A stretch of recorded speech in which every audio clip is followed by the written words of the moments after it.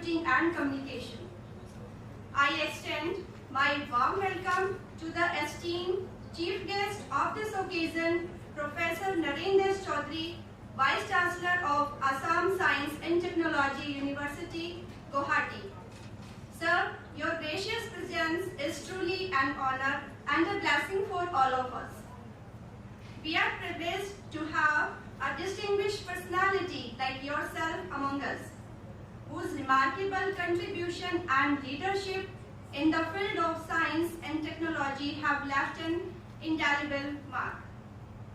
It is with utmost joy and profound pleasure that we extend a warm and prestigious welcome to our esteemed guest of honor, Professor Moinuddin, former Director of NIT Jalandhar, and Professor Abdul Ansari from Jamia Millia Islamia, New Delhi. A warm and heartfelt welcome to Professor Ajay Kumar Sharma, Director, National Institute of Technology, Delhi. We are truly honored to have you join us today. Your esteemed presence adds immense value to this gathering, and we greatly appreciate your participation. I extend my warm welcome to the worthy Director, Professor Vinod Kumar Kannojia, NIT Jalandhar. Your presence here today is truly appreciated and valued. It's my pleasure to extend a warm welcome to Professor Ajay Bansal, the esteemed Registrar of NIT Jalandhar. We highly appreciate and value your presence here today. I also extend a cordial welcome to the esteemed General Chairs of the conference, Professor A.L. Sangal, Head Computer Center, Professor Harsh Kumar Verma, Dean Academic NIT Jalandhar, and Professor Geeta Sikka, Head of the Department of Computer Science and Engineering, NIT Delhi. I feel privileged to extend my welcome to the conference chair, Dr. Renudhi, Dr. Rajneesh Rani, Head Computer Science, NIT Jalandhar, and Dr. Anurag Singh, NIT Delhi. Also, would like to welcome the conference conveners and secretaries, Engineer D.K. Gupta, Head Information Technology, Dr. Samirveer Singh, Dr. Urvashi, and Dr. Karan Verma, NIT Delhi. Faculties, staff members of CSE department, students, and dear participants from the various institutes to ICS CCC 2023. Now, I would like to kindly request all the esteemed dignitaries to come forward and take their respective seat on the dais.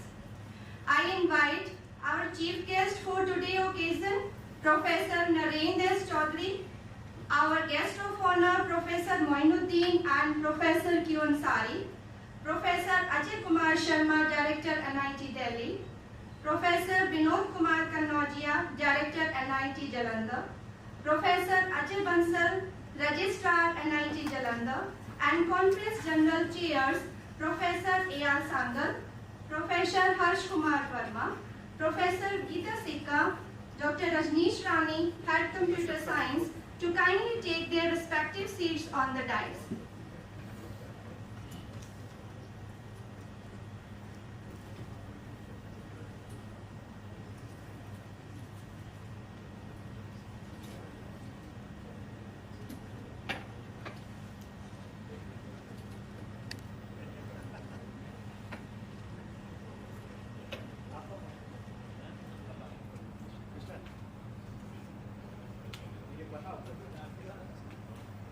Thank you, sir. Thank you, ma'am. A ray of light, a symbol of hope, illuminates our path. As we begin this auspicious event, let us commence by offering our prayers to Ma Saraswati, the goddess of knowledge. In respect to her, we will now conduct the customary lamp lighting ceremony as a tribute to Ma Saraswati, the embodiment of knowledge. I humbly request all the dignitaries present on the dais to kindly come forward and join us in lighting the lamp, symbolically inaugurating this program. I would also like to invite conference chairs, conveners and secretaries to kindly join the ceremony.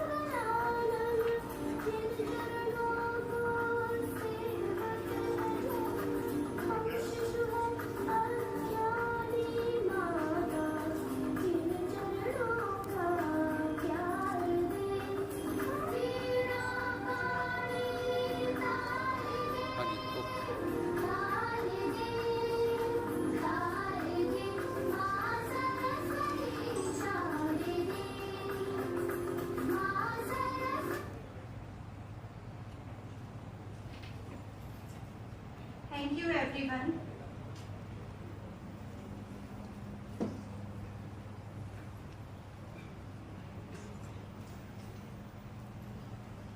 Now I kindly request to play the science anthem. This anthem serves as a reminder of the immense power and potential of science to shape our world and push the boundaries of human knowledge. Let us all immerse ourselves in this melodic tribute to the wonders of science and its remarkable contribution to society.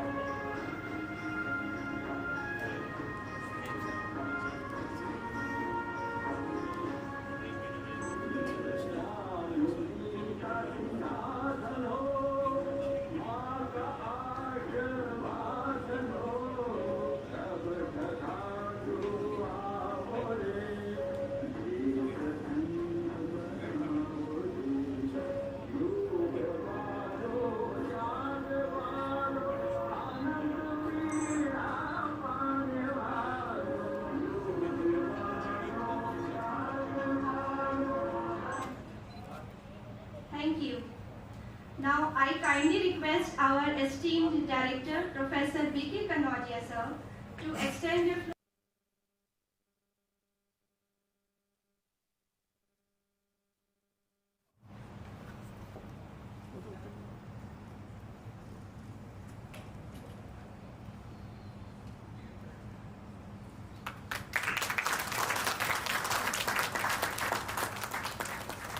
Thank you, sir, for your esteemed presence and participation in this ceremony.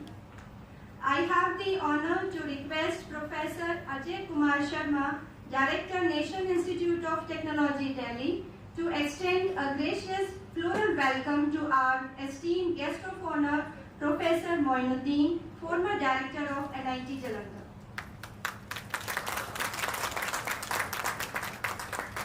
Thank you, sir, for your participation in this ceremony. Now, I have the pleasure of requesting Professor Geeta Sikka to extend a floral welcome to Professor Abdul Q. Ansari from Jamia Millia Islamia, New Delhi.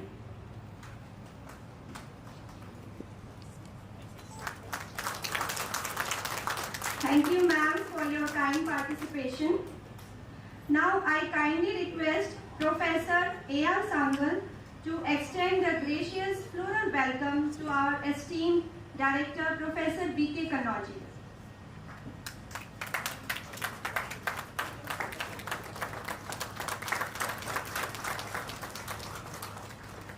Thank you, sir. Next, I would like to request Professor Harsh Kumar Verma to extend a gracious floral welcome to Professor Ajay Kumar Sharma, Director, NIT Delhi.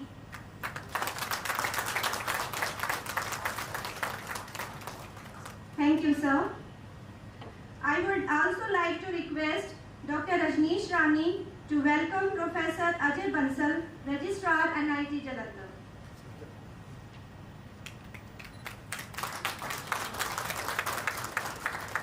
Thank you, ma'am. Thank you, everyone, for your participation and support.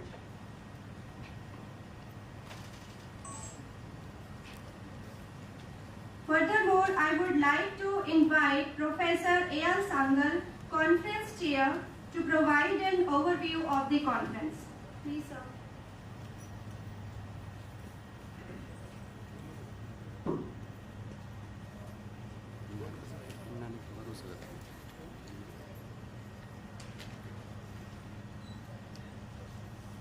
A very good morning to all the dignitaries sitting on the dais and off the dais and delegates. A very warm welcome from NIT Jalandhar. First of all,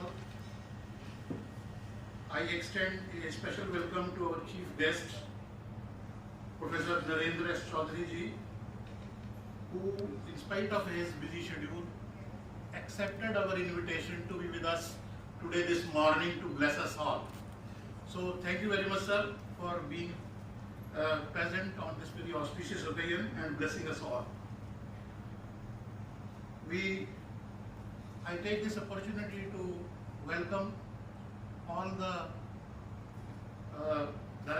former director, Professor Moinuddin ji, as guest of honor, Professor Abdul Q. Ansari ji, and our own Professor Ajay Kumar Sharma ji, Director, NIT Jalandhar. He is for the benefits of the audience, I would like to mention, he is our professor, so he is also a host, and we are proud of him.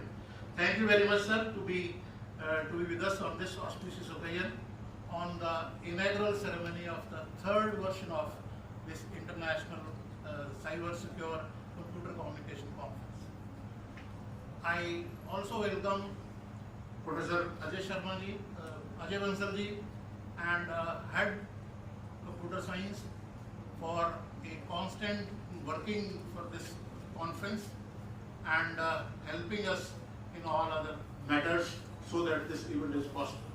Last but not the least, I would like to introduce or welcome and thank Professor, our Honorable Director, Professor Vinod Kumar Kanodia ji.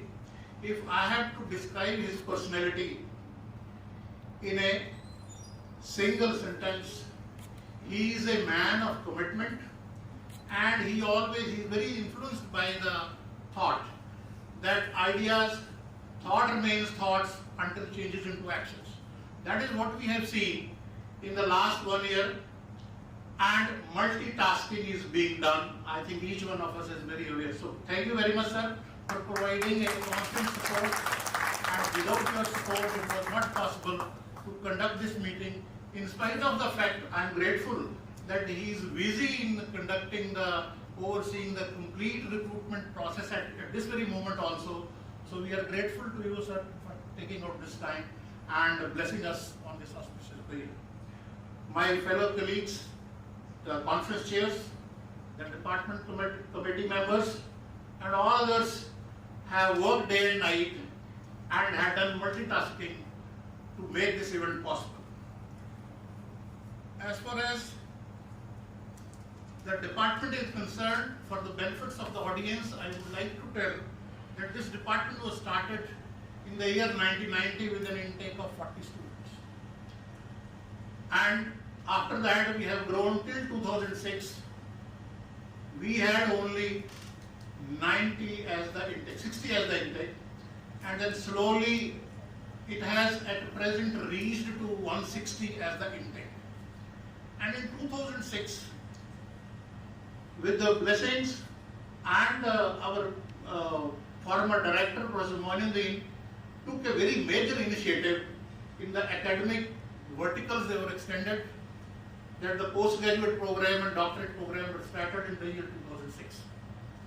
And from that day onwards, earlier it was only a BTech teaching, and from that day onwards, the institute has not looked back in terms of its research activities, research scholars, grants, and every director has given a full impetus to these activities, and today we are having the third version of this international conference. When we were deciding about the theme of the first international conference, at that point of time, it was very, very important that the computer and communication has merged together. There is a merging of computer and communication. All networks, old networks have collapsed. And now this is what, so we said, and then another challenge was how to decide this. Then from a branch level customers, we have become international customers. So from a branch level, from a manual system to a totally automatic system, you become international customers. Different layers are there, and many vulnerabilities and challenges are there in front of the IT specialist. And the Government of India started a program way back in 2000 to increase manpower in the information security. The ESA project was started, we were one of the beneficiaries, and still it is going on. And so increase manpower, because it is the unawareness which is causing the frauds in the financial market and in your day-to-day dealing. So then secure world, cyber secure computer communication, then that we decided this, and we had in 2018 the first version of it, the second version was in 2021, and the third version today we are inaugurating the third version of it. And we were overwhelmed by the response we received from the researchers across the globe, and I would like to give a mention of it that out of 545 papers, we have selected through peer reviews only 144 papers. So see the percentage of selection of these papers, and I thank all those reviewers. So this is so with these words, I wish a grand success and very good interaction in the coming 3 days for all the delegates, all the participants, and I hope we'll be able to meet the challenges faced by the humanity itself, as the AI has thrown many challenges in front of us, the existence, the identity, even the videos we see, they are going to be faked. You cannot very easily, you can have a snap and forge it, and it's just like a real one.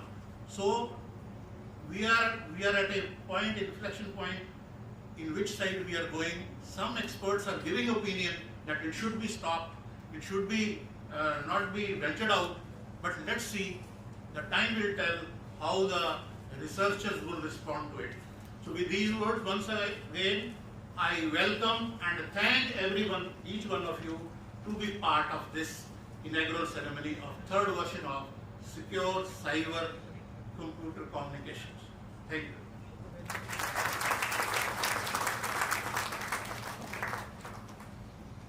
Thank you, sir, for your valuable information. It gives immense pleasure to me to introduce the esteemed patron of this conference, Professor Vinod Kumar Kanojia, the Director of NIT Jalandhar.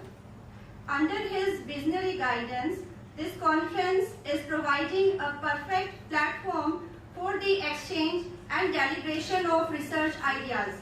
Professor Kanojia is an inspiring and dynamic leader, and NIT Jalandhar has made significant progress under his assured leadership.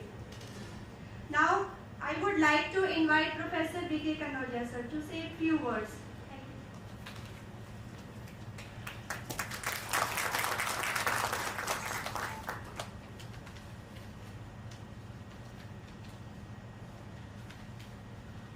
Thank you and good morning to everyone. So this is a occasion we have seen that in a dais. So two different director is there, na? So on the behalf of Dr. B.R. Ambedkar National Institute of Technology, we extend the warm welcome of our conference delegate and third additional IEEE International Conference on secure cyber computing and communication. So on the presence of this, so our chief guest, Professor N.C. Chaudhary, currently he is a Vice Chancellor in Assam Technical University, Guwahati, and former Director of VNIT Nagpur, and former Vice Chancellor of Uttarakhand Technical University. So we welcome in NIT Jalandhar, sir, and our former Director, Professor Mayuddin. So yesterday we have discussed that what transition he has bring from a REC to a NIT. So he has faced a lot of challenge to convert of this actual shape of this institute in NIT Jalandhar. So welcome, sir. Professor Ajay Sharma is currently director, but in the morning we have discussed that you are a owner of two institutes, one of NIT Delhi, another is NIT Jalandhar. So our great pleasure, sir. Professor Professor A.Q. Ansari. So we have already worked together some of collaborative work in our field. So we are well known that he is a very active and he is a very active in a IEEE section. So we will take a opportunity, or we should encourage our faculty as well as a student. So we should take a opportunity to start off that IEEE chapter in NIT Jalandhar. I think that previously we have, but we should continue with the help of Professor A.Q. Ansari. And our different people is connected with this conference. So organizing team of computer science and IT and NIT Delhi, and our team and head and colleague and different participants. So welcome to all of you in NIT Jalandhar.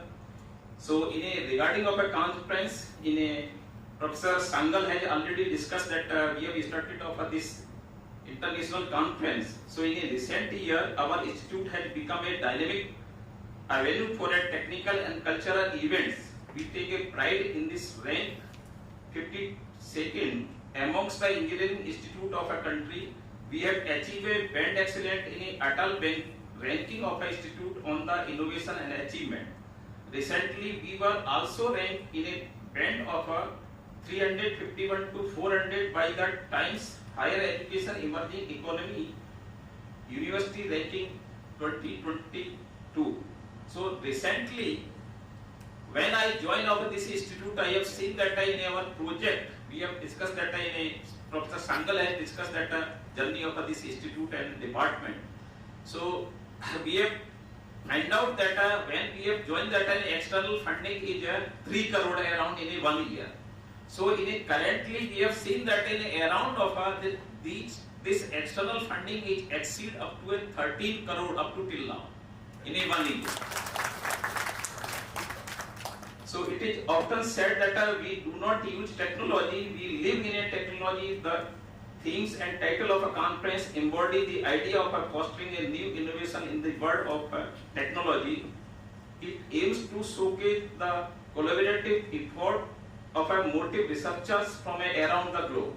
The conference is going to focus on a various area of security and computing. There will be multiple sessions and track which will cover topics related to computer engineering and software engineering and network and information system and artificial intelligence and many others.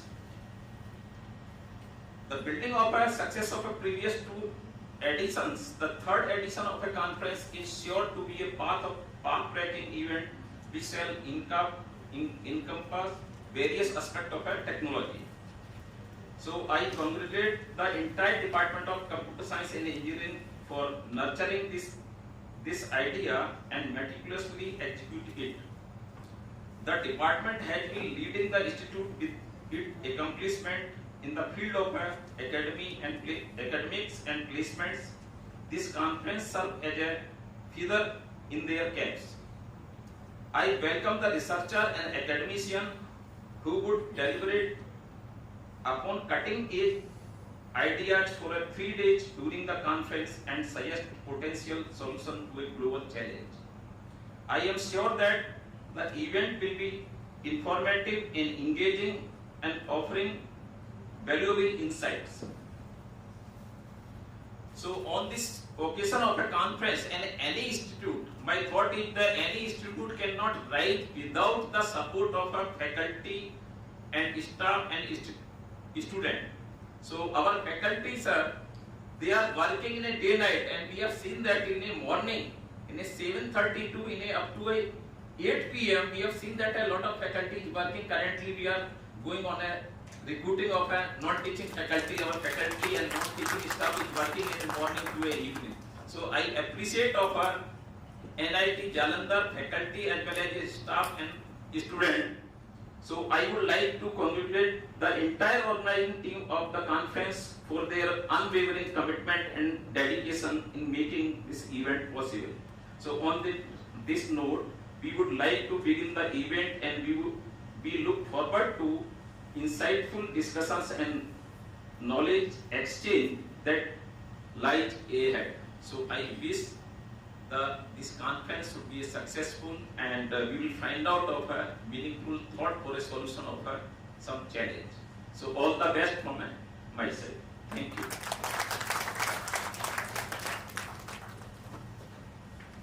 Thank you very much, Director Sir, for your blessing. You have a remarkable power of making impossible things to possible one. Thank you, sir, for this stimulating address. Next on our guest list is an individual who required no introduction. Renowned for his remarkable contribution in the field of education and networking, he has established himself as a highly regarded researcher in the current era. Additionally, his expertise in administration has earned him immense admiration, love, and respect from his students, who greatly benefit from his influential research. It is with great pleasure that we invite Professor Ajay Kumar Sharma, the esteemed Director of NIT Delhi, to join us today.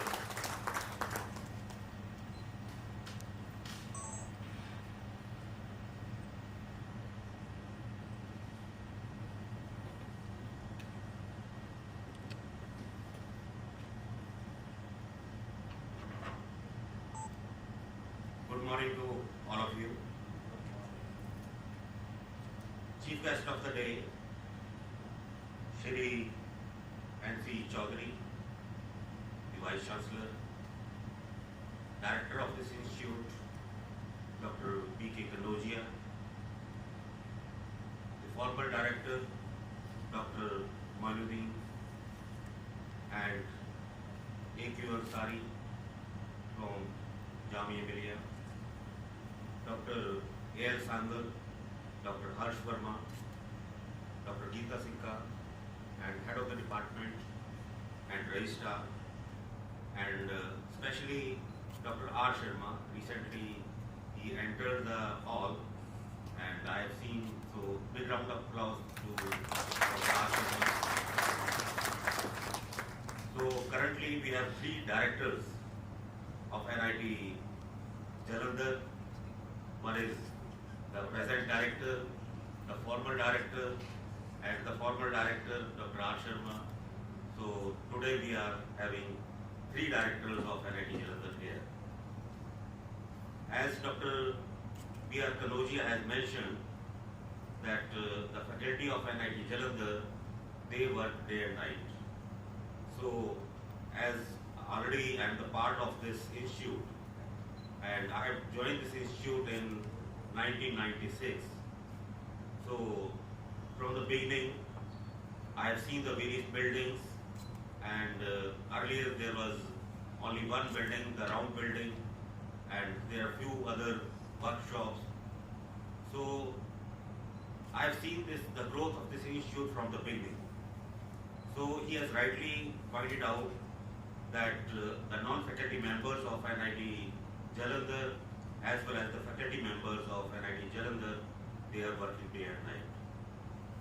So the invitation, when I think Harsh Verma and A.L. Sandal, they have telephoned me that we are going to organize the 3rd edition of this international conference. I think we are the participant in the 2nd conference also, and even the 1st conference, I think when I was in PTU, so then even then we have sponsored at that time. So continuously I am involved with this conference. So I am proud that especially the organizers, they are continuously doing the efforts to organize this event.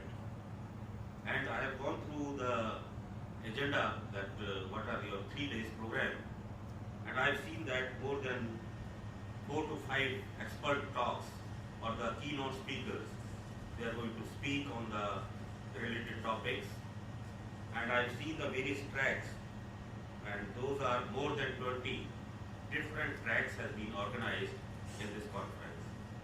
And I've seen there are the various participants, and as Dr. A.L. Sandal has mentioned, more than 500 papers have been received in this conference, and you have only chosen 144. So I can understand the rigorous the peer review that has been done to select the papers. So with the peer review selection of these papers and the presentations which is going to happen in the next 3 days, I think all the participants from various organizations, they are going to be benefited by this conference. And I request the director of NIT Jalandhar that next edition should be given to NIT Delhi so that we can organize this conference at NIT. So we'll invite all faculty members from NIT Jalandhar to NIT Delhi so that you can see, because we are the just growing institute, and even you can visit what we are doing there in NIT Delhi, because we are going to develop the state-of-the-art infrastructure and state-of-the-art buildings. So the modern infrastructure is there, so you can see those buildings. And as everybody knows that Dr. Geeta Sikka, she is with me there at NIT Delhi. She has joined as a professor there in NIT Delhi. And before that, she has worked here, I think more than, I think she has also joined in 96. So now she is contributing at NIT Delhi. So whatever experience she has gained here, she is going to deliver that experience at NIT Delhi.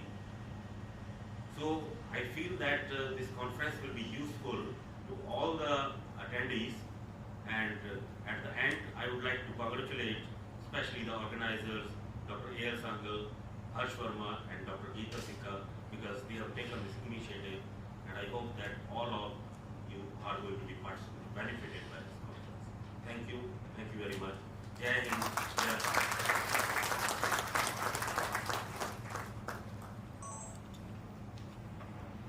Thank you very much, sir, for giving such an informative and impactful talk. Now, let me allow to introduce Professor Abdul Qayyum Ansari, Executive Vice Chairman, Delhi Section. He is highly respected and accomplished individual in the field of fuzzy logic and neurosophic logic. With a wealth of knowledge and expertise, Professor Ansari has made significant contribution to his area of fuzzy logic and neurosophic logic.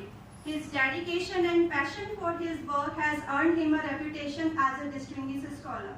We are honored to have Professor Abdul Qayyum Ansari, sir, among us today.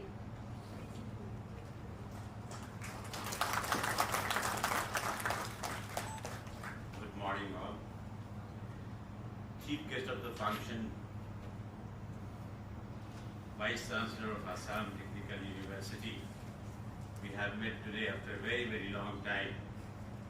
The Director of the Institute, Professor P.K. Collage, my long-time friend, and more than that, he has been a cherished friend of Jamia Millia Islami.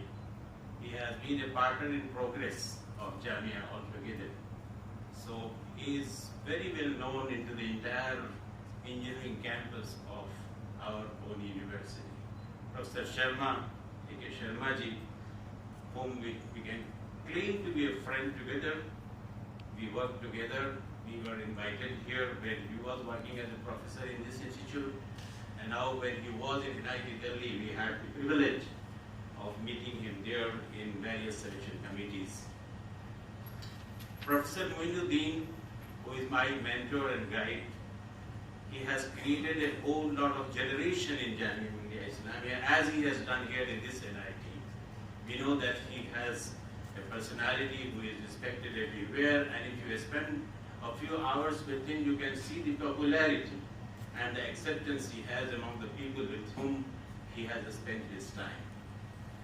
Others, the organizers, Professor Sangal, Professor Harsh, Geeta Sikka ji, Registrar Saab and Madam Dehedraji, and my friends, Professor Jha, Professor Sharma ji, and there are many friends who are sitting whom I may not name individually, but I have great respect for them as I have been meeting them on and off in this campus together.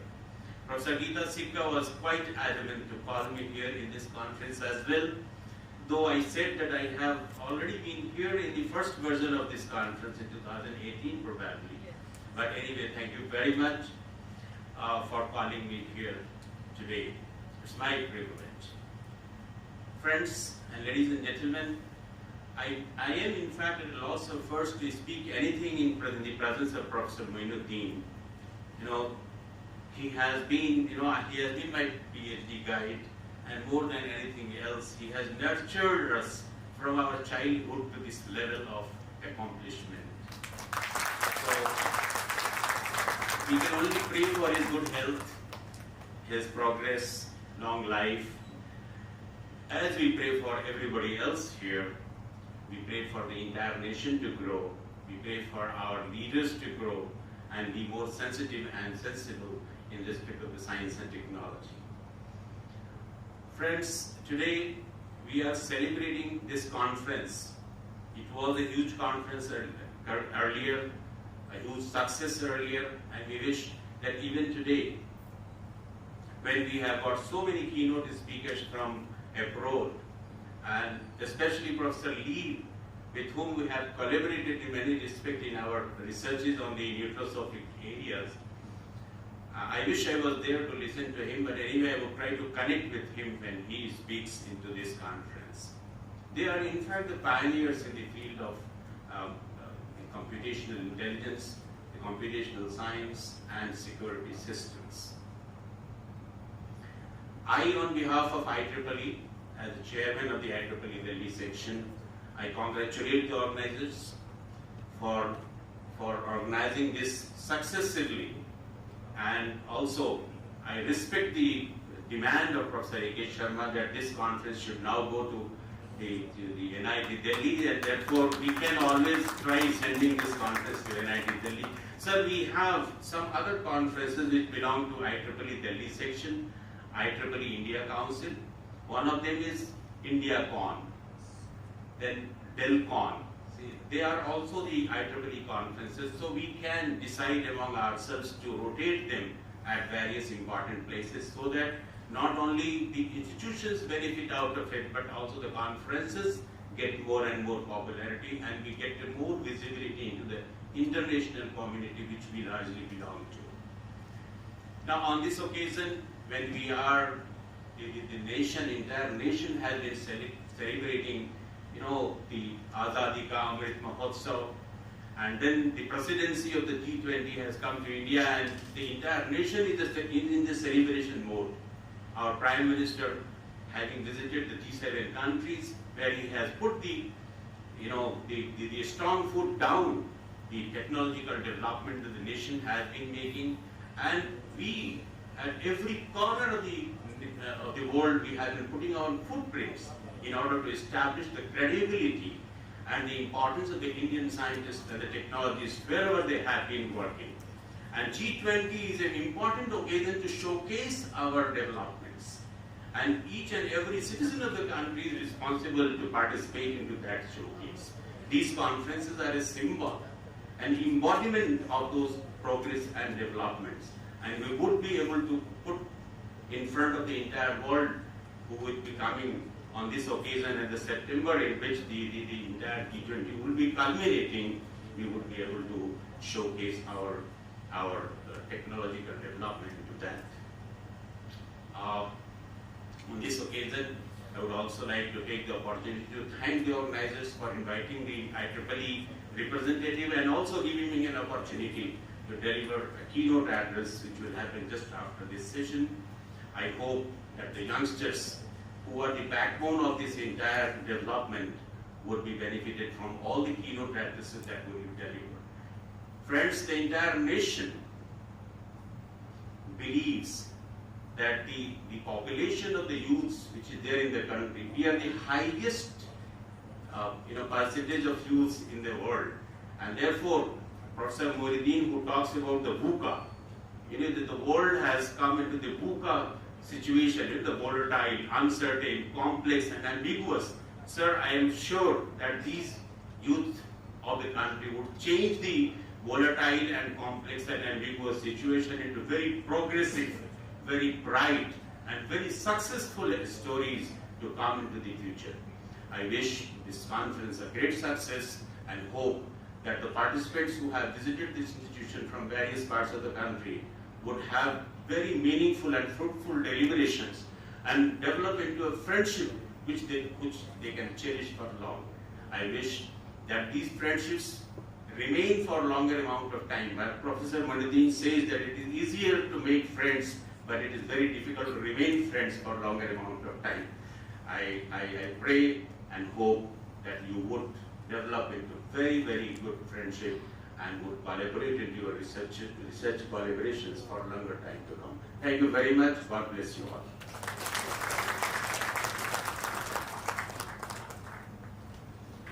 Thank you, sir, for your words of wisdom and valuable insights. I now invite Professor Mohiuddin, Distinguished Professor, APJ Satya University, former Pro Vice Chancellor, Delhi Technical University, and former Dean Faculty of Engineering at Jamia Hamdard. He has been a member of several advisory committees, and he also advises on pedagogy-related science and technology. He is also the former director of our institute. We welcome you, sir. Thank you very much for this kind of information.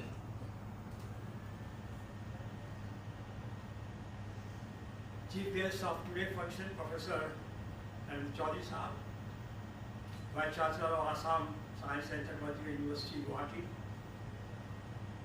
my friend, Director of Jalandhar, Professor Kumar, Kavitaji, Professor Jalandhar, who is also the convener or the chair of this conference, Professor Ajay Sharma. You all, I think, everybody knows what he is and what he was when I was director of NIT Jalandhar.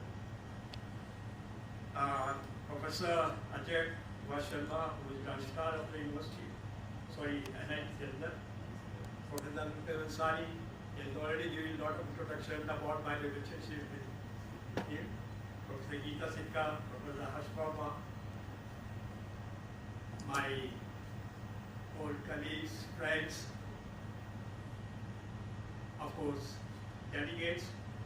Very good morning to all of you. I don't have words to convey my thanks to organizers who gave me this opportunity and who invited me as a guest of honor of this third international conference on cyber security, cyber computing and communication. This is no doubt a very well thought conference.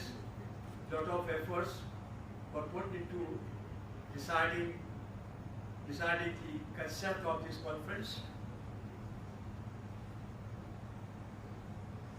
I don't know how to explain my emotions or the relationship with this organization.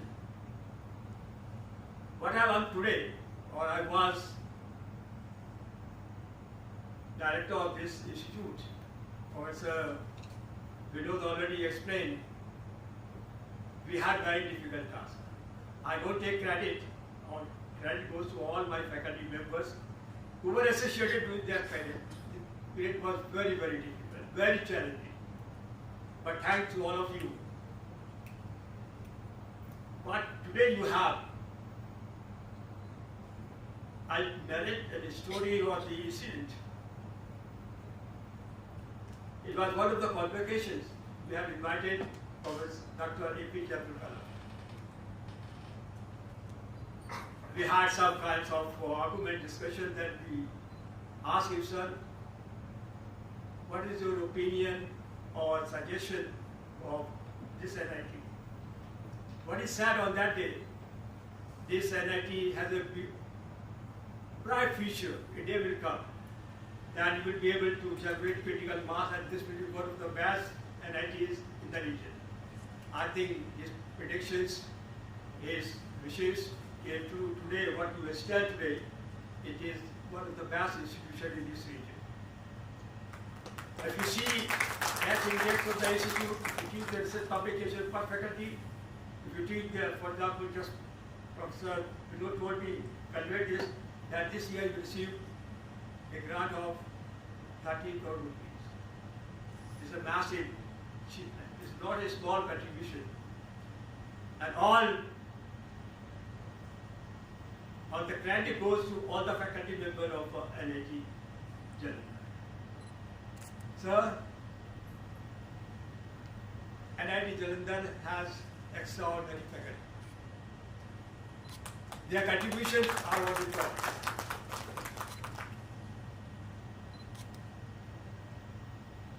I don't have the words to explain the support I got from the faculty during the very crisis and difficult phase of the existence of this NIT.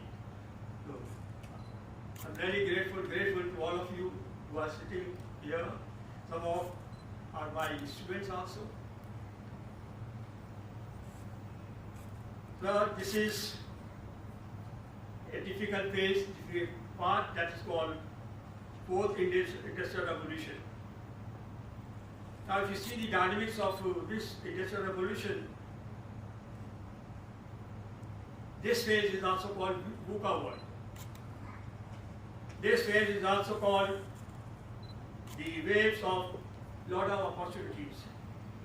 This phase is cyber physical space, disruptive technology, chat, GPT, This is fourth industrial revolution brought or created or generated new technologies.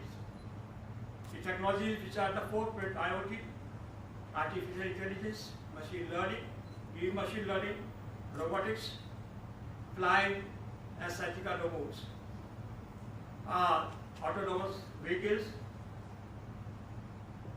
In communication technology, you have a holographic communication, digital healthcare, big data analytics, blockchain, cloud computing. All these are the emerging technologies.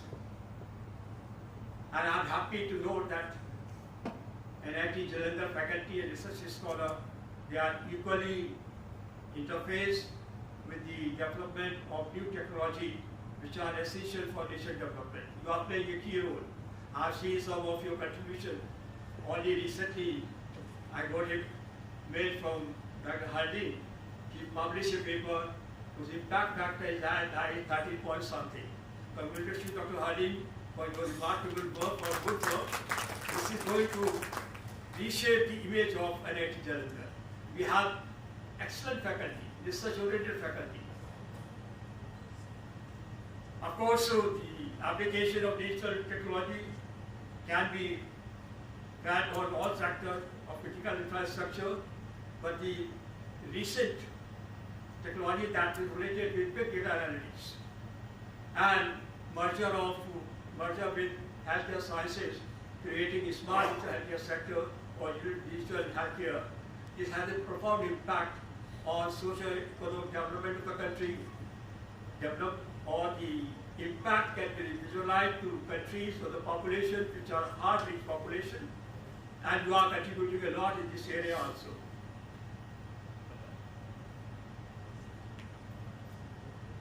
I would like to mention one of the recent achievement of NIT Jalandhar. I don't know many of you, but somebody told me, I may be wrong, I think Professor Jha, he just corrected me when I came to know that one of your students, NIT product, I think she is the first who qualified in civil service examination last year. I think her name was some Chaudhary. Son of Chaudhary. This is not an ordinary achievement. I think she is the first who qualified in certain IS examination. I have no information earlier somebody qualified or not. Sir, one of our students is also IB student. This year? Oh, that's something very great. That's all true. This is NIT Jalandhar. This is Jalandhar which I dream. A day will come when what Professor or Dr. A.P.J. Kalam said. Professor, a day will come that this will be one of the best institutions. I think this is regarded as one of the best achievement of NIT Jalandhar. So I feel this process will continue, the effort will continue, and we would like to see more and more achievement of NIT Jalandhar. The digital technology is really challenging. Technology, lot of opportunities are coming up because this era is called data-centric technology era, data-centric technology. The data which are coming from the health sector, it is unstructured, semi-structured and structured. It is highly voluminous. If you see in terms of volume, you characterize by 5 V's: velocity, volume, velocity, value, and the most important task is how to design or carry out the data analytics. There are 5 types of analytics which are prevalent. Hopefully, some of the faculty members will definitely get involved. The descriptive modeling analytics, diagnostic analytics, preventive analysis, predictive analytics. And last, when I joined this, somebody at that time, I think Professor Mishra,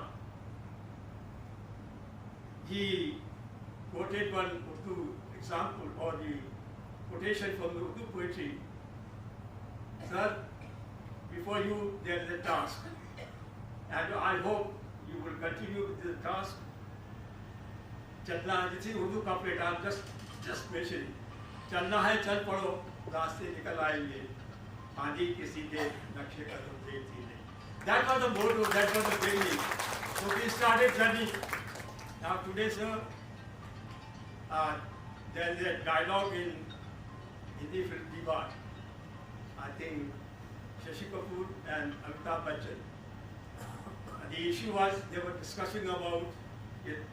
मेरे पास आज गाड़ी है, महल है, something like that. I don't remember exactly. तो शशि कपूर ने कहा था मेरे पास माँ है. आज की डेट में मैं कह सकता हूँ कि आपके पास डॉक्टर विनोद कुमार परिया जी है. You have the same ability to transform this institute into a world-class institute. Hopefully, he will be with you for another 4 or 5 years.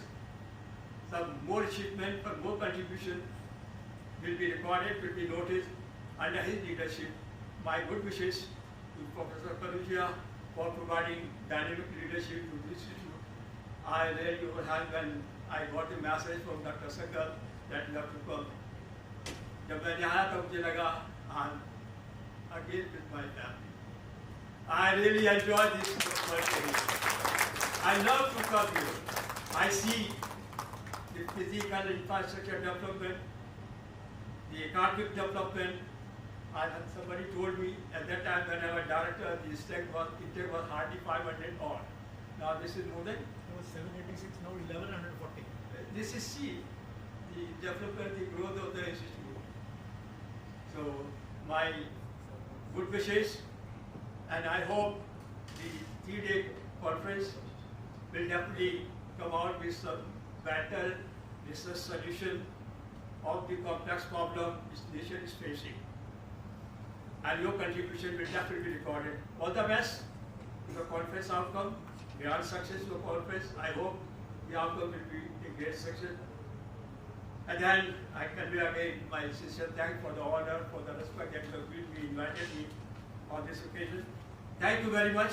Thank you very much. Thank you so much, sir, for your heartful words and motivation. With immense delight now, I would like to welcome our chief guest, Professor Narendra S. Chaudhary, who is the Vice Chancellor of Assam Science and Technology University, Guwahati, and Professor in the Department of CSC at IIT Indore from 2009. Professor Chaudhary was with Nanyang Technological University, Singapore from 2001. He has also served as the Director of VNIT Nagpur and the Vice Chancellor of Uttarakhand Technical University. We welcome you, sir.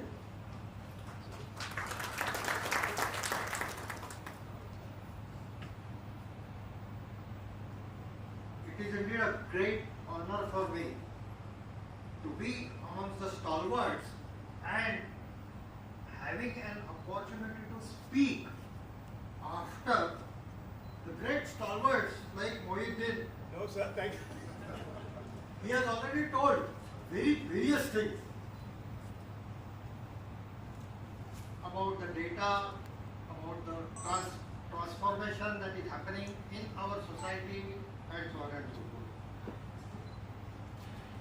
Professor Abdul Ansari ji, we met after a long time, as he had mentioned, and well, he has been leading the professional activities, particularly IEEE activities, and that's something which he mentioned, that there are large other activities which IEEE is also promoting. Professor Sharma ji, जिन्हें मैं करीब 10 सालों से जानता हूँ, और हम बहुत अलग अलग कमिटीज में काम किए हुए हैं और बहुत अलग अलग तरीके से. Since he is from Computer Science and Engineering Department, okay, we had also had a technical talk and technical discussions. Okay. Professor Kanodia ji, Vinod Kumar Kanodia ji, I don't know how many of you know, we tried to transform the research culture and promote the research, not just at one institute, but in the state university, where the state university has a boundary of the whole of the state, where the responsibility is to promote the research at the large level. More than hundreds of institutes. And Professor Collage has helped me a lot about this, particularly when I was in Uttarakhand. Now, I have a responsibility, it's of different nature, because I had seen the institutes like Indian Institutes of Technology, IIT, NIT, particularly NIT Nagpur. And I do remember that I had visited NIT Jalandhar at least twice or thrice. But it is a long time back. I'm not sure whether Mohiuddin was at that time director, but I definitely had come for technical discussions and technical, probably in some of the conferences. So, amongst the stalwarts and for the very efficient team who has organized this particular conference, Professor Harsh Sharmaji has been in contact with me from time to time. Sangalji has met me today morning and we had a discussion about it. Professor Geeta Sikka, I think we also met and we also talked probably at different levels. And most important of all the faculty members, as Professor Mohiuddin has already said, lot of excellent faculty is there in NIT Jalandhar. I would not say just NIT Jalandhar, but the system of NITs. Because I would say that in the system of NITs there is a great potential.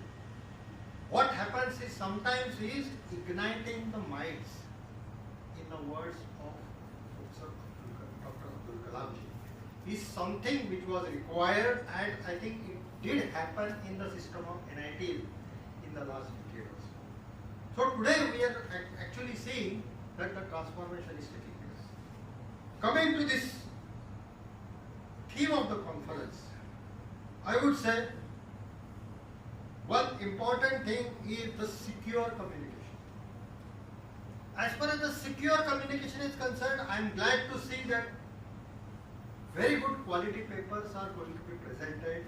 The deliberations will continue for 3 days or so, and there will be a lot of takeaways in this particular event, which will continue for the delegates who have come from various places, the faculty members, and the core team here, which includes the core team of NIT Jalandhar as well as NIT Delhi. And that's something which is very interesting. That there is a core team with which all of the delegates will get connected. Now, as far as the cyber communications, the secure communications is concerned, let me just say a few things. Probably I am not sure whether it was mentioned or not. Honorable Modi ji, when he wants to communicate, what kind of secure communications we have adopted? We have adopted quantum encryption, and in that quantum encryption, and then getting captured on the screen, what will you observe? When it has photon as a particle, if it moves in the two slits, what do you expect to be observed? You expect that the photon will go in the straight line as a particle, and it will be particle in the straight line that will be. Interestingly, I think we probably were already talked about somewhere. Something was mentioned about it. It's a wave particle duality, which has been known, and what happens is the wave that you observe, not the particle that you observe in the double slit experiment. That's, I would say, 0th version of the double slit experiment, or the very first version of the double slit experiment in 1920s and 30s. What's the version of double slit experiment in 2022? Anybody can tell me? Why I am saying that? Why this fundamental contribution, particularly in the area of quantum computing, quantum physics, is important for us as far as the communications is concerned and as far as our computer technology is concerned. You know what has happened? Anybody knows? Can anybody say? Nobel Prize in Physics in 2022 is what I am referring to. Who are the three people who got the Nobel Prize in Physics in 2022? I also don't remember the names, so I had written all those names. Alain Aspect, Anton Zeilinger, and John Clausen. What is the contribution of these three people? The double slit experiment which they performed is not just on the basis of this, but they said that let me observe the photon.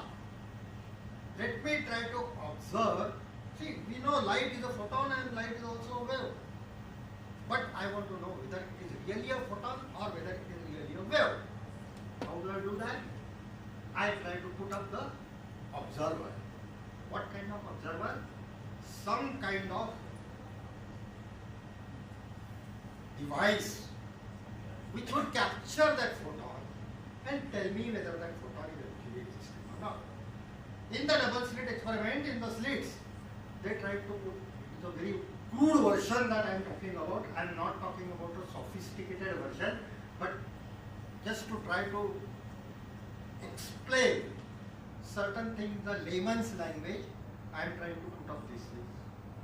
As to if you are trying to see whether the photon is going or not, in the double slit, try to see whether the photon is it.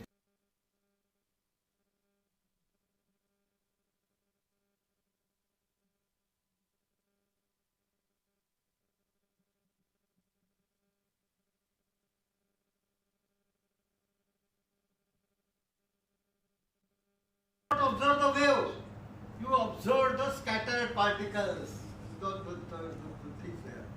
That's a starting point, right? Then you may say that certain interesting thing might happen. Now you see, in quantum computing, there is a concept of quantum entanglement. In the quantum entanglement, what happens is there is a particle and it's a dual particle which is entangled particle, which can in fact reside millions of light years away. But after being present in millions of light years away, the information about the particle gets transferred to the entangled particle instantaneously. And that instantaneously is something very important. Today we are talking about Wi-Fi, then Li-Fi, 5G, 6G, and so on and so forth. IEEE has lot of standardizations and so on and so forth. But I am talking about a basic science. And I am saying that in the basic science, certain things are happening. Particularly, I am saying beyond Li-Fi, can we have something? And that is the quantum entanglement, where information gets transferred instantaneously. Can we harness it? To some extent, we have been able to harness it in the quantum. Now coming back to the security aspect. Why quantum security is important? Because all the NP-complete problems, etc., that we are aware of in the computer science field, difficult problems, get solved practically very fast using the quantum. The security is also important. I am not going to discuss too much about it. Coming back to the double slit experiment that I was talking about, what these three pioneers, Alain Aspect, Anton Zeilinger, and John Clausen, proved is when there is a observer, the particle, rather the photon changes its behavior. what kind of behavior that it changes. Okay, one thing is when it is being observed, it behaves like a butterfly. When it is not being observed, it is like a wave. Right? Now, as far as the computing aspect is concerned, what happens as far as this particularly the tomorrow's computing based on such kind of thing. I would say that one needs to go slightly beyond what they have proved. They have given at least 5 different versions of double slit experiment in which they prove that it's not just the observer, it's not just the passive observer. Here again I am now jumping ahead too much by saying that it is the conscious observer. It is the what we call it as a witness consciousness. And when I say witness consciousness, okay, where it is going to? I am talking about Vedanta.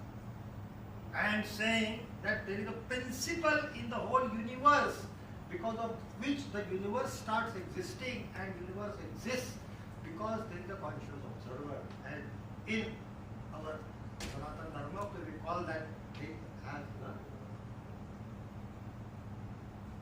Brahman. So Brahman is different than Brahman and other things. So that's the principle which is a witness consciousness. If witness consciousness exists, because witness consciousness exists, okay, everything exists. And that is something which is fundamental to this. Now, how this is going to change our secure computing is something which is a challenge, I would say. And to what extent we can harness the future technologies for such kind of. A lot of things have already also been talked about. There is another part in our conference today, and that is about the cyber computing. I would say that today, interestingly, say for example, our graduates, our students, undergraduate students in IIT Indore, for example, I have seen that where are they getting jobs? Google, right? Technology. What kind of technology? We already talked about blockchains. Distributed blockchain technologies is something, okay, that we are talking about, but are we able to see what happens in this particular technology? This technology changes very fast. What are the kind of packages that the students are getting today? More than 50 lakhs, 60 lakhs. 1 crore package is not at all an uncommon thing today because these technologies are changing very fast, but these technologies do require very much hard. Interestingly, this conference is focusing on such technologies as well. And I'm glad to see that out of 114 papers, a lot of papers are devoted to various such kind of aspects. So, I think I can keep talking because as a professor, when you give a mic to a professor, he keeps talking for 8 hours, 10 hours and so on and so forth. So, I think I should stop here with just a note saying that I am really glad to see that NIT Jalandhar has taken a lead. It's not just this conference, but I was also told that the series of conferences, not just in this theme, but various other things also that NIT Jalandhar has been doing. At the same time, my request would be, as technologists and scientists, keep our eyes wide open, particularly what is happening in the sciences, basic sciences, how it is going to affect our present technologies and how the present technologies are going to affect our society and how in particular we are going to contribute to the development of the mankind. And that is something which we have witnessed. It's not that okay, we have not witnessed, we have been doing it. In fact, our India, as the whole nation, our contributions for the development of the mankind, if you look at the manpower that we have in the Silicon Valley, I still believe that most of our real innovations which are changing the life, including the design of mobile, which keeps changing every 3 months or so, is coming originally from Silicon Valley. Then it gets implemented, it gets translated into making multiple copies in Korea, and finally gets assembled probably in India. And that is the situation that we are facing. And Modi ji ka Atmanirbhar Bharat jo hai, okay, that requires in fact the fundamental changes and contributions at the fundamental level so that we are able to do it. Fortunately, we are at such a kind of threshold, and within the next, I would say just 5 years or so, 10 years, I hope that with the demographic dividend that we have, we will be able to achieve this. Thank you. Jai Hind, Jai Bharat.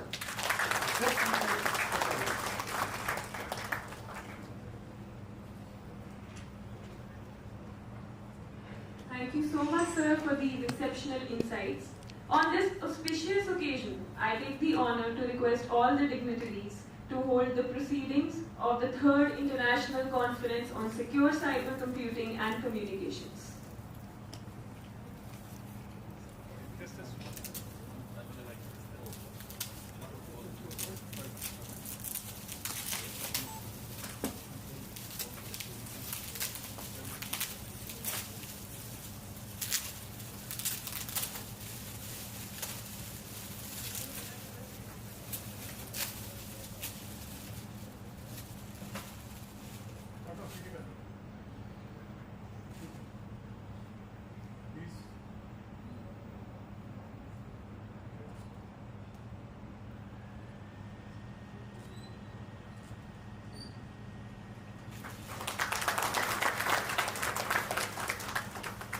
Thank you so much. I would now like to invite Professor Geeta Sikka, our conference chair. She has served in the Department of Computer Science and Engineering at NIT Jalandhar for the past 26 years and is currently the head of the department, CSE, and professor at NIT Delhi. We are glad to have you back, ma'am, and I would also request ma'am to commence the honor ceremony.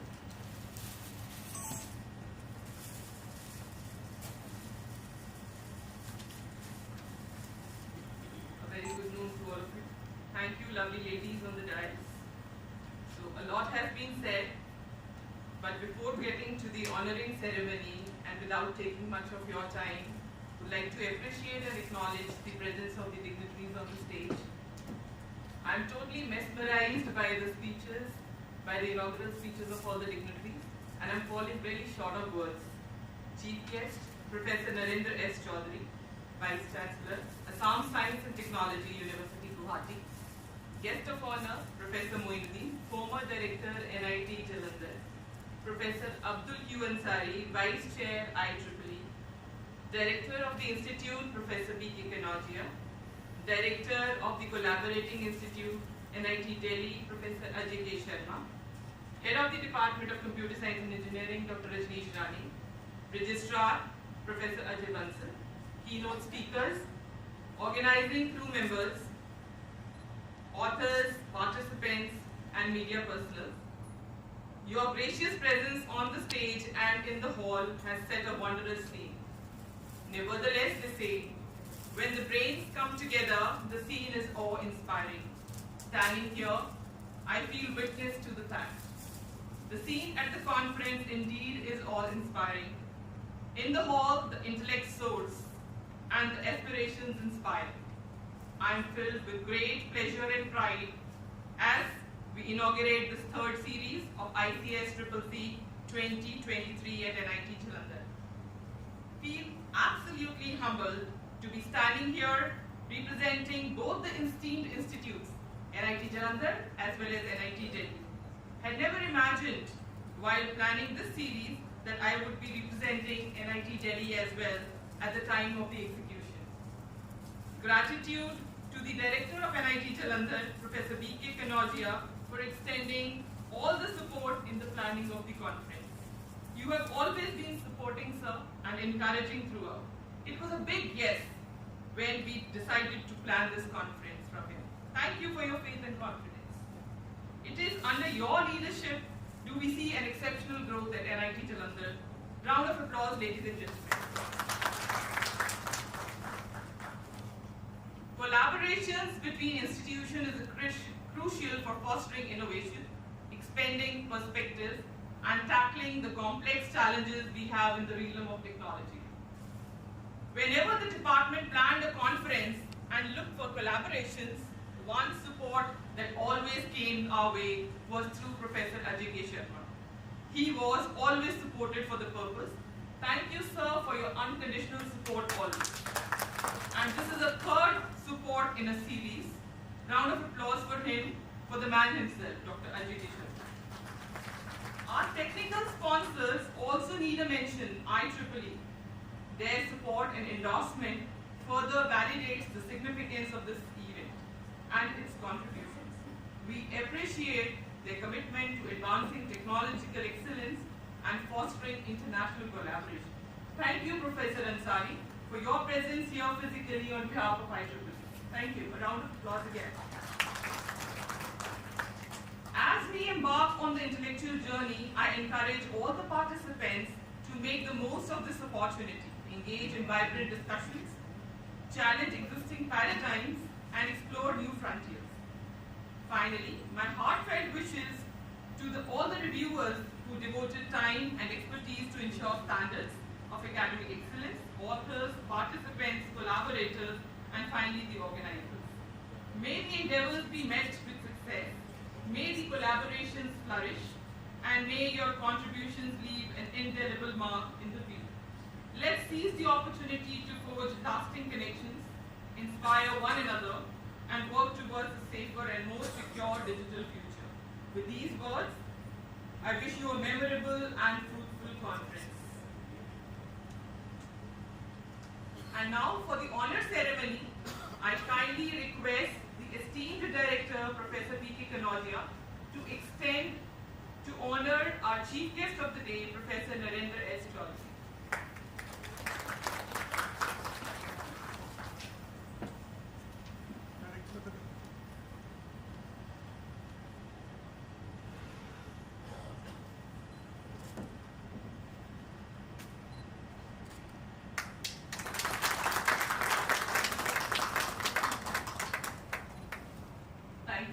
For your esteemed presence and participation in the ceremony.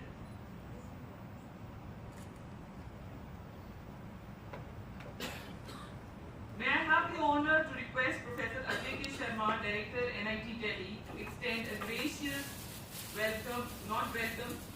honor to our esteemed guest of honor, Professor Moinuddin, former Director, NIT Jalandhar.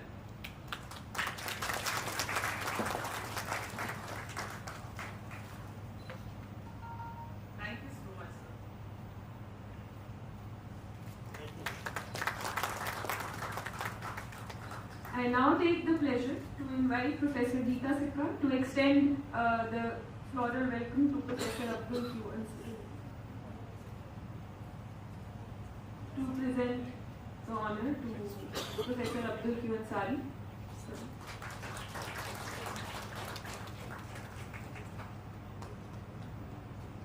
I now request Professor A.L. Sangal to honor our Director, Professor Vinod Kumar Kanodia, sir.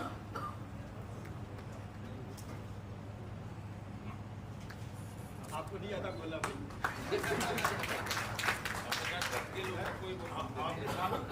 आप बताना चाहिए क्या जरूरत है sir please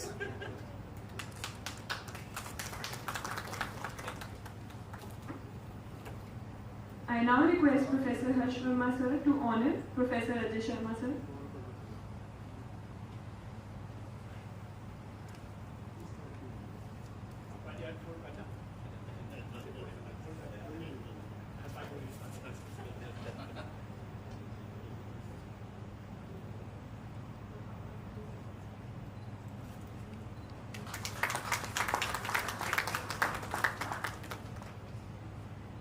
request Dr. Rajneesh Rani ma'am to honor Professor Ajay Bansal sir, our registrar.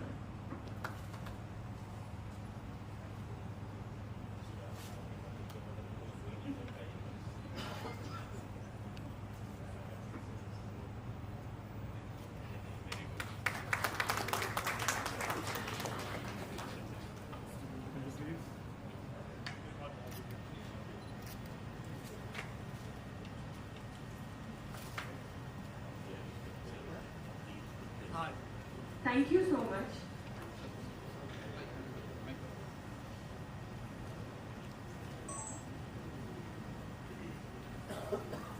I would now like to invite Professor Harsh K. Verma, our conference chair, Dean Academics and Professor in the Department of Computer Science, to extend his vote of thanks.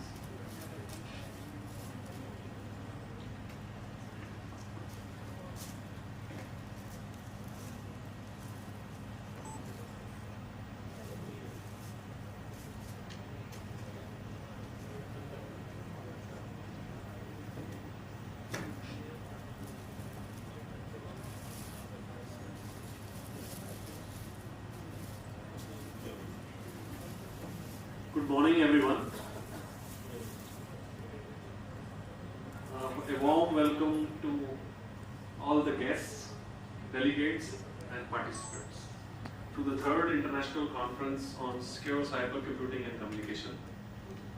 We feel truly enlightened by the valuable insights shared by our eminent speakers, guest of honors. Your presence at the event gives us immense delight, sir. First of all, I would like to thank our chief guest, Professor Narinder Chaudhary, Vice Chancellor of the Assam Science and Technology University, for being part of this conference and sharing his vision with us. A heartfelt gratitude to Professor Moinuddin, APJ Satya University, and Professor Abdul Q. Ansari, Jamia Millia Islamia, Professor Ajay Kumar Sharma, Director NIT Delhi, for enriching the conference with their perspective despite their busy schedule.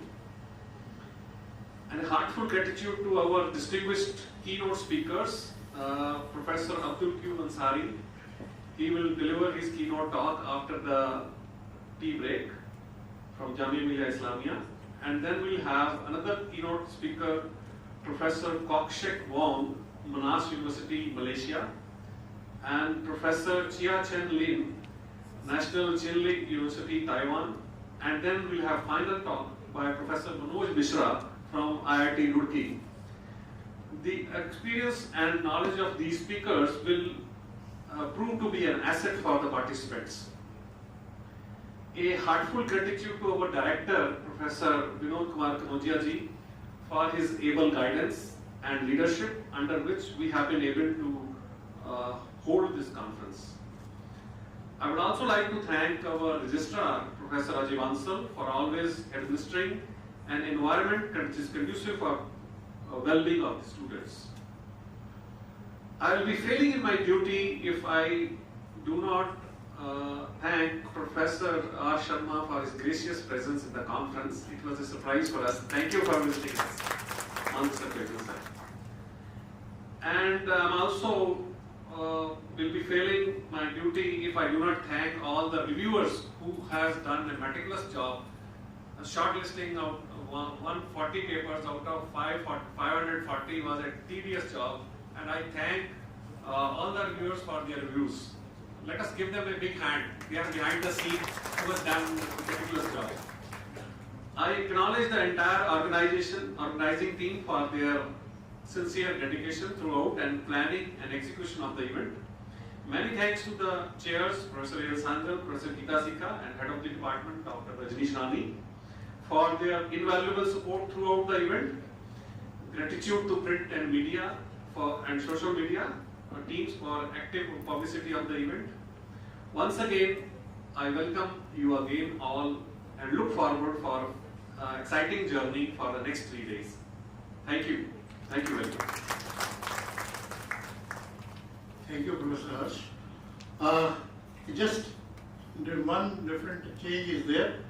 I request Professor R. Sharma, who was our former director, to come on the stage, and I request the director sir to honor Professor R. Sharma.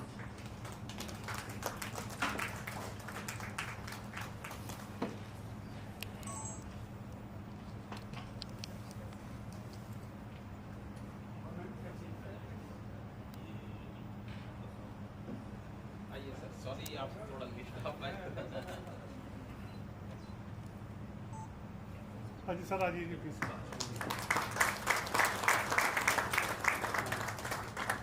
Verma ji yes thank you sir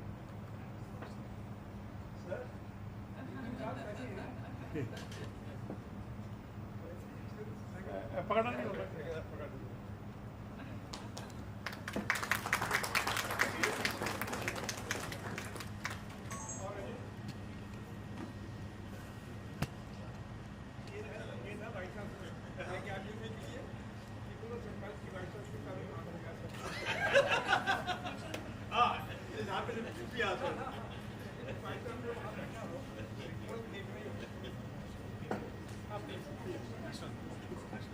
I request you all to stand up for the national anthem.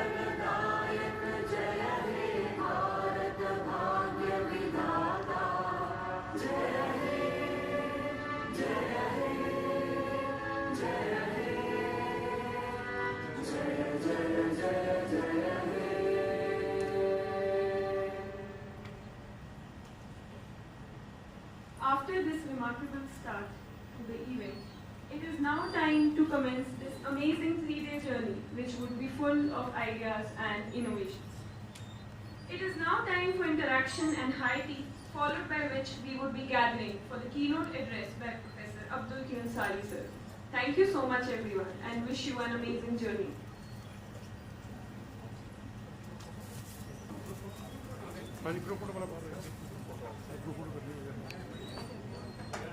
I would request everyone to join for a group photograph outside, and this would be followed by high tea.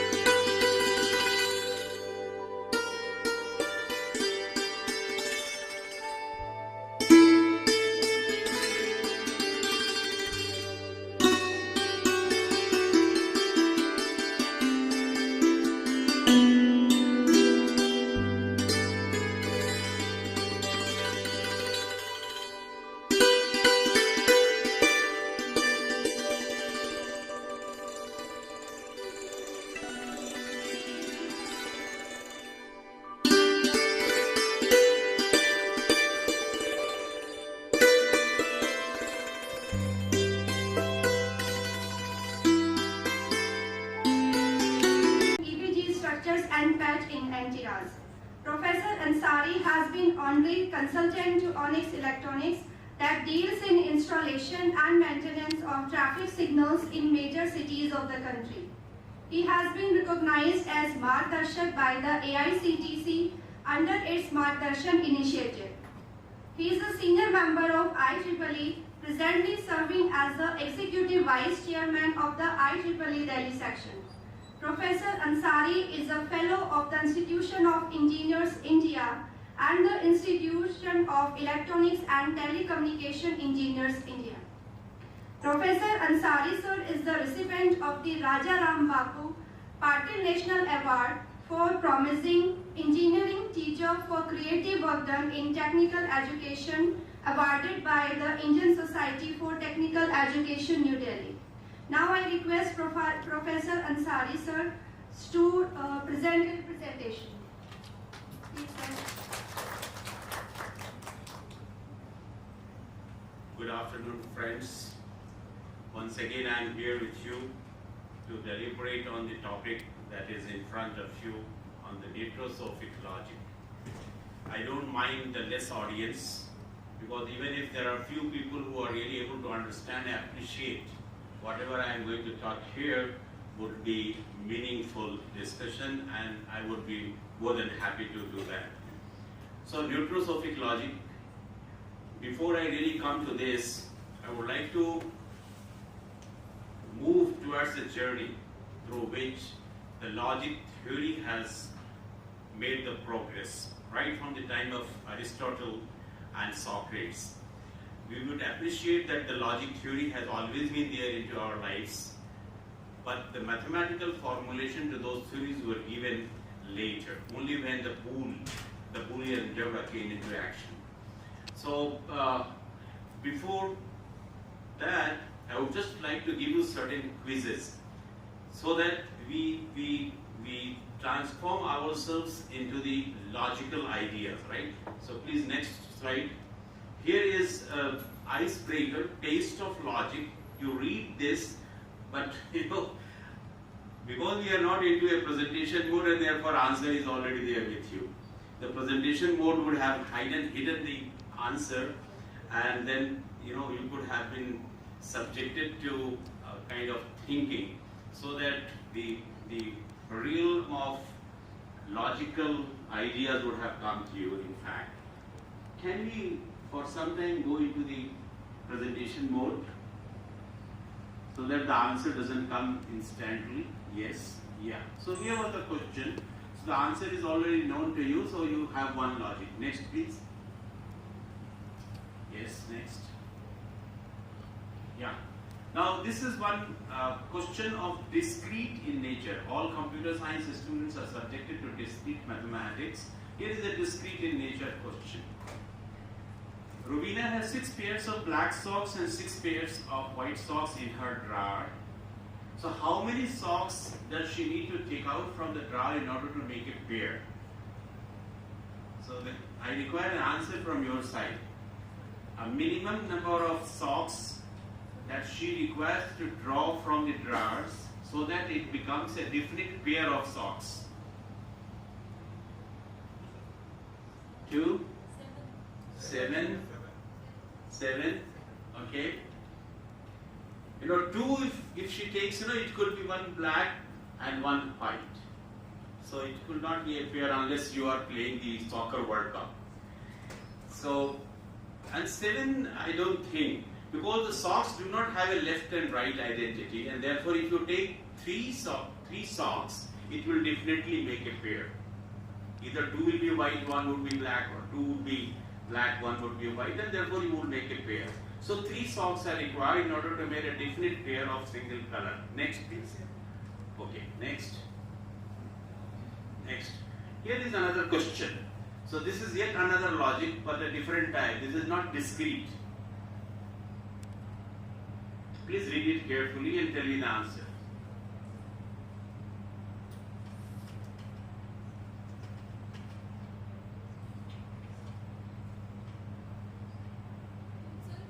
Yes, please go ahead. Himself? Okay, any other answer? Please be definite in your answer.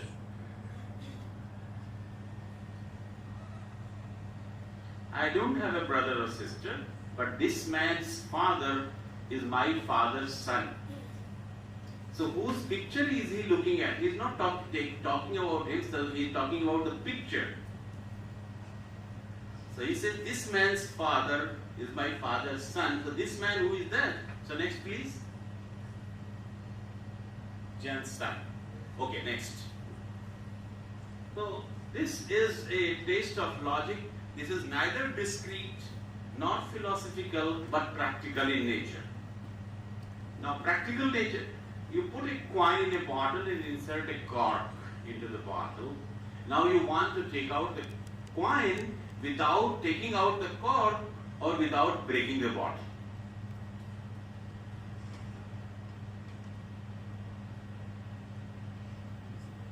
Could you get the question from here?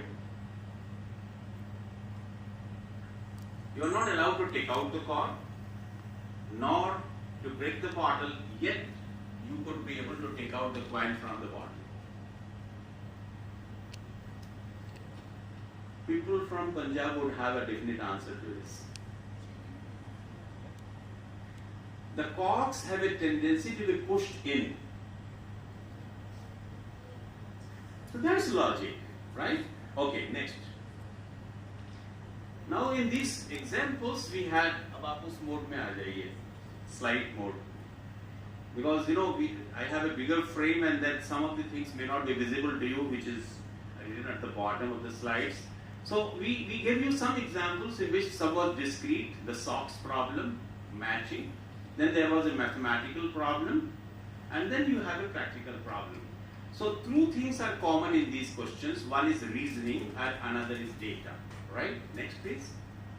So starting from the time of Aristotle and Socrates, people have developed, researched and experimented with several logics that can stimulate this human mind or reasoning. Right? Next please. So this is Socrates on the top and Aristotle sitting down. So they in fact invented, studied and used the logical theory, and they provided somehow some mathematical representation to them as well. They were the people who were able to connect and or, true and false. Not a statement was also added, and then we had certain theorems based on that if-then rule. So they had the mind to logically connect certain human statements in order to make a meaningful observation. Next please. Then came the Boolean logic, much later, and he provided a representation in terms of 0 and 1s. He said that okay, if it is yes, it is 1, if it is no, it is 0. So true and false, yes, no, on and off, 1 and 0 was based on the Boolean concept.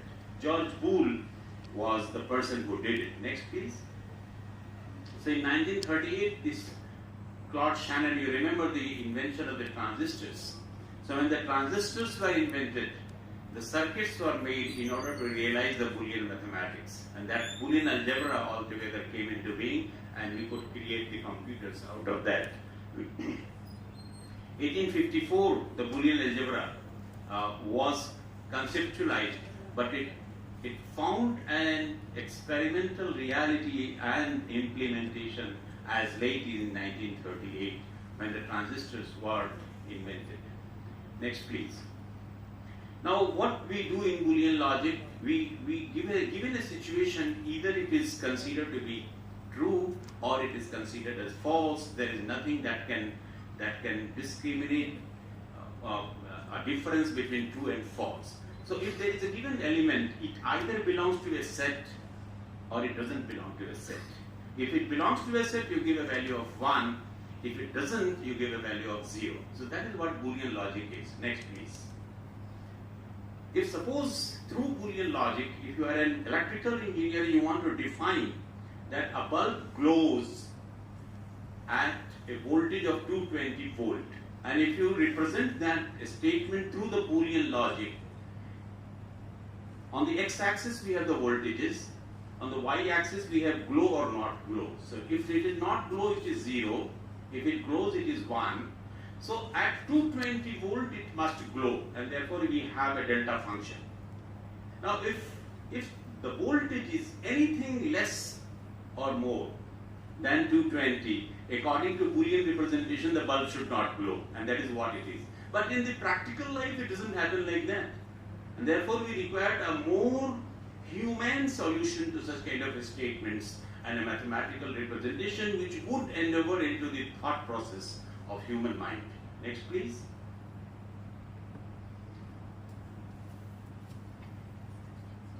Yeah. So a person is tall. Suppose we define the height of a person, how tall a person is. So 1.8 meter is tall. Anything less than 1.8 is not tall. But we don't agree to that, you know. We have a range into our mind to describe a person being tall or not so tall. Likewise. So no, okay, fine, be here. This is temperature representation. If we represent the temperature, you know, 0 degree, 10 degree, 20 degree, and 30 degree. If we say 20 to 30 degree is hot. Now any temperature less than 20 is warm. Now less than 10 is cool. I mean, could there be a so discrete difference between the temperature's definition? We always say, you know, more or less hot. Something like, you know, if it is warm, not so hot, kind of. So the human expression of any given situation is certainly not discrete in nature. We have different other concepts to represent them. So defining the cool, warm, hot with these discrete temperatures may not be good into the mind of humans. Next, please. And therefore came the fuzzy logic. The gentleman who is Lutfi Zada, who is no more in this world in the year 2020, he expired. He has been a friend of Indians.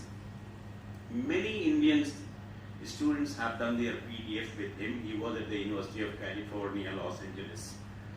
And up to the age of 85, he continued with his research single-handedly. And any student approaching him, we would be more than happy to assist. He said that rather than being so discrete into our definitions, we will give a percentage.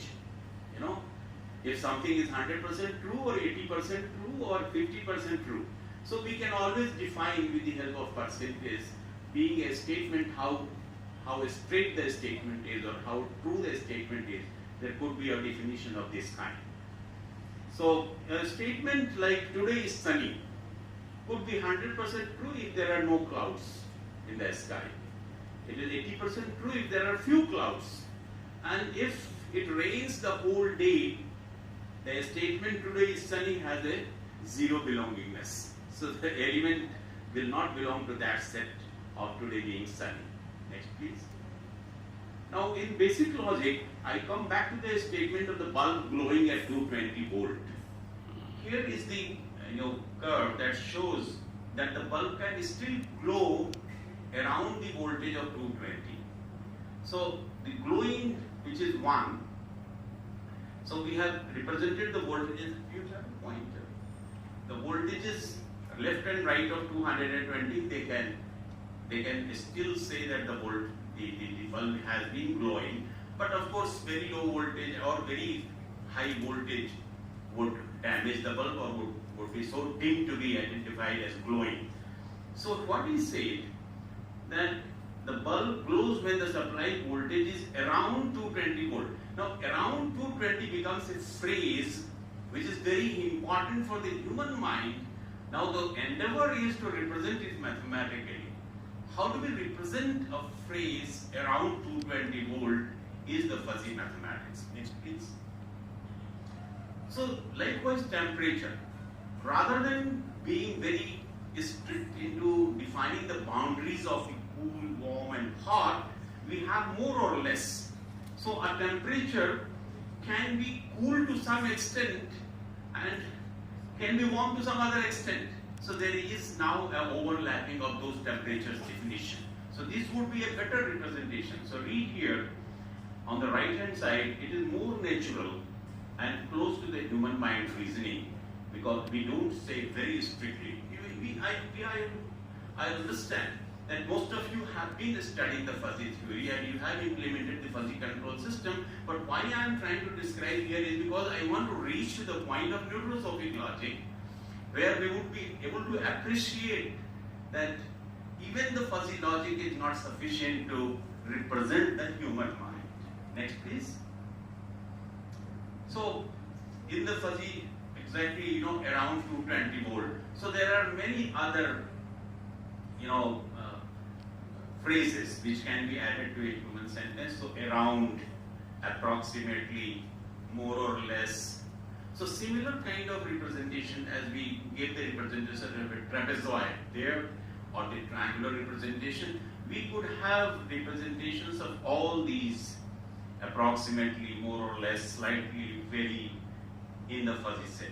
So what a fuzzy set is defined as is a mathematical measure of ambiguous phenomena and a technique for mathematically expressing linguistics ambiguity. So an ambiguity which is there could be exactly represented into mathematical formulations as suggested by fuzzy. Next, please. How do we represent? We take for around 220 volt, look at the bottom, around 220 volt has been written as a collection of points. So you can see on the right hand side that the element 1 is there for exactly 220 volt. Now if the voltage is less than 220, so it is 217. So the bulb is glowing to the extent of 0.8 or 80%. Even lesser voltage, 216, 60%, 40%. Likewise, if you go for voltages higher than 220, so if it's 24, it is up to the extent of 0.8. Likewise, so we collect all such points as long as the approximate voltage is giving rise to the glow of the bulb to certain extent. So these collection of points are represented by the integral sign or the summation. So if it is a continuous, it's never any mathematical representation. It is just a collection of points for some discrete values or some continuous values. So integration or summation. So mu x of x. So the element x belonging to the extent of mu is represented like this. And these are the collections. Next, please. How do we do the inferencing? Because the control theory of engineering would be done only when we have the inferencing mechanism. So through fuzzy logic, we do the inferencing. Now, how it was implemented? It is a common knowledge that if the water is very hot, add plenty of cold water in order to make it lukewarm or a warm. Very good. So this is a common knowledge.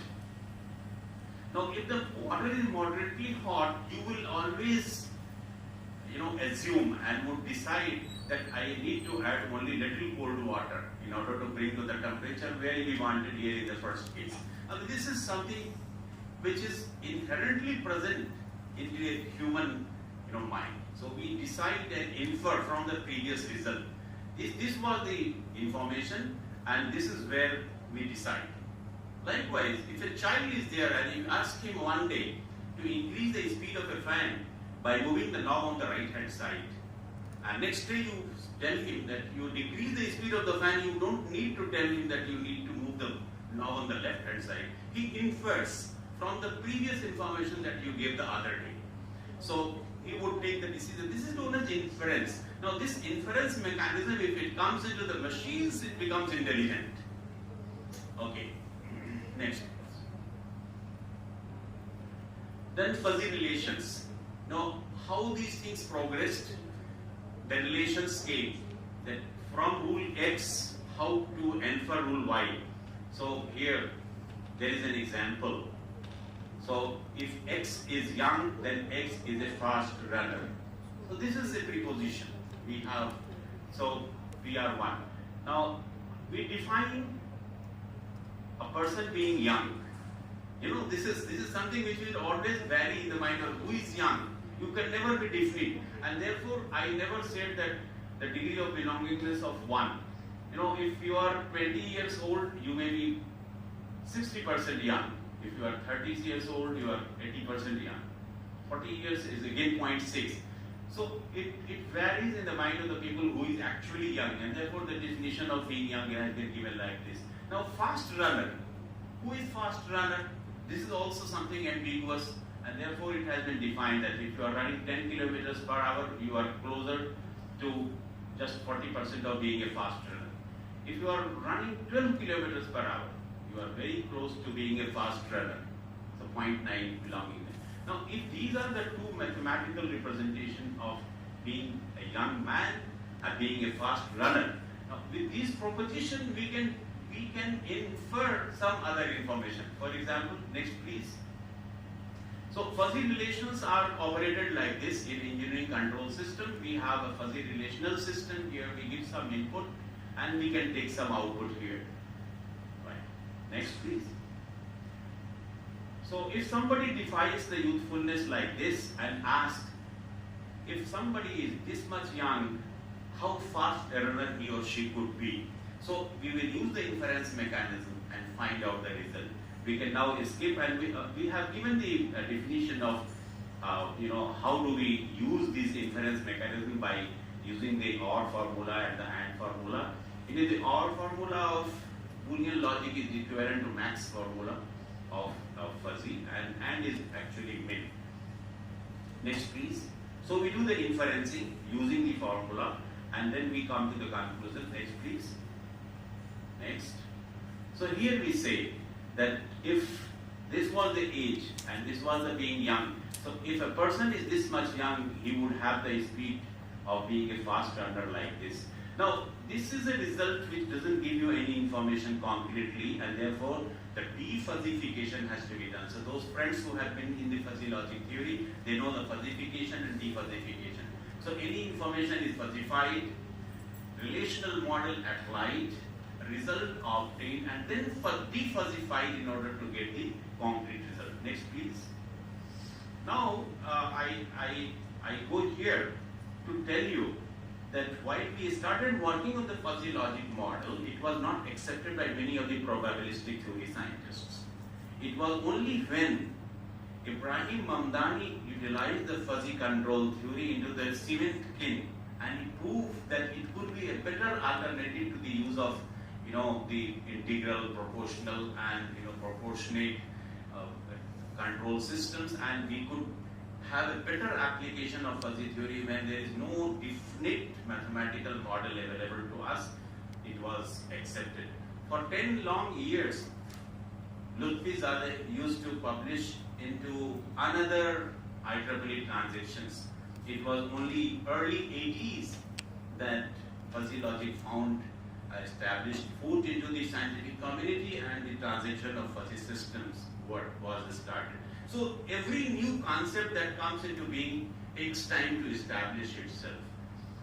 So please go back. I would just like to tell you that Mamdani is an Indian. He is from Pune. He once visited Delhi and he delivered a lecture at the Jalandhar Hall. So we were so fascinated. We never knew that he is an Indian, but when we saw him, we realized that he is an Indian and he has been a pioneer researcher. You know that in the world there are only two fuzzy logic control models. One is Ibrahim Mamdani model and another is Takagi Sujino model. Whenever we apply the fuzzy control, we have only these two models to work with. And Ibrahim Mamdani 2011, Takagi as well as Sujino, into the first IEEE conference 2011 in Hyderabad. First IEEE is held every year. All researchers going into the soft computing, especially in fuzzy logic, are reported to that conference. Fortunately that year, it was in India. And we could meet all the pioneers of fuzzy logic that year. Next please. Yeah, I just tried to explain why the probabilistic theory people did not accept the concept of fuzzy theory.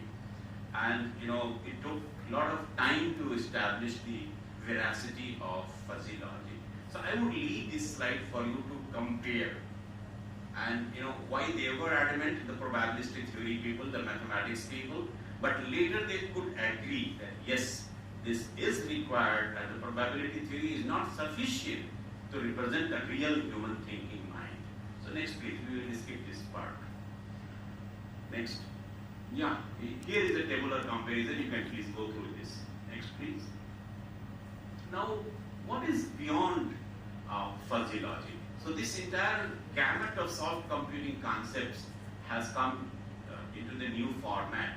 So when you use the fuzzy, it is the information being imprecise, incomplete, and ambiguous, and therefore you use the fuzzy. But when you try to learn and infer from a given situation, you use the neural networks. And if you have both of it, you use the fuzzy neuro or neuro-fuzzy. Next came the probabilistic reasoning where you use the uncertainty principle. So if the situation is uncertain, you can, and only uncertain, then you can go for probabilistic reasoning. Then evolutionary computing came, the SCOs, the swarm particles and others. So they have all been combined together to make the artificial intelligence and machine learning. Next please. Here is the machine intelligence system, and those who are talking about the ChatGPT and the machine learning system, they are not stand-alone systems. It encompasses into itself these many areas, and look at it. See? The knowledge-based system where there is a probabilistic reasoning, approximate reasoning, and case-based reasoning. Then we have the hybrid systems in which there is neuro-fuzzy, genetic neural, fuzzy genetic, fuzzy neurogenetic. So all the combinations of the soft computing techniques are being used nowadays. Data-driven system, the neural network, and the evolutionary computing. Here you have the nonlinear dynamics, the pattern recognition. I am talking about this area.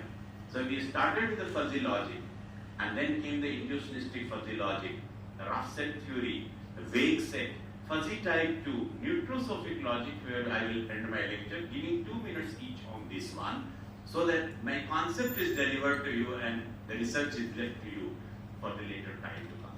So machine intelligence is something, that has all of it embedded into it. So if you are talking of the ChatGPT, the people who have developed that, they have the knowledge and collaboration from all these areas. Next please. So, what Lutfi Zadeh said, as we have been computing with numbers, can we do the computation with words? Can very hot and mildly hot be multiplied together? Kind of. So, computation with words. Then theory of information granulation and computational theory of perceptions. Perceptions also play a role into the development of the humanity, and therefore all require mathematical representation. Next please. What he said, that if 5 is a data, then about 5 also must be considered a data. 5 to 6 is also a data. Have you ever done any manipulation on a data which is 5 to 6 as a number? About 5 to 6. So more and more complex the situations would come as the ambiguity of the life increases. Linguistic data, cheap, very big, not high, medium, bad, more or less, something of that kind is a linguistic data. Functions, fx is a function. We work with fx, we integrate fx, we differentiate fx. But what about fx? Very similar to fx, much greater than fx. Fx is itself a number, something which is a function, which doesn't have a defined boundary. If we define a boundary, it becomes integration. So likewise, if we can operate on these possible data, they become the soft computing techniques. Next please. Fuzzy system, when the Zadeh in 60s worked, some chips were also developed. The Omron was the first one to develop it, and the fuzzy logic toolbox was also developed in the late 70s. Next. These are the application areas where we have been enjoying the use of fuzzy. Next please. Applications in business. Next. Applications in finance. Soft computing applications which are others areas. Even in social sciences, people have been using the fuzzy logic theory. Matchmaking is one prominent area of social computing, the social sciences, where the people have been using the data, which are not definite, very ambiguous, yet matching. Next please. Well, the soft computing and the conventional methods should be used in combination. We don't required to go for the soft computing techniques as long as we have a definite mathematical model to work with. Next please. Here is something which has made the entire progress into the logic theory. We started with the Boolean logic, then came the multivariate logic, Lucasimus, post, fuzzy, rough set, bake set. I will take a minute each on this and then move on to the retrosophic logic. Next please. Here is the gentleman Lucasimus. He was not satisfied with the logic of just yes or no. He always wanted that there should be a definition of a situation which is neither 1 or 0. Intermediate. So he gave a value of half to it. But he was also not very sure. There could be a situation which is very close to 1 and very far away from 0. So can half define that situation of being indeterminate? No. And therefore the other logics came. But he prevailed for a longer amount of time. Next please. Post logic. What he said, that if half is not sufficient, then we will have multiple values between 1 and 0. M number of values, M for master. So M number of values. So that becomes very close to the decimal logic. You know, the decimal logic is nothing but it defines from 1 to 9 and then again a 0 and we get back to the original value. Next please. Rough set theory, on which Professor Biswas from IIT Delhi has been working. Though he is now superannuated, but he still works into this rough set theory. I have also guided one PhD on this. What they said, that if the situation is not very discrete and well defined, we will use approximations. So lower approximation and upper approximation would cover the entire set of boundaries. That the elements which are outside and inside, they would be defined by these two approximations. Next. So what he said, if the boundary is of 0 width, it doesn't contain any element, the rough set is called a crisp set. So if the upper approximation and lower approximation in between, there is no element, it becomes a crisp set, the Boolean set. So that is how we worked on it. It's a very important concept, and many of the researchers have been going on. In India is pioneer into the rough set theory. And this gentleman, there are teachers, Pollock, he has visited several times IIT Delhi to describe the concept. And that was the reason why many people took up the research. Next. Wake set theory. Gao and Werner were the two gentlemen who described this concept. And he said that rather than defining, the complement of a given situation, 0 is the complement of 1 and 1 is the complement of 0, we will take up certain things which may not be necessarily complement of each other. Therefore, they would cover those elements which are beyond those complementation. So he said that if there is a set alpha, then 1 minus beta x is not necessarily the complement of alpha. And therefore, he worked on this. He said that the alpha x plus beta x may not necessarily be equal to 1. It can be even less than 1. Right. Next, please. Then came the intuitionistic fuzzy set. This gentleman is from Bulgaria, Krasimir Atanasov. I have worked with him. Several concepts of intuitionistic fuzzy theory here. He said that when we define certain, phenomena, we forget the concept of something which is outside that phenomena but very influential in accomplishing that phenomena. For example, if there is an election, there are people who vote for party X, and then there are people who do not vote for party X, but they vote for party Y, but we have never considered those people who do not go for voting at all. So how to encompass them? So he said that we will define the degree of belongingness and then the degree of non-belongingness, and they may not be exactly the complement of each other. He said that, okay, if there is an element, the degree of belongingness of X is mu, and the degree of non-belongingness of X is nu. And what he said that the mu X can have a universe of discourse between 0 and 1, and the mu X also may have the universe of discourse between 0 and 1. And the summation of these two may not necessarily be equal to 1. There could always be some component which will be beyond the sum of the two. Next please. We are now comparing these concepts which were slowly developed from Boolean up to the level of intuitionistic fuzzy logic. And we know the Bulgaria, being a communist country, they did not encourage much of the publications into a journal by him, and he used to publish his own kind of a journal, and he named it Notes on Intuitionistic Fuzzy Sets, NIFS. So many of our Indian publications have happened into those notes. They could not publish a journal. And fuzzy logic, they were at loggerhead. Professor Lutfi Zadeh and Professor Krasimir Atanasov, they were at loggerhead. Zadeh claimed that fuzzy logic is sufficient to take care of any such situation, and Krasimir said, no, it is not. We at IIT Delhi and in Jamia Millia Islami, we endeavored and proved that these two concepts are complement to each other, and we wrote a paper, how to convert a fuzzy logic into intuitionistic fuzzy logic and vice versa, and both of them accepted that paper and they became friends. So, sometimes a very small word gives rise to a bigger thing into the world that exists around. And, they were both encouraged, and both of them visited India together, Krasimir Atanasov and Lutfi Zadeh. So, friends, once we are deep into any research, we enjoy working into that area because we know the people around, and they are the people who have devoted their life.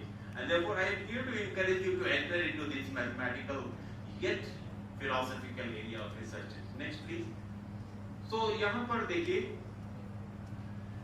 the fuzzy logic, intuitionistic fuzzy logic एक तरफ है, then recursivist and post logic एक तरफ है, classical Boolean logic दूसरी तरफ है, and the Weierstrass set theory. इन सब को अगर एक साथ connect किया जाए, it becomes the neurosophic logic which I am going to talk about now. Next, please. This is the gentleman who is Florentine Shrivarendraj in USA, still working, and very much encouraging. And he has created a directory of the people who have been working in the neurosophic logic area. And he says that, just yesterday I received a mail from him saying that we are now going to publish the 5th volume of the researchers into the neurosophic logic. And there have been around 4,000 researchers working around the globe.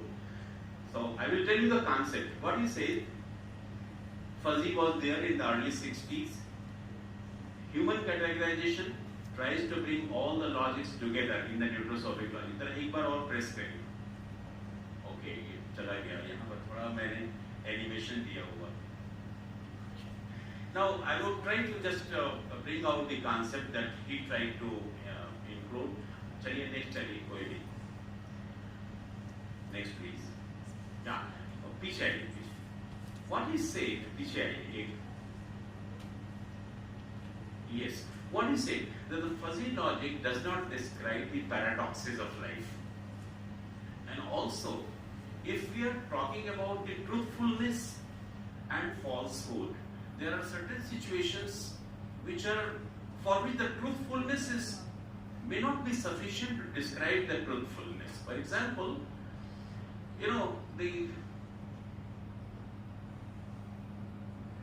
the sun rises in the east. Something for Indians. This is truth. But then, Mr. X is a good teacher. You know that he is a good teacher. But then there is a difference between the truthfulness of the two statements. Good teacher, fine. But sometimes he may not be as good, he or she. But the sun always rises in the east. And therefore, there should be a different value of describing the truthfulness as well. So there could be something beyond 1 and less than 1. Yet they are both truthfulness. Likewise, there are certain paradoxes of life. And then what Professor Chaudhary, the chief guest of the morning function, he tried to explain of the dual nature of the particles, the wave theory. if you observe, the particle will be found at a place, and if you don't observe, it will become a wave.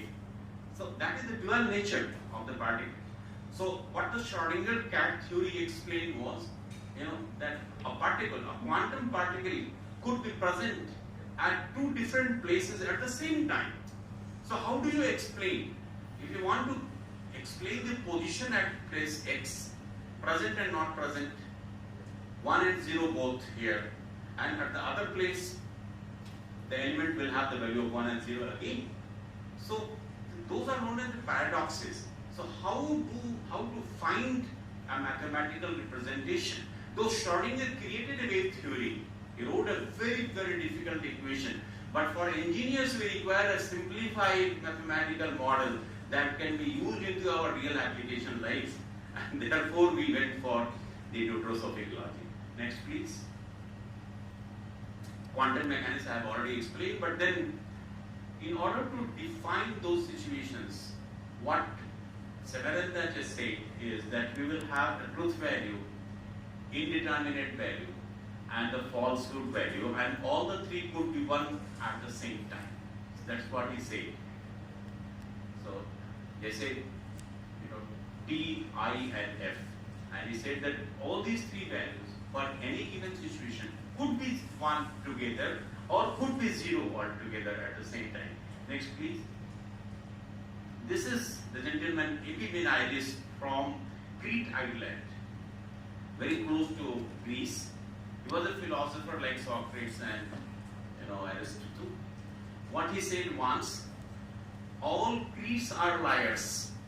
He gave a very generic statement, and the people became furious. They came after his life, and he then tried to explain them. Listen to me carefully. What I have said is not wrong. All Greeks are liars.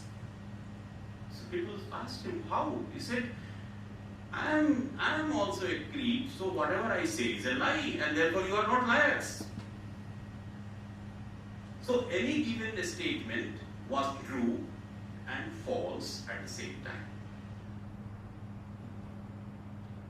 Unless he is a liar, whatever he said could not be a lie. So that is the ambiguity. And this is a very prominent phenomenon. The neurosophic logic people they cherish this phenomenon, and they always talk about Epimenides from Crete Island. And there have been multiple such situations. Now I will try to explain as to how they have been represented. Next, please. What is it?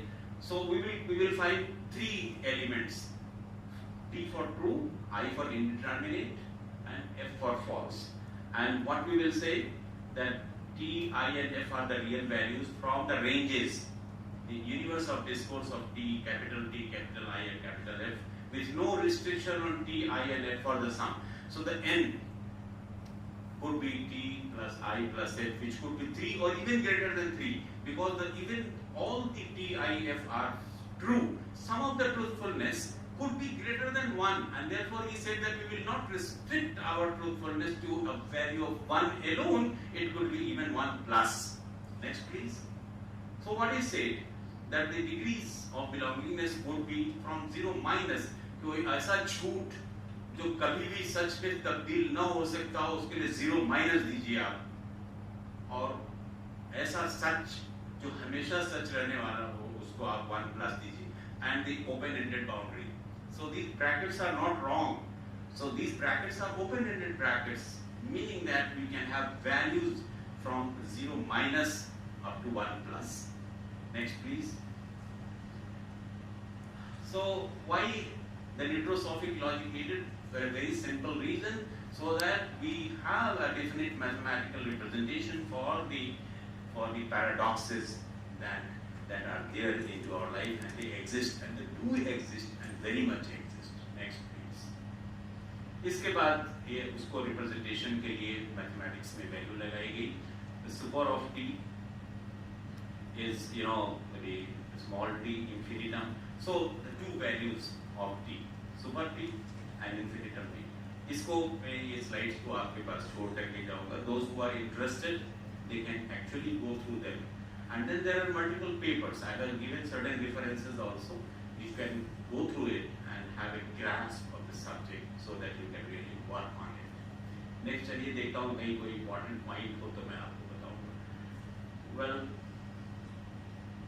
ये election की बात हम पहले आपको बता चुके हैं. Next, now tomorrow it will rain.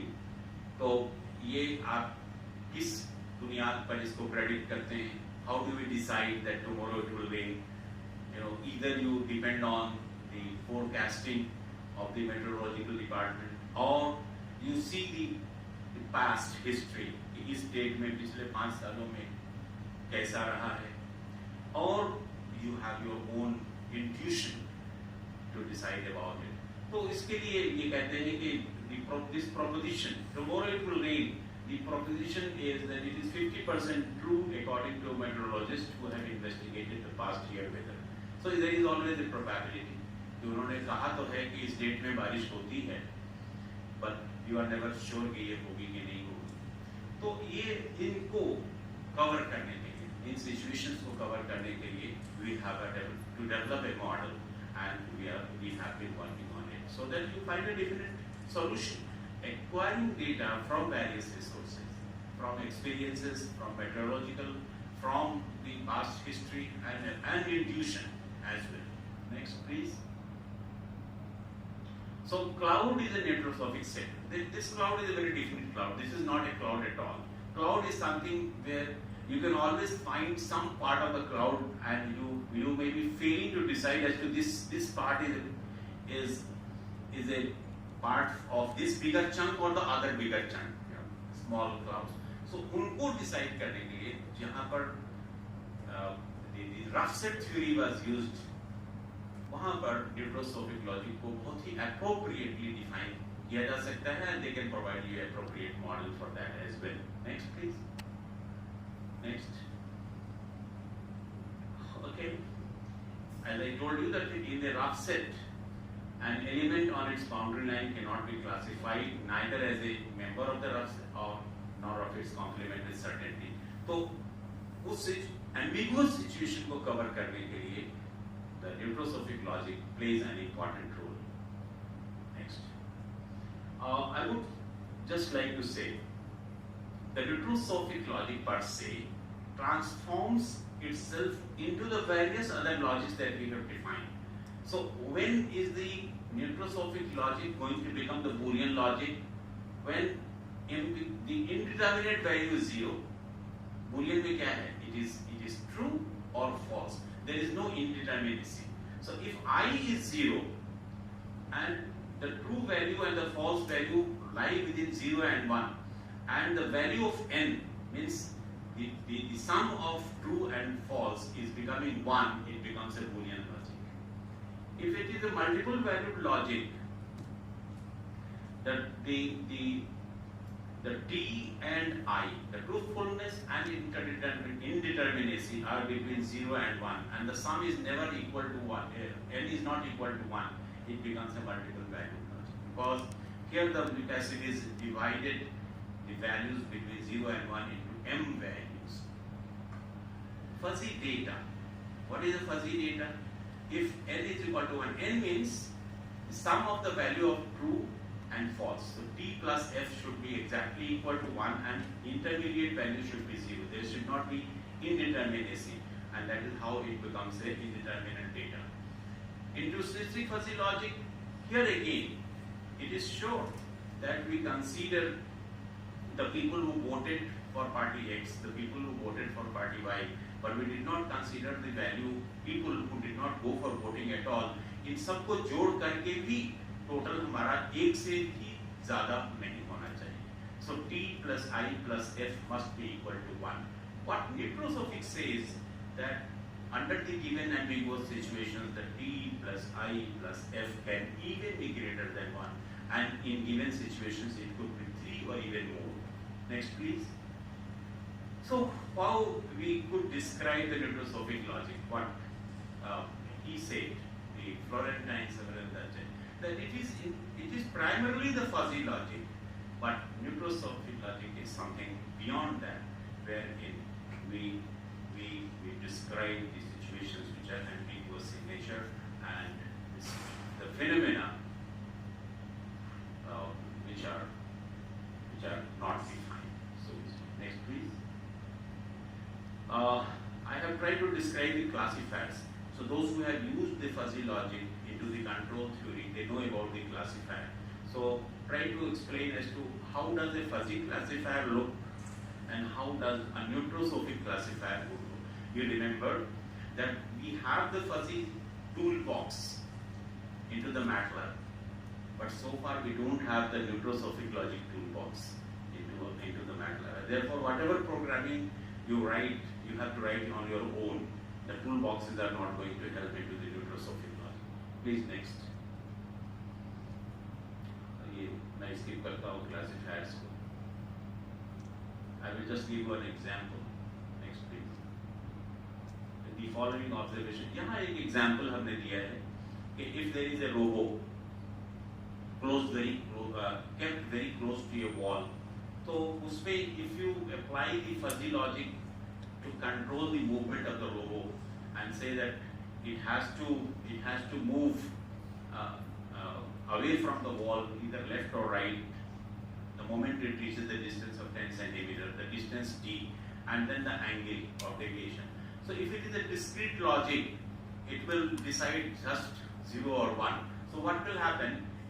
It will, the moment it comes closer to 10, it will go left or right, and in fact it will always oscillate into left and right direction. So the discrete logic doesn't help into the control system because it is of no use as long as the engineering control applications are concerned. Next please.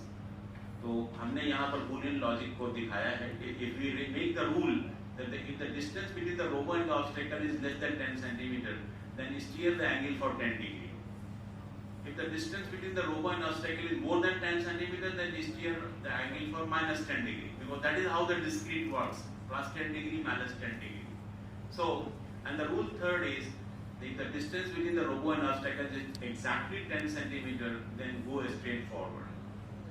So that is how the rules into the Boolean logic could be made, and therefore nobody has gone for a control into the Boolean logic. Next please. ये उसको depict किया गया है 10 centimeter को. If it is 10 centimeter, less than 10 centimeter, minus 10 degree, more than 10 centimeter, plus 10 degree. So actually what happens, it oscillates between plus 10 and minus 10. Next. As Boolean logic implicates binary domain, so here the membership functions are grids as shown in the figure. Next please. Not going to explain. Fuzzy data. Now here the rules will be different. If you want to control the robo, then the fuzzy data would help in that case. So I have given this simple example to make a difference between the control through fuzzy logic and control through neutrosophic logic. So I would like to come through that directly. So this control is very well known. We can make 3 rules for the fuzzy data. If the distance between the robo and obstacle is less than 10, then turn to left, where alpha is negative. In other case, the alpha is positive. And if the distance is nearly 10 centimeter, now the point is, nearly 10 centimeter is something which is fuzzy observation. So nearly 10 centimeter will be defined accurately, and the robo will be taking an important decision in that case. Nearly 10 centimeter is not defined into the Boolean algebra. Next please. Okay, next. This is how the membership functions work. So 10 centimeter could be defined like this. So less than 10 centimeter, more than 10 centimeter, and nearly 10 centimeter. So the triangular value, which could be as narrow as possible. So that is why the triangular function is important for more or less, or nearly, very close to, kind of. So this nearly 10 centimeter could be defined through this, and the angle also. So the angle positive, angle negative, and angle 0 could be defined like this. And this works perfectly for controlling of such phenomena. Next please. So we do the fuzzification by using the center of gravity, and then after taking the result we do the defuzzification. So those who have used the fuzzy control system, they know the fuzzification, defuzzification, center of gravity and all this concept. Next, I skip to the nitrosophic data reasoning, and here how the rules will be different from the fuzzy data, fuzzy rules. Next please. आगे चलिए. Here, yeah. तो वहां पर जो एक rule था truth values के लिए, वहां एक के बदले में 3 हो जाएगा. For everything there will be 3 rules. Okay, there will be truthful value, there will be false value, and there will be indeterminate value. Next please. Next. ऐसा वहां दिखाना चाह रहा हूँ. Yes. Yeah. This is how it is. So we have the truth membership value, for which we have the 10 centimeter and the alpha. So truth will have 3 values, indeterminacy membership function will have 3 values, and the false membership will also have the 3 values. So in fact the defuzzification will happen 3 times. So work increases, the programming effort increases, but the situation becomes very easy for us to tackle such situations of life which do not find normalcy into the life. Next please. So if you are working through the nitrosophic data, you may have to be careful. Not much of the literature is available, but the people who have been working, they are very helpful. I can give you the contact of Florentine Samarandaji, and I can tell you that most of the students working with him are from the Asian countries. Many Indian students, Bangladeshi students. He sent me 2 slides to display wherever I go and deliver on the nitrosophic logic. I will show you. Next please. Here it is. Still, the world has not accepted the nitrosophic logic as an established alternative for fuzzy logic. But we also know that the fuzzy logic was not also accepted for 30 long years. The probabilistic theory people did not accept it. But slowly, when the arguments started coming, when the applications started happening, the people accepted. And we hope that we are very close to the target. Maybe one day we will hit the actual target and would be accepted, and you will have an IEEE transactions on the nitrosophic set theory as well. Next is the more popular one that happens. Next please. This one. This is very dear to the nitrosophic people, and this has been created by our own Florentine, Professor Florentine, and he says that okay, we are making noise here and there, and we hope that somebody will be heard, someday we will be heard, and the things will be established. And I tell you that I have guided a PhD in this area, in which we have developed a nitrosophic neural network, as you develop the fuzzy neural. So the fuzzy neural पे आपने application भी develop किया है, आपने papers भी लिखे हैं. We conducted a PhD, but the challenge of the candidate was to write all the programmings with her own. There was no toolbox to help. And the C language, even C++ becomes quite handy. And now, because it is going to be a part of the machine learning, part of the artificial intelligence, and therefore Python will be much more handy, and we are trying our hands on that. That as we do the programming for artificial intelligence, could we actually do the same programming for the nitrosophic language as well? So I invite the people who could work in this area, and if you want to have any help from us, you can contact either of us working in this field. Thank you very much. God bless.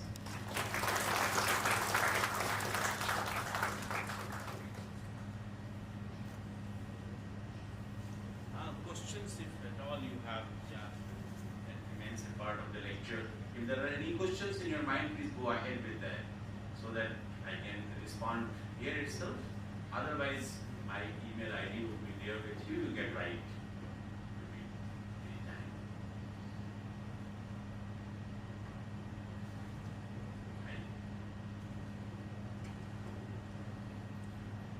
Thank you very much, sir, for such an informative and impactful talk.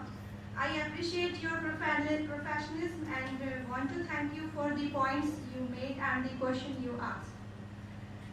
Looking forward to hearing you speak again. So once again, thank you very much, sir, for giving your valuable time.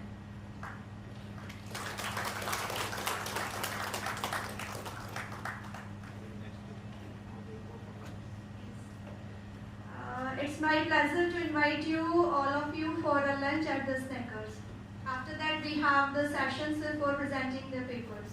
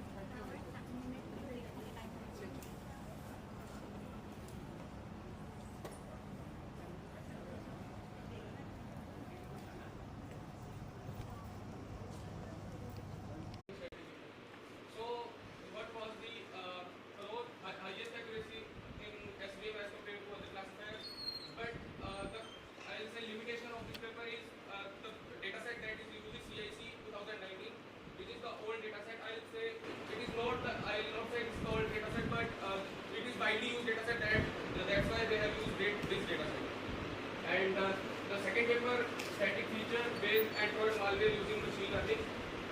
In this paper, intent and permission are taken combinedly, then various ML algorithms are applied. In this, four machine learning algorithms are applied. First is the KNN, second is the naive-based, third is digital tree, and fourth is the random forest. So in this random forest was the best classifier among the algorithms. So what are the limitations of this? The limitation is that we can also test this paper with the new data set, which is 2020 data set. Now, talking about the third paper, was developing a systematic approach to generate a benchmark network malware data set and classification. So the limitation of this paper is that network traffic alone is taken as a classifier. No other classifier is taken in this research. As there are multiple features, here memory network, battery lobes API, but only network traffic is taken in this paper. So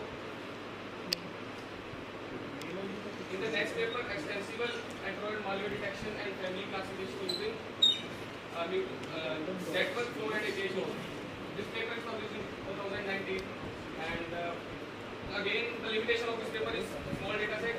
And talking about the future scope, again they plan to extend their work with a massive sample size in future because the data set is small. Now talking about the fifth, I have worked with the static feature, but I also read the dynamic paper. So this is the last dynamic, first dynamic paper that I have read, dynamic Android malware category classification using semi-supervised learning. So it is published in 2020, and the future scope is only ML algorithms are applied in this paper, but we can work with CNN and RL also. And talking about the limitation, there is less labeled data and more unlabeled data. So finding of this paper is we can work with IoT and Raspberry in future in this paper. So what is the research gap that I have find out by reading this paper? So I have seen that every paper is trying to find out the malware, that there is malware in Android or not. But no one gives the category classification of the malware, like it is ransomware or not, it is carware or not, it is binning or not. So I have done the work in this field where I have classified which type of malware is in the Android system. Talking about the data set is widely used and it is available in dataport.com. then Kaggle, and I have downloaded my dataset from Canadian Institute of Cybersecurity, where a lot of dataset is available in this website. So dataset name is CIC-based Android Mobile 2019. So my problem statement is, as many of us work in this field, and I'll say accuracy in this field in the traditional machine algorithm is not so good. So I have enhanced that, and the search category classification I have added that. So this is the methodology. First I have pre-processed the data, then feature and selection algorithm is applied, then classifier like knife base, digit tree, slide, then result update. So talking about the data pre-processing, initially it was 1000 plus feature in the data set, but I have pre-processed manually, like the columns that have all the zero values, I have removed that, then I have applied PC principal component analysis for the feature selection and extraction. Then I have applied knife base, KNN, digit tree and random forest, then result update. Now this is the flow chart. First I have downloaded the dataset CIC 2019 from the Canadian Institute of Cybersecurity. The feature selection is PC that I have applied, and I said there are 1000 plus features in the dataset, but I have only selected 40 best of them. Then the question is, why I have selected this only 40? Why it is not 50 or 60? So in the previous ones, 100 features were taken already in the same dataset, but I have experimented the dataset by taking 30, 40, 50.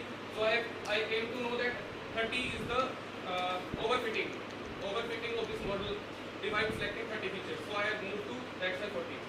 Then ML algorithm that I have applied supervised is knife base, KNN, digit tree. So first is the detection part, malware detection. It is malware or not, and second is the classification, which type of malware it is. It is starware, ransomware. So these are the results that I have obtained, and I have done the comparative analysis by result of two papers, which is Ansari and Shangal. This first paper is an Android malware detection using static feature and static feature selection using machine learning techniques. These are the comparative results that I have done. So I have applied 4 algorithm knife based digit tree KNN. So in the proposed I have given nearly all the algorithms that I have already applied. Now the new thing that I have done is I have given the malware category, which type of category the malware is, and what is the I'll say what is the finding rate, that which type of malware. For example, it is a SMS, then what is the percentage of finding the SMS malware in the Android system. So hardware and software requirements is like hardware Windows 7, 8, 10, and the RAM is 16 GB is sufficient. And talking about the software requirement, we can do this by using Vega tool, or we can also do by using Skylon Panda libraries. And these are the references.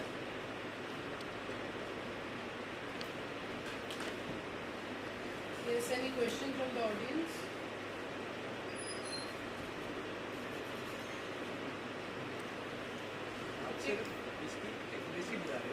No, I have increased the accuracy also, but I have also done the work of category classification, which is not being done earlier. Initially आप कह रहे थे जो आप research review कर रहे थे उसमें आप मेंशन कर रहे थे उनके ड्रॉबैक्स थे, स्मॉल डाटा सेट यूज कर रहे थे, ये डाटा सेट की प्रॉब्लम थी। आपने उसके रिलेटेड ये सिर्फ एक्यूरेसी बढ़ाया, मतलब प्रीवियस का जो डाटा सेट है सिर्फ आपने जो किया है वो आपने अपना एक्यूरेसी बढ़ाया, डिटेक्शन एक्यूरेसी बढ़ाया। सिर्फ एक्यूरेसी नहीं बढ़ाया, उस डेटा सेट पे जो पहले काम हो रखा है उसकी फाइंडिंग्स मालवेयर डिटेक्शन की कम थी। एक तो उसको इसकी एफिशिएंसी को इंक्रीज किया और न्यू एल्गोरिथम्स लगाए। जो मेरे बेस पेपर में एल्गोरिथम्स लग रखे थे पहले से, वो नहीं लगाए मैंने, डिफरेंट लगाए। उसमें नाइफ बेस था, एसवीएम था, एंड मैंने वो डिफरेंट लगाए। एंड सेकंड थिंग जो मैंने इसमें नोवेल्टी लाई है वो कि कैटेगरी क्लासिफिकेशन दिया हर एक मालवेयर का, जो कि कहीं पहले नहीं हुआ।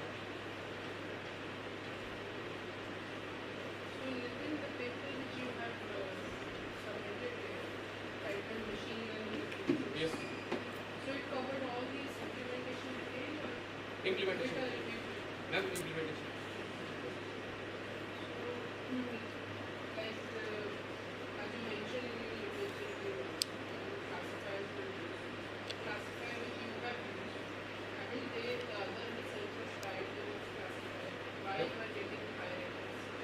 other also tried.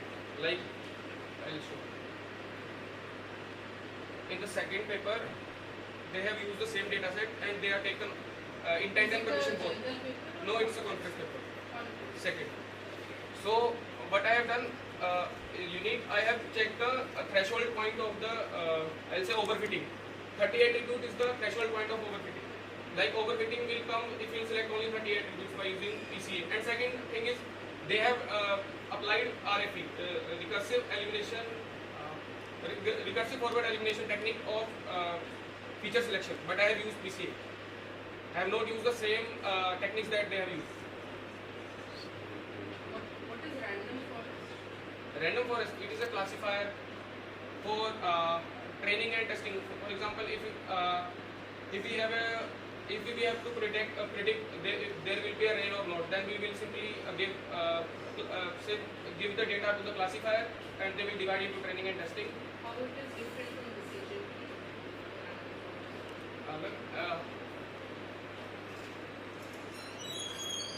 In decision tree, we have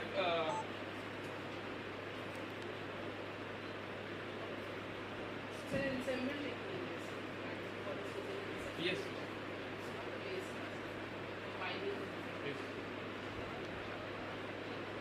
Thank you.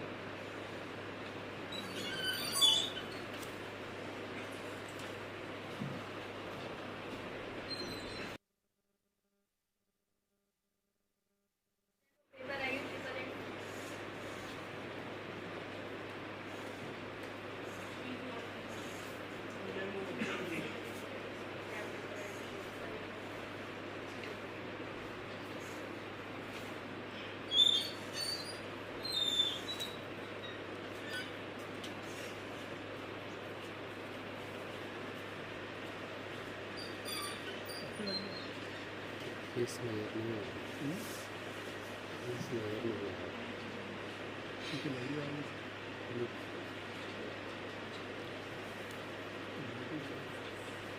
जल्दी दीजिए आप लोग सारे कर दीजिए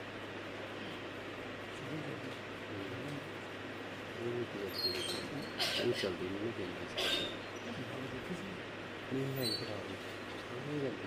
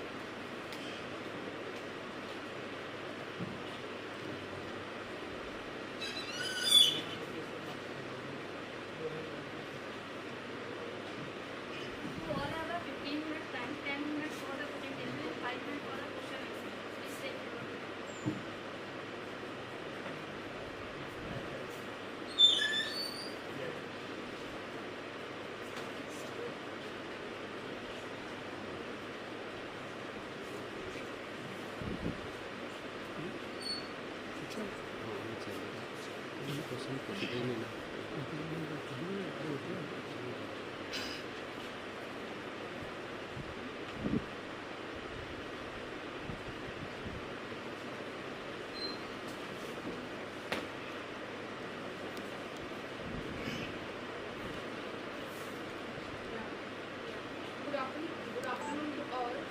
My name is Arti Gurusundha and I'm a PhD scholar of CS department at NIT Sikkim.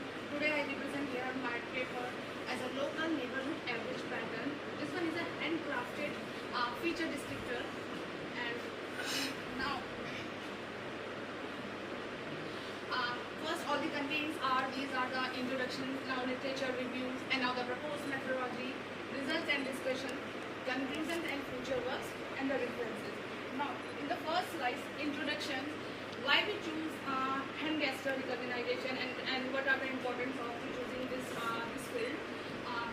Now, gesture is a non-verbal communications in which the visible bodily actions can communicate to the others particular messages. Now, it also contains like the motions of the body that contain information.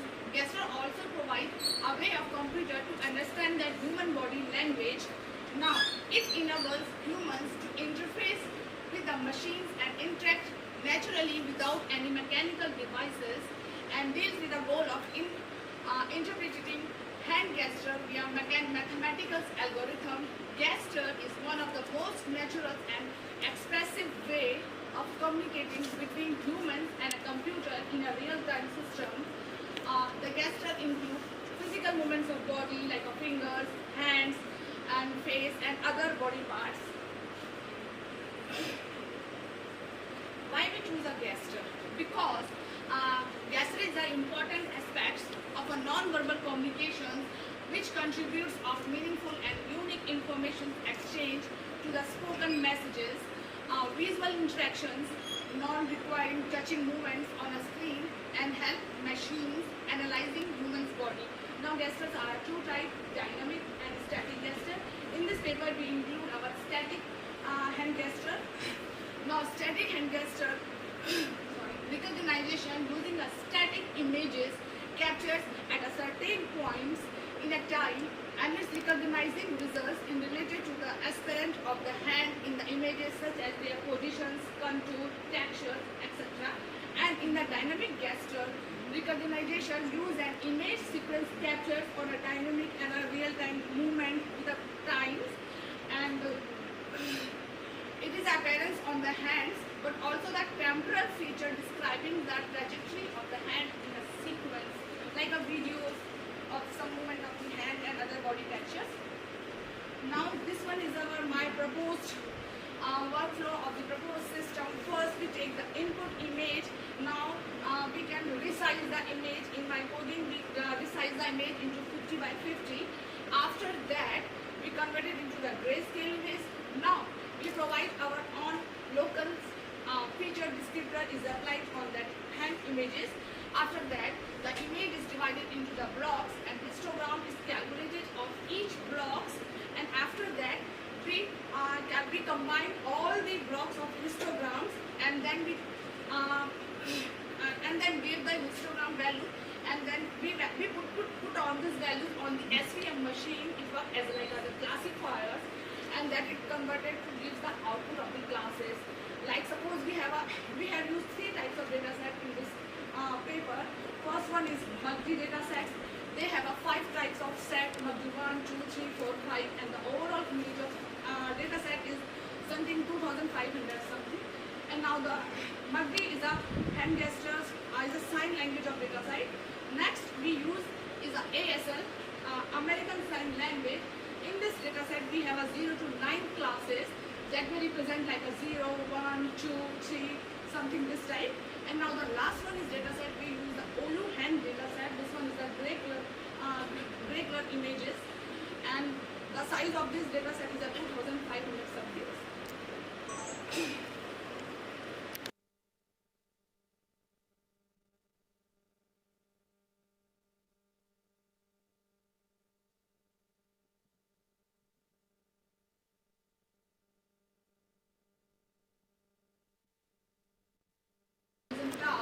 The most successful local appearance of the feature descriptor algorithm is based on the concept of spatial histograms of a local pattern descriptor that include as like LBP, LBGP, LNIP, TLBP, Quest.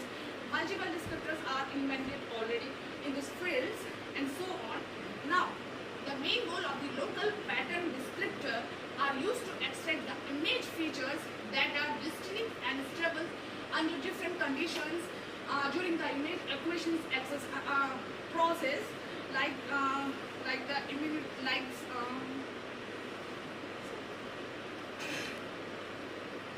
now this one is my structure diagram of the proposed descriptor. In this figure, we choose, suppose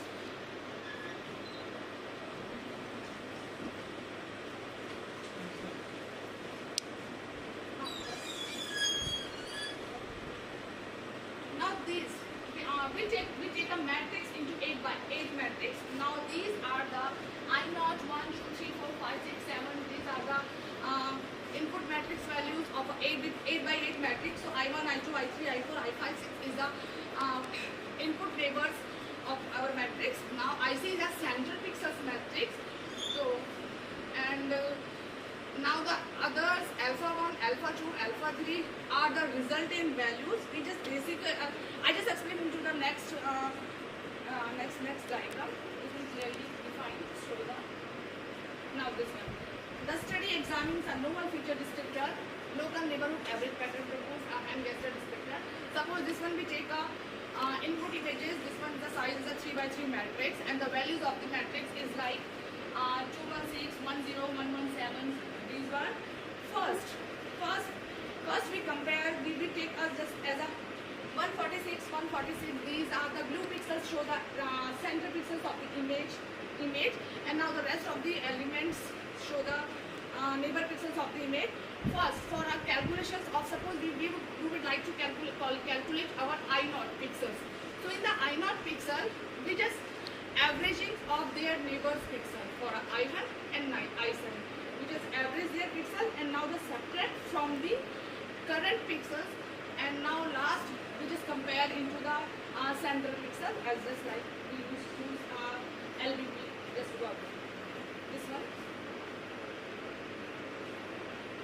Now this one is the formulas of our descriptor pattern by that will say that LNAP encodes the pattern by taking the mean of the immediate two neighbors pixels and computing the intensity variations considered with each neighboring pixel.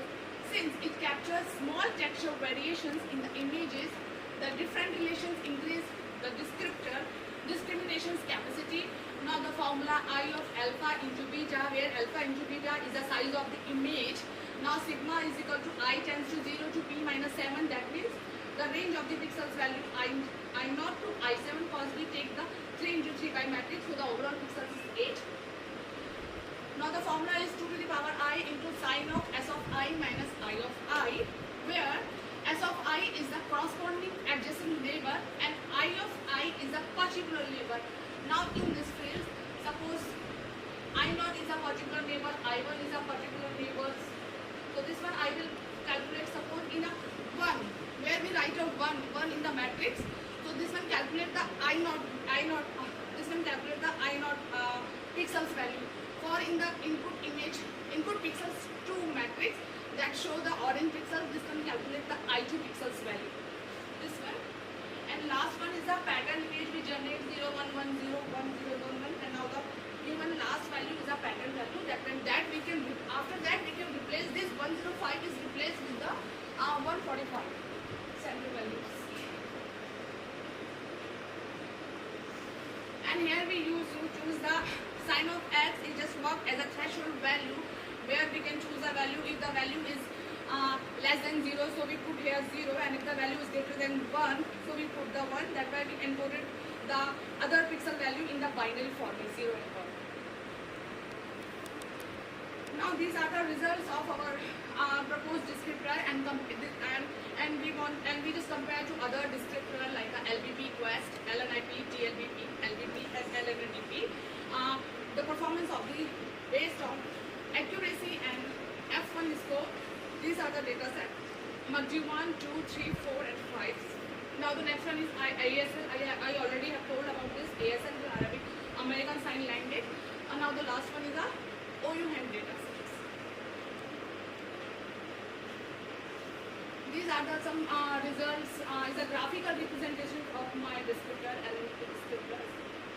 Now this just is a comparison of feature performance by using LVP, by using existing descriptors and our descriptor LNAP, local neighborhood average patterns. Now conclusions. The conclusion is say that these gestures are useful in variety of situations for effective communication between the deaf and hearing impaired, for developing visions, and human gesture-based technologies are something as basic communicating between two individuals in a noisy atmosphere. Second one is LNAP incorporates the connections between neighboring pixels and the central pixels.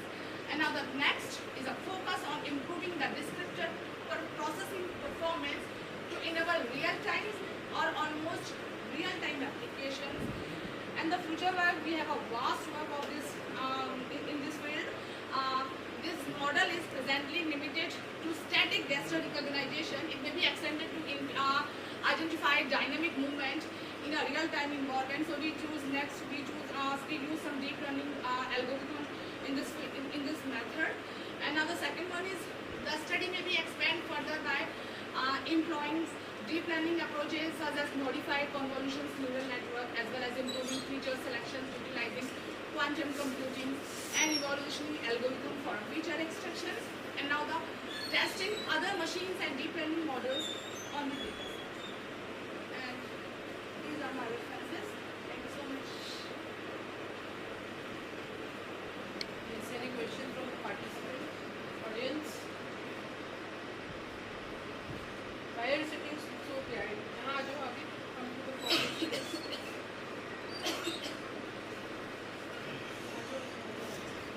Yes, any question?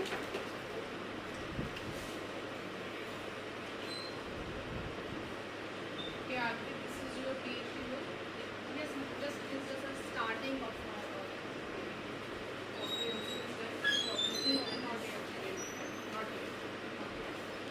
Now, first one is we just work in a handcrafted texture descriptor. So I have already wrote 2 papers in this, and one is journal is already approximately done.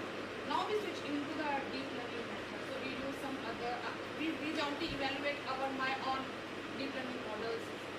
That's what I want to ask, that there must be some deep learning method also to write for the same thing that must be having some better results.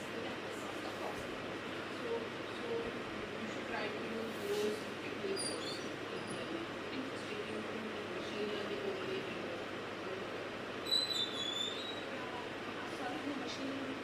You need to try the deep learning techniques also. Other researchers might be using this. Yeah. So you have to refer to the state of art techniques or whatever is there, and then only you can say your feature descriptors. Yes. And there are Indian Sign Language data set is also there. And that is quite a hot topic of research now.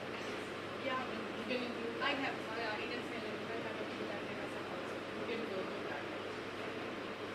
Okay.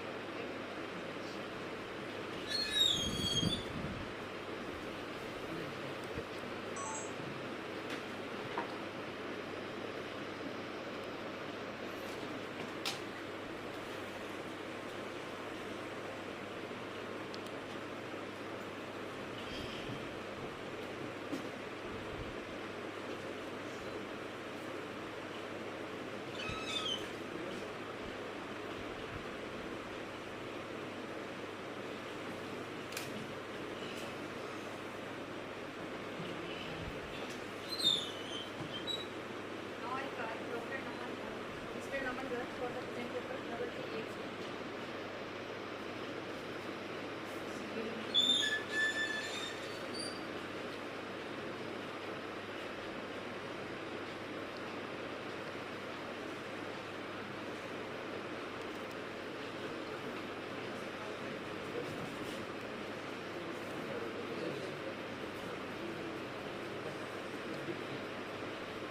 Good afternoon to all of you. Myself Namanga, and I'm working as assistant professor at Collage School of Electronics. So today I'm presenting in front of you the simulation of quantum filter for estimating the spin of an electron. Okay. These are some of the outlines which I will cover. So as an overview of this, So basically, we are going to use the Blafton filter as a quantum filter here. Okay, so it is a real-time filter for dynamically estimating atomic observables and states based on the non-deviation measurements and the measurements that commute at different times with their feature values of the observables. So the filter is a generalization of classical Kushner-Kalyanpur filter based on the quantum mechanics, and we propose to simulate it by using the HP stochastic differential equation and the Blafton equation without randomness. So randomness here enters only when we consider the distribution of observables in specific states of the system and path. So we apply the Blafton filter to estimate the spin of an electron. So basically in the signal processing, we will talk about the primary aim is to remove the noise from a signal by estimating it. Okay. So basically we'll be having a dynamical system and we are going to see how we can remove quantum or classical noise from a system. So here we are taking HP quantum dynamical system that is given by Epsilon Parsati, and we will apply then the Blafton filter over that. Okay, and then we are going to use that particular in the field of estimating the spin of an electron. So here the noise, it may be classical or it may be quantum in nature. So basically, if we talk about the classical noise, so it do not commute, and in the case of quantum noise, it commute basically. Okay, so it can be represented only in the form of differentials. So noise in the quantum system can be modeled as classical, and in classical noise model, differential of the quantum round in motion and quantum Poisson process noise terms added to the Schrödinger equation. So here, in the case of quantum noise, which is commutative in nature, so it is modeled by first introducing a boson fog space and then defining noise operators as A, dagger and lambda. So these are the creation, annihilation and conservation processes. And then we will define the Hilbert space. So basically it is a vector space equipped with an inner product and an operation that allows length and angles to be defined, and furthermore these Hilbert spaces are complete in nature. The fog space, the term we use here is it's a algebraic construction used in the quantum mechanics to construct a known number of identical particles from a single particle Hilbert space. So basically here, as a quantum noise in the quantum system, we talk about the system Hilbert space is defined as a complex function, and the noise path space is defined in the form of lambda, and that consists of a function varying from T1 to Tn. And these noise operators, as we talk about, these satisfy the quantum Ito formula and satisfies these particular conditions. It is as per the quantum Ito formula. Then the next thing that is going to be used here is coherent vector. So coherent states are an important class of states that can be realized by any system, which can be represented in terms of harmonic oscillator. And these state defines the state of polarization basically, and it can be defined by the exponential vector in this form that is given here. These coherent exponential vector can also be visualized by the algebra of annihilation and creation operators of harmonic oscillator. And these exponential vector may be defined in the form of exponential that is given by this particular equation. The physical interpretation of the fundamental processes using this harmonic oscillator algebra is that the annihilation process it defines the annihilation of photons up to time t after the polarization. The creation defines the creation of photons up to time t after polarization, and the conservation determines the number of photons in the state up to time t.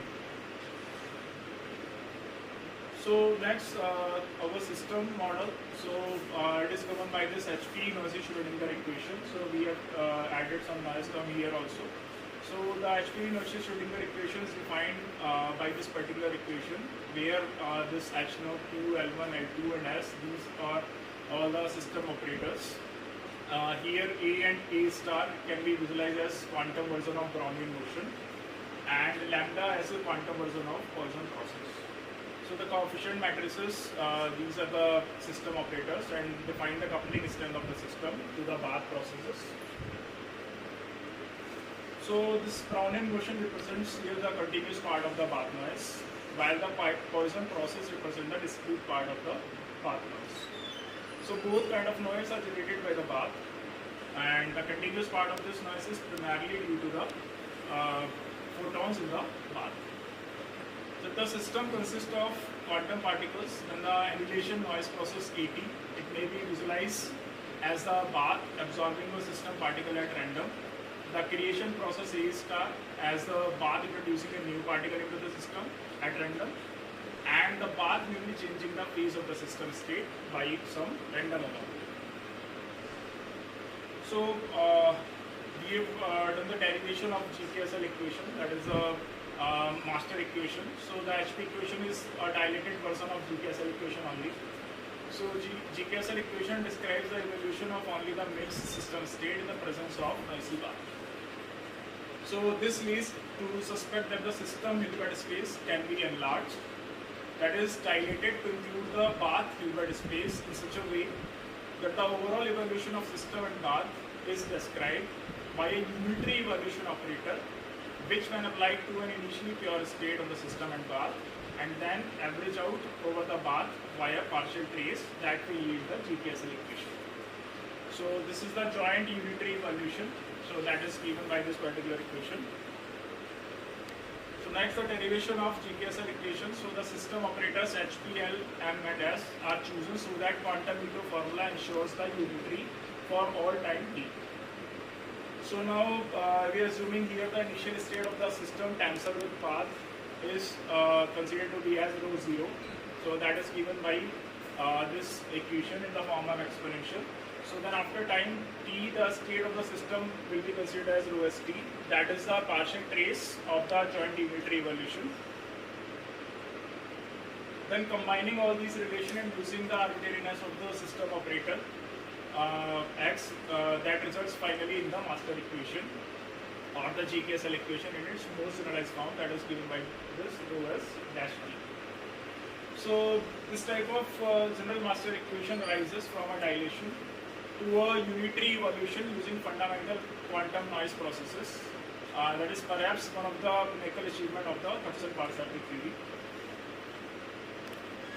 Now the need of the non-demolition measurements. So in the case of Belapin filter, general type of measurements are not allowed, cannot be done. So only non-demolition measurements can only be done. So for obtaining a filtering theory for quantum noisy system, in which the state at time t is considered to be as JTX, we need to calculate its conditional expectation with the measurements given up to time t. So Ys for s less than equals to time t is set of the measurements up to time t, and that we must be in the position to define the conditional expectation by tx, that is the estimate of the state. So to define the above conditional expectation when the system tensor with bath is in a given state and observables evolve with time, we must give meaning to the joint quantity distribution JTX over time t, and this is possible in view of Heisenberg uncertainty principle if and only if all the observables commute with each other. So in other words, the measurement algebra, the measurement that is given in the form of sigma Ys, that must be abelian for each time t, and the measurement must commute with the future state, so that on making a measurement, the future value of the state do not get disturbed. Okay. So whenever such measurement exists, we say that they follow the non-demolition property. So basically the thing is that all the measurement, they commute with their future values. This is how we are going to go in the case of quantum mechanics. An example of such measurement was first constructed by Belapin, and it is then given by the Grove and Gosler in more refined form. So the idea of constructing non-demolition measurement proposed by Belapin was to first define an input measurement process YIT as a linear combination of fundamental noise processes that are A, dagger and lambda D. So this input measurement process is defined in the form of this summation, and then pass this input process through the HP system, HP noisy system, to get the output measurement in the form of this Y naught T, okay, that is UT star YIT and UT. So it was first measured by Jalandhar and then used this measurement to obtain a real-time filter that generalizes the Kushner-Kalyanpur classical filter. So the Jalandhar filter has this type of generalized form in the form of differential equation, that is the estimate of state, where this Ft and GKT, these are the measurable with respect to output measurement Y naught, and the coefficient Ft and GKT are linear function of the system observable X. So this can be determined by applying the quantitative formula to the orthogonality relation, that is a conditional expectation of JT with the estimate pi t. So it is given by the GO, and here the CT can be defined as in the form of differential summation, and the coefficient C0 is considered to be as here 1. So next is for simulating the Jalandhar filter, first we have to simulate the HP noisy Schrodinger equation. So as overview of this, the HP noisy Schrodinger equation here that we have considered is an infinite dimensional differential equation, where noise operators takes value in the boson Fogg space. So we choose a finite truncated basis for the purpose of simulation of exponential vectors for the boson Fogg space and obtain the unitary evolution in a truncated orthonormal basis. Then this unitary evolution is used to obtain the approximate evolution of the system state by tracing out over the path space. So HP Schrodinger equation has this type of generalized form, where we define the following operator value processes. AT, that is the annihilation operator process, AT star creation operator process, and lambda T, it is conservation operator process. So when we solve this, so using the mathematical operation, we get the approximate evaluation equation in this form.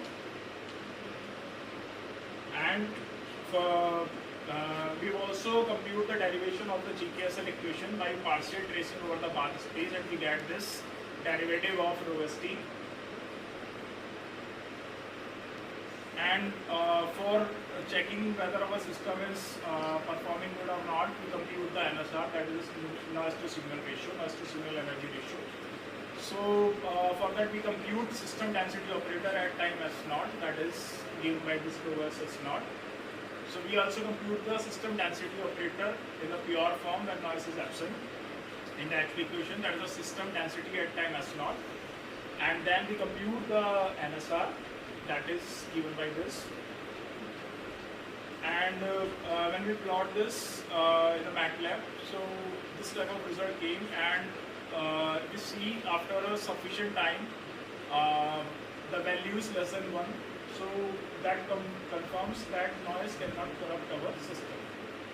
Okay. So the simulation of Jalandhar filter, in our overview, infinite dimensional system, namely Jalandhar filter, it has been truncated to finite dimensional approximation. So non-demolition measurement has this type of general form in the form of output measurement, that is U star D, I denser with Y input, and this input measurement is defined in the form of these operator processes AT star. So we define then the filtered state estimate at time t. So the estimated state pi t is defined by taking the conditional expectation. So this Jalandhar has designed a Kushner-like quantum stochastic differential equation for estimate x, that is given by d pi tx, and also for the measurement, the input measurement is given as AT at AT star. Here we have not considered the lambda t, the Poisson process. In our work we have done that part also. So for simulating the Jalandhar filter, we first simulate the input noise processes AT and AT star, and the Belafkin filter estimate at time t is projected onto the signal space, and after taking the partial trace, we compute the NSR, noise to signal energy ratio. Okay. So the plot here shows that after sufficient time, the value is much less than 1. So basically it shows the convergence of the filter. Okay. So next we use this application as an application to spin estimator to estimate the spin of a vector in 1 or 2 minutes. In 1 minute, in 1 minute and 20. So in application to spin estimator, we consider the application of the Belafkin filter to determine the classical stochastic equation satisfied by the spin estimate, then perturbatively solve them to determine the approximate mean and covariances of the spin estimate in a coherent state of the bar. So basically we have defined this under the complex vector space of 2 by 2. Then the Belafkin filter is considered to be as a stochastic differential equation for the commuting processes and given in this particular form. So we write this psi t as an estimate of pi t. So this becomes in the differential equation, in the stochastic differential equation, and then it can be solved approximately using perturbation theory for a stochastic differential equation. So we introduce a perturbation parameter delta here to keep the track of the linear quadrature and cubic terms.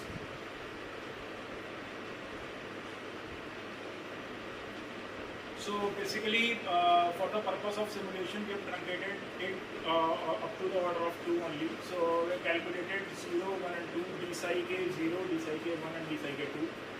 So after mathematically solving this, we can find out these psi 0, psi 1 and psi 2 from those differential equation functions of the measurement as a function of measurement processes, and hence calculate their correlation in a coherent state of the bar.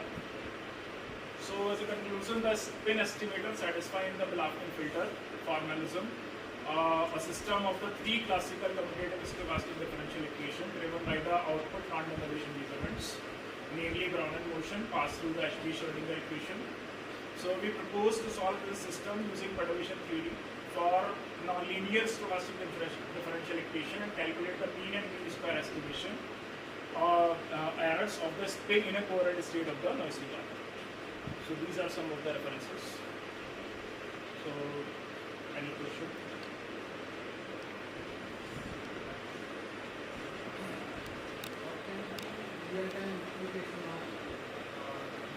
So here we are basically calculating the spin of an electron. So it can be defined in only 2 states, whether in upper spin or down spin, plus 1 by 2 and minus 1 by 2. So it can be used in various ways. Firstly, in the case of quantum computing.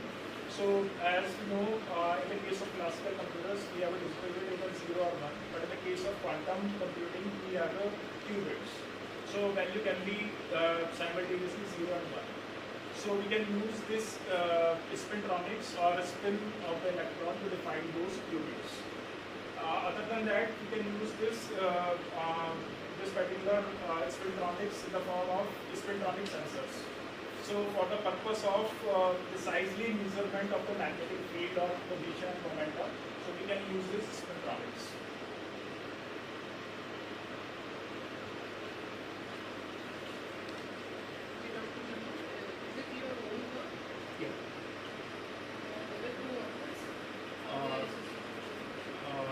One is my colleague in the Collage and one is my PhD.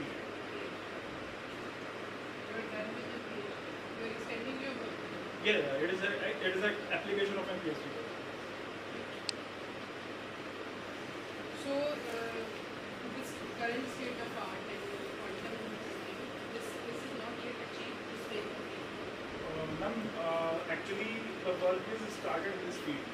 Right now, in our country or in the world also, we have not done some extraordinary or some good work in the field of quantum computing. Actually, we are starting to make some quantum computers. So some IBM has started out and they have given some diskette environment, some Google, some cloud platform to compute these quantum algorithms. So right now we do not have much work in this field. How you will simulating? This time actually what we have done is that we have for the purpose of simulation only we have truncated the infinite dimensional equations and we have simulated those on the MATLAB and that code goes on 1 or 2 days actually because we do not have the supercomputers in our lab available.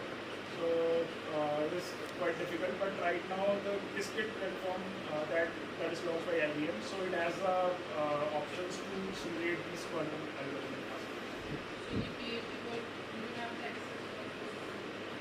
No, at that time we don't. Final, although it's not related to my work, it was.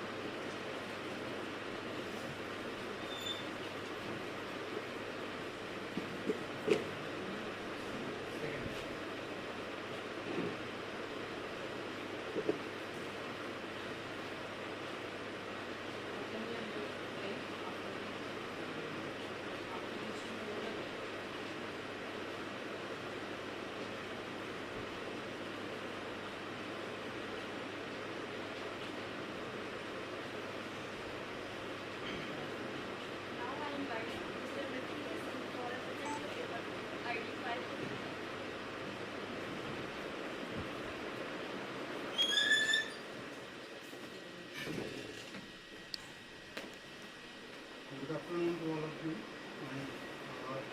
I am Dr. Nikunj Singh from IIT Una. I am working as an assistant professor in the School of Computing.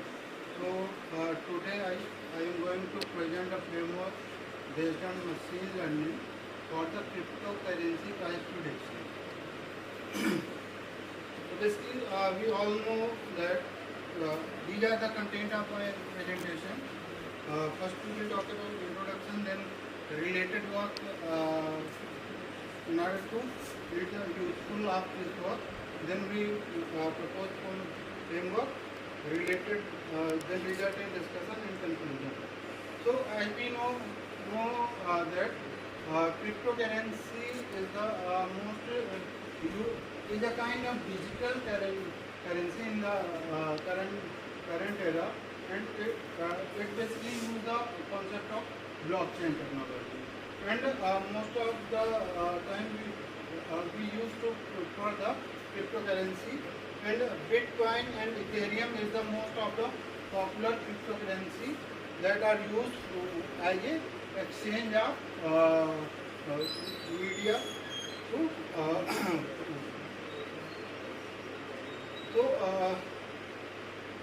in this work, basically, we have done how we predict the price, how we predict the future price of the cryptocurrency.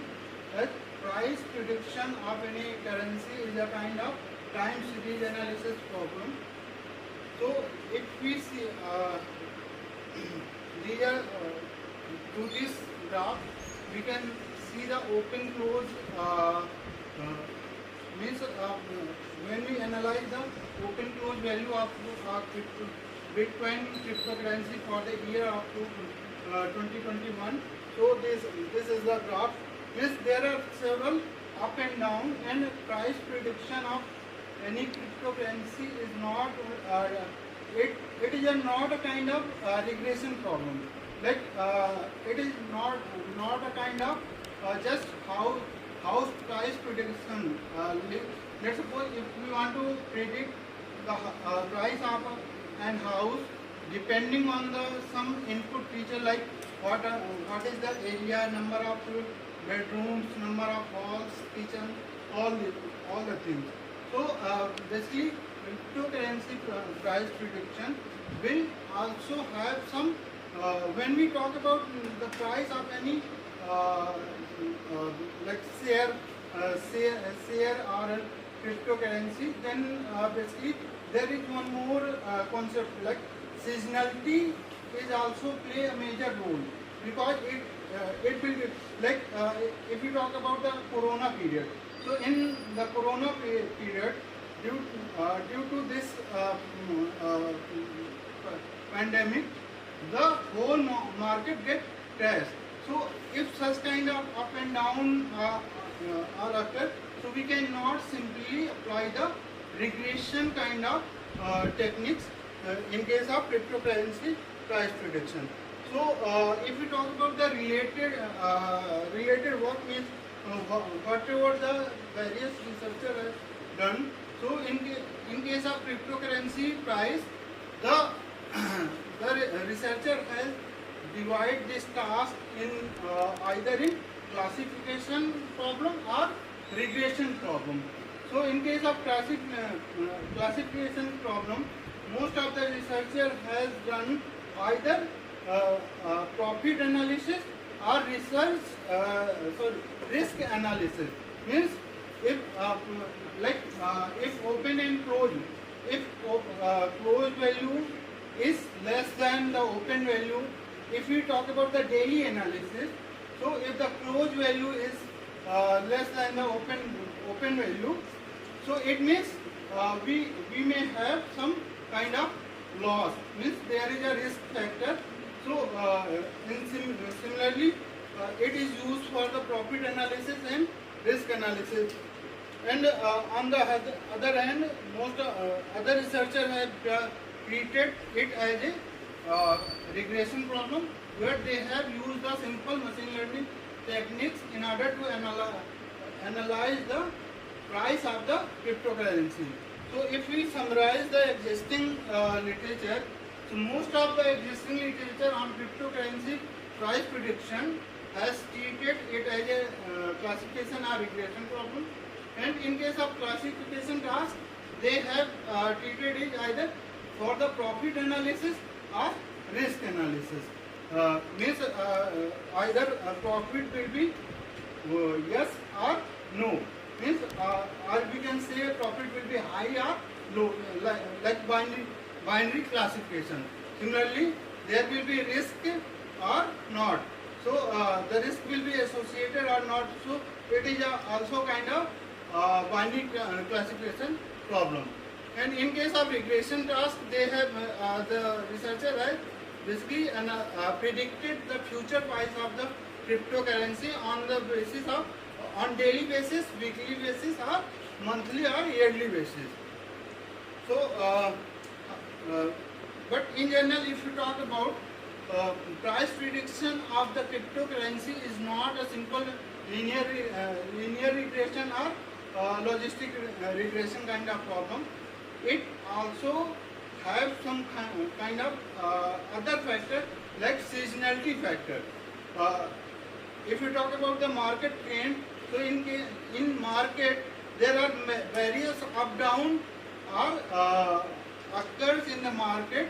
That is not a simple regression kind of problem. So in this work we have basically analyzed the historical data of the cryptocurrency that and identify the significant trends, patterns and relationship in order to price prediction of the cryptocurrency. After that we have evaluated and compared the different machine learning algorithm for forecasting the future price of the cryptocurrency, and then we try to enhance the accuracy, or we can see we try to reduce the error, different kind of error by using different techniques. So So if you talk about the our framework, so initially we have tried to apply different machine learning algorithms in order to predict the future price of a cryptocurrency, and initially we have trained 10 different regression models that are based on the machine learning techniques like decision tree regressor, KNN regressor, then random forest regressor. So we have tried different kind of regressor, and after that we have evaluated the performance and selected top 3 regressor in which mean square error and mean average error are less. After that we have created the stacking ensemble by using these models and analyze the performance, and we observe that there are lots of the error in case of even ensemble techniques have much error. After that we have used ARIMA and FB profit, that are the most prominent model for the time series analysis data. In order to analyze the time series data, FB profit and ARIMA, auto-regressive moving average model. So these are the models that are used for the time series analysis. In case of ARIMA model, we have basically 3 components. One is auto-regressive. Basically, here we have 3 components, P, D and Q. Here, where P is the auto-regressive kind of things that basically tells about the number of lag. Lag means what are the past or previous, how many previous observations are affecting the price of the future prediction. So these are the number of lagged observations that basically find out with the help of partial autocorrelation function. So we just plot the with the help of our data set, we plot the partial autocorrelation plot, and we analyze the number of lagged observation that is basically affecting the how many number of observations are affecting the our next prediction value. Then D is basically indicated in ARIMA, that basically tells about the non-seasonality of the different stationary. First we try to find out whether our data is stationary or not. If data is not stationary, then we try to make it stationary. Stationary means whatever data we have, so the mean standard deviation and variance should be constant for the whole data. But in case of cryptocurrency data, basically there are different. We have we have lots of non-seasonality factor in our data. So first we have to make it stationary, and then we will try to use this data set for the future prediction. So in order to make it stationary, we apply the Dickey-Fuller test. With the help of Dickey-Fuller test, we find out the p value, and if p value is less than 0.5, then we say our data is,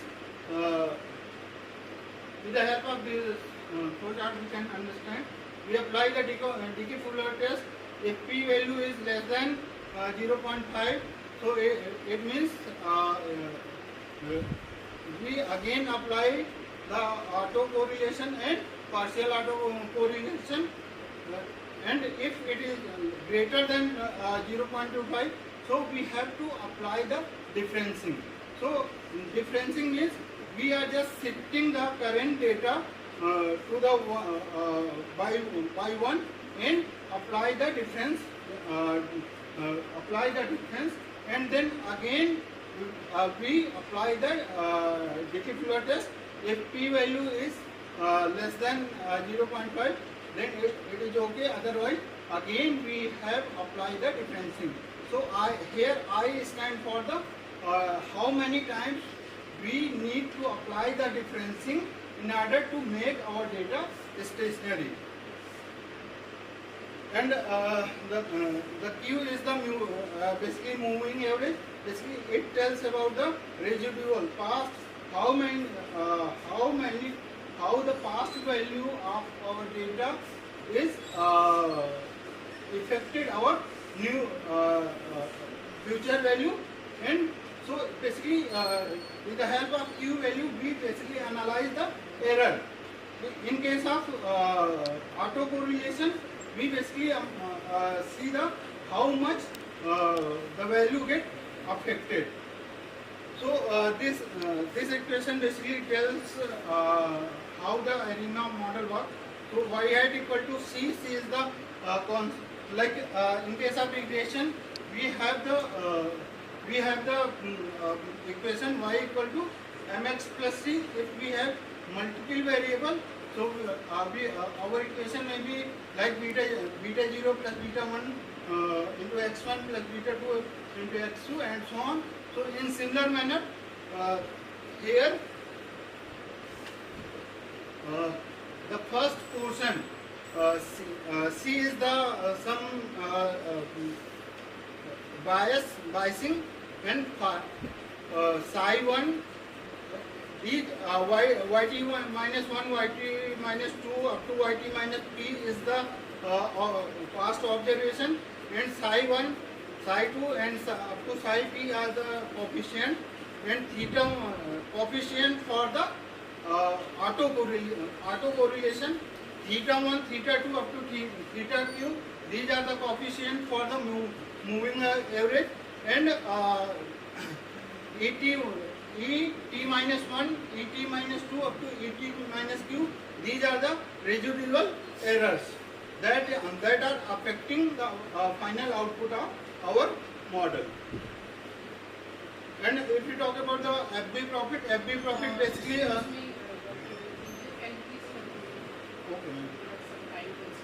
okay. So basically FB profit also acquire the concept of seasonality. So here we have three components again. G represent the non-periodic trends in the model, S represent the seasonality ratio, and ST represent the effect of holidays in our model, and ET is the error change. So if we see, so in this work basically we have acquired the data from market cap, coin market cap website from the March 2014 to 2022, and in here we have observed the we have taken the value of two most popular cryptocurrency, that is Bitcoin and Ethereum, and this graph shows the open, close and high-low pricing of the Bitcoin. And when we apply the different techniques on our data model, so we have here we can see that the ARIMA model has less lag, and it produces the constant result in comparison to other techniques like FB profit, bagging, boosting and stacking. And these are the these graphs shows once we have trained our model, and then we have apply our trained model on the Ethereum cryptocurrency. So these graphs shows the yearly, weekly and monthly price of the Bitcoin cryptocurrency, and here we have compared the root mean square error of different machine learning model with ARIMA. So ARIMA gives very less error in comparison to bagging, blending and stacking techniques. And similarly MSC mean square error and mean average error. In case of mean square error and mean average error, ARIMA perform the better in comparison to other model. So here we have compared different machine learning model with the ARIMA. So we found that ARIMA perform the better in comparison to other existing model because it also consider the stationarity of the data and seasonality factor in the data set. So these are the references.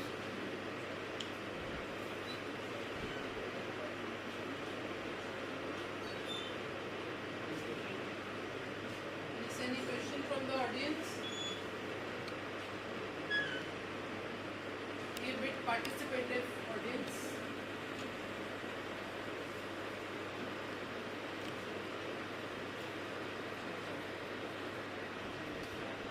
Okay, Dr. Lukanji, again this is your own. I have guided one intern learning. So this work is done by during the intern.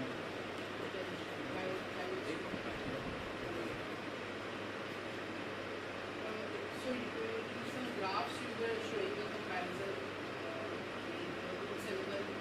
So ARIMA is giving zero error. Zero is No, not zero. It is near to zero.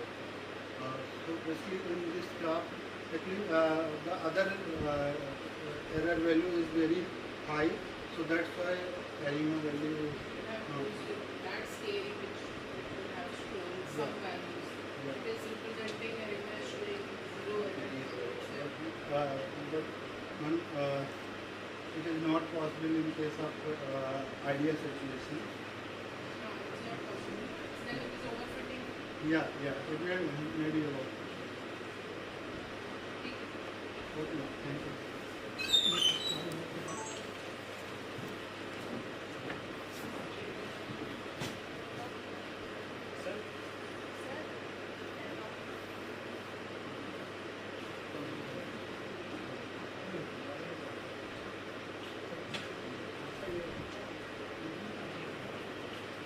Now I invite Mr. Akshay Rana for the presented paper 66.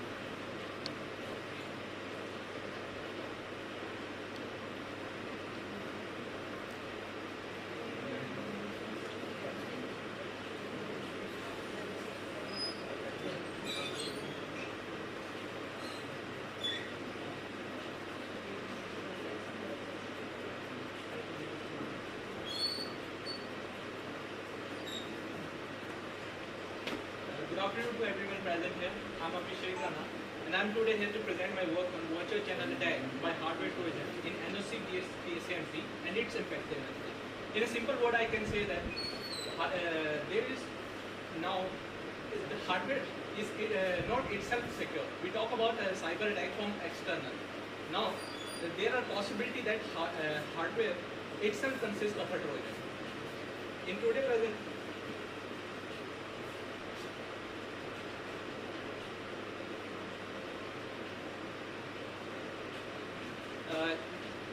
In today's presentation, I am going to cover introduction, which define my work and the problems related to it.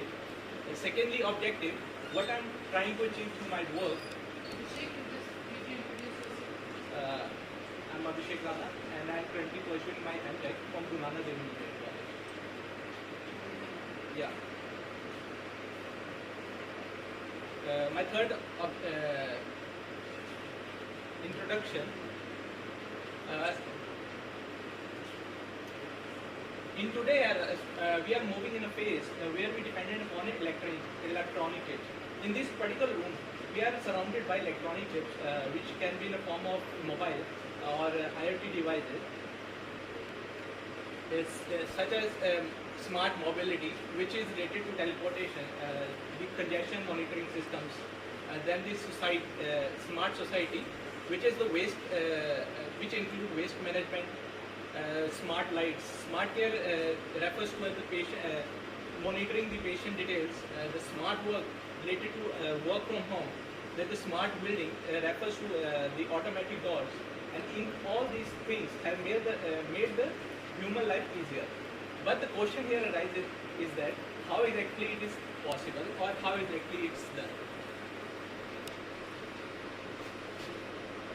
It's possible through combination of a data and a technology. Data can be of any form depending upon requirement. Depending upon requirement. Example, in case of smart care, it can be of related to the patient, and the technology is a strong computation power which compute that particular data and provide results based upon that. This particular computation is possible through the processing units embedded into a processor. The tile chip multi-core processor is a microprocessor consisting of two or more processing units responsible for computation.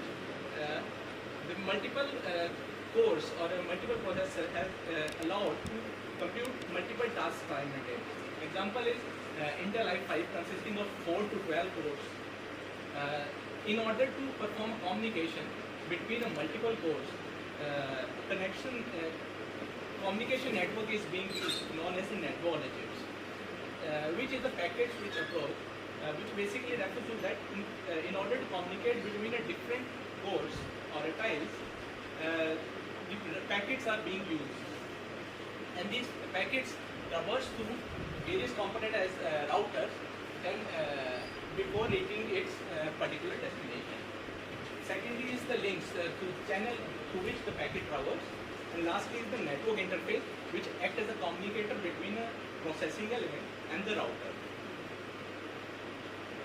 Whenever a request arises from a processor, which is if we say is a miss, it's received through a network interface in a form of a message, and that message is being converted into packet, and that packets are being divided into small segments known as a flit, and then these small bits are being transmitted into the network.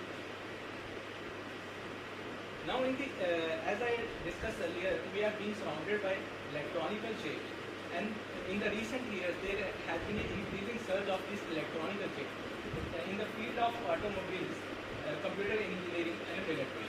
Reason being the increasing demand or the other worldly events such as COVID pandemic, these US-China trade wars, Russia-Ukraine wars, resulting in these events has significantly impact on the semiconductor industry.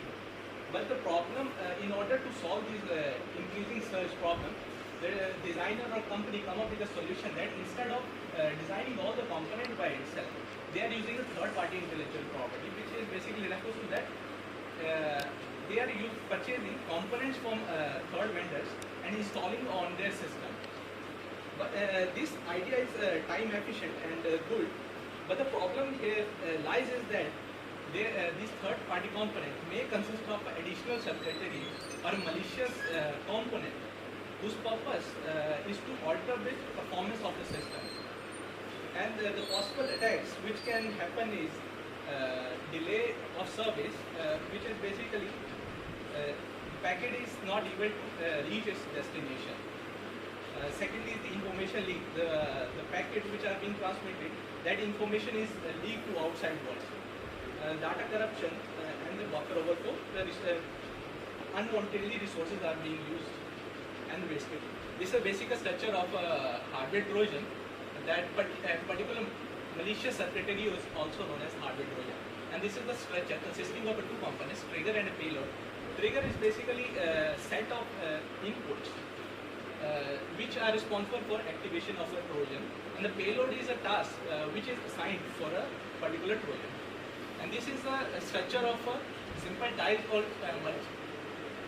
chip multi-core processing having 16 cores, showing that the different components are being designed by different companies.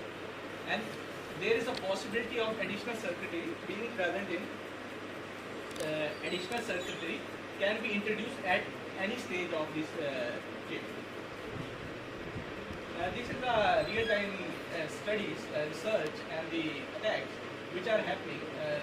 Deltec has researched a hardware Trojan showing that there is a possibility of information leakage. The device consisting of Snapdragon chip are vulnerable to attacks and various other attacks. As I discussed earlier, router acts as an intermediate for communication between the cores, and at each router, multiple different stages are different combinations are performed before the packet is forwarded to next router. The different stages are synced. The buffer write, which is basically storing the packet at a buffer. The route computation is determining the next path in which the packet needs to be sent. Virtual channel location, which is basically refers to that checking whether the downstream router or the neighbor router have a free buffer or not. Then the switcher location is basically used to allocate resources to a input buffer of a router, and the crossbar is basically linking the input to an output, and the link traverse is basically sending the package after computation to next router or a downstream router. Now, as I discussed earlier, the additional circuitry, my work assumes that there is an additional circuitry present in the input buffer of a router whose intention are malicious.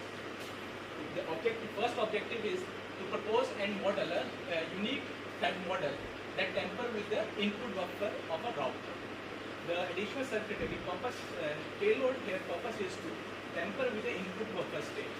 The second objective is to study the impact of my threat model on the system performance. Methodology. Threat model. As I discussed earlier, the packet needs to be traversed through various stages into compute to various stages in a router before it's forwarded to next router, and at a particular router it is being stored into an input buffer. The purpose of my hardware the proposed hardware Trojan is to alter the state of the input buffer, that is making it is busy even though in actual it's an idle, making the packets arriving to a router unable to process. Example, this is the packet is being transmitted to 450, and according to certain routing algorithm, the packet moves from X direction then Y direction, assuming that the Trojan is activated, and whenever the packet arrives from router 5 to 6, the packets are unable to move forward due to the status being busy. मतलब basically यहाँ पे input जो है router 6 का show हो रहा है busy, and the packets are unable to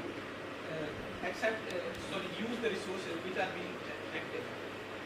In order to make this detection of this type of a Trojan difficult, I am assuming the probability of 0.3, which states that the Trojan is not always active in a system. It is activated for certain period of time, then deactivate, and after certain time reactivates, which makes its detection difficult. And this type of attack can be categorized into a delay attacks.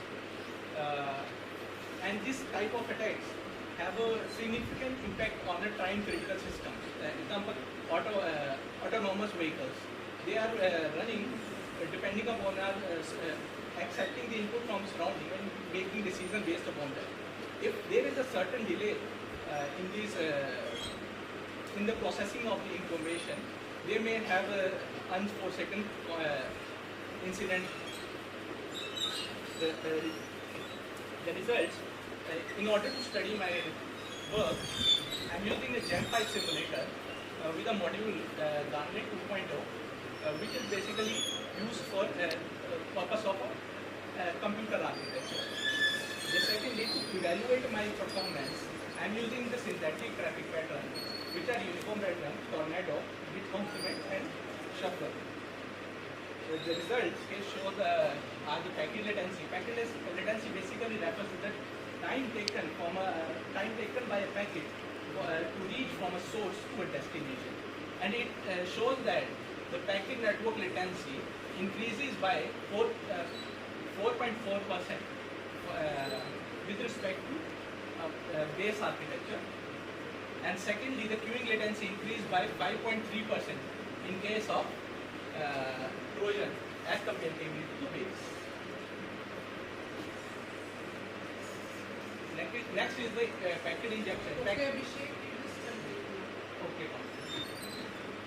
The conclusion is basically that these potential attacks can significantly impact the system performance, and new mitigation techniques or securing techniques need to be provided, and system parameters such as mid process and link utilization can be used as a detection mechanism for these type of attacks and hold the future score. Thank you.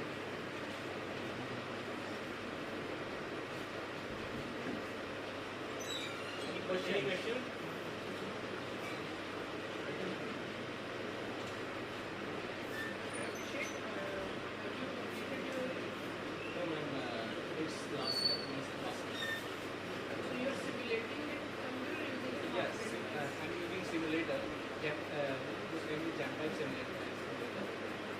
Consists of a module Garnet 2.0, which is basically used for showing the net, which basically implements the network on chips concept, which I have introduced. The interconnection mechanism is being introduced in Garnet 2.0. So physically, how we can verify or validate the results which we are getting? Ma'am, firstly, these type of attacks, जो हम during the designing phase हमारी verification phase होते हैं, हम उनको कुछ certain scenarios के basis पे हम वेरीफाई करते हैं कि हाँ हमारे पास सेंटर सिनेरियो, तो उस बेसिस पे हमने चेक किया कि हाँ सिस्टम ठीक चल रहा है, परफेक्ट, हमारा ओके सिस्टम। पर ये वाले ट्रोजन्स डिज़ाइन इस तरह हुए हैं कि वो उन केसेस को बाईपास करते हैं। सो हमें एडवांस वेरिफिकेशन स्टेजेस चाहिए, और with providing as a student providing these type of attacks initially, we are able to have a pattern, data set of a patterns. This type of attacks show that this is a virtual type of attack, or is probably an information. And through that, we can also use this Jalandhar simulator at designing phase to test the stats and use the machine learning approach to determine whether there is existing any problem in the chip. Because like recently there was discussion about the EVM issues. That also covered with this EVM issues.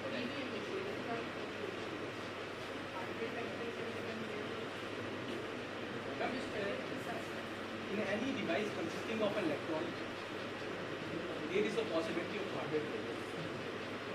When we talk about this stuck net, so these type of attacks are happening from external and through peripheral devices, exploiting the programming level information, or programming is where the programming is possible, and tampering with this.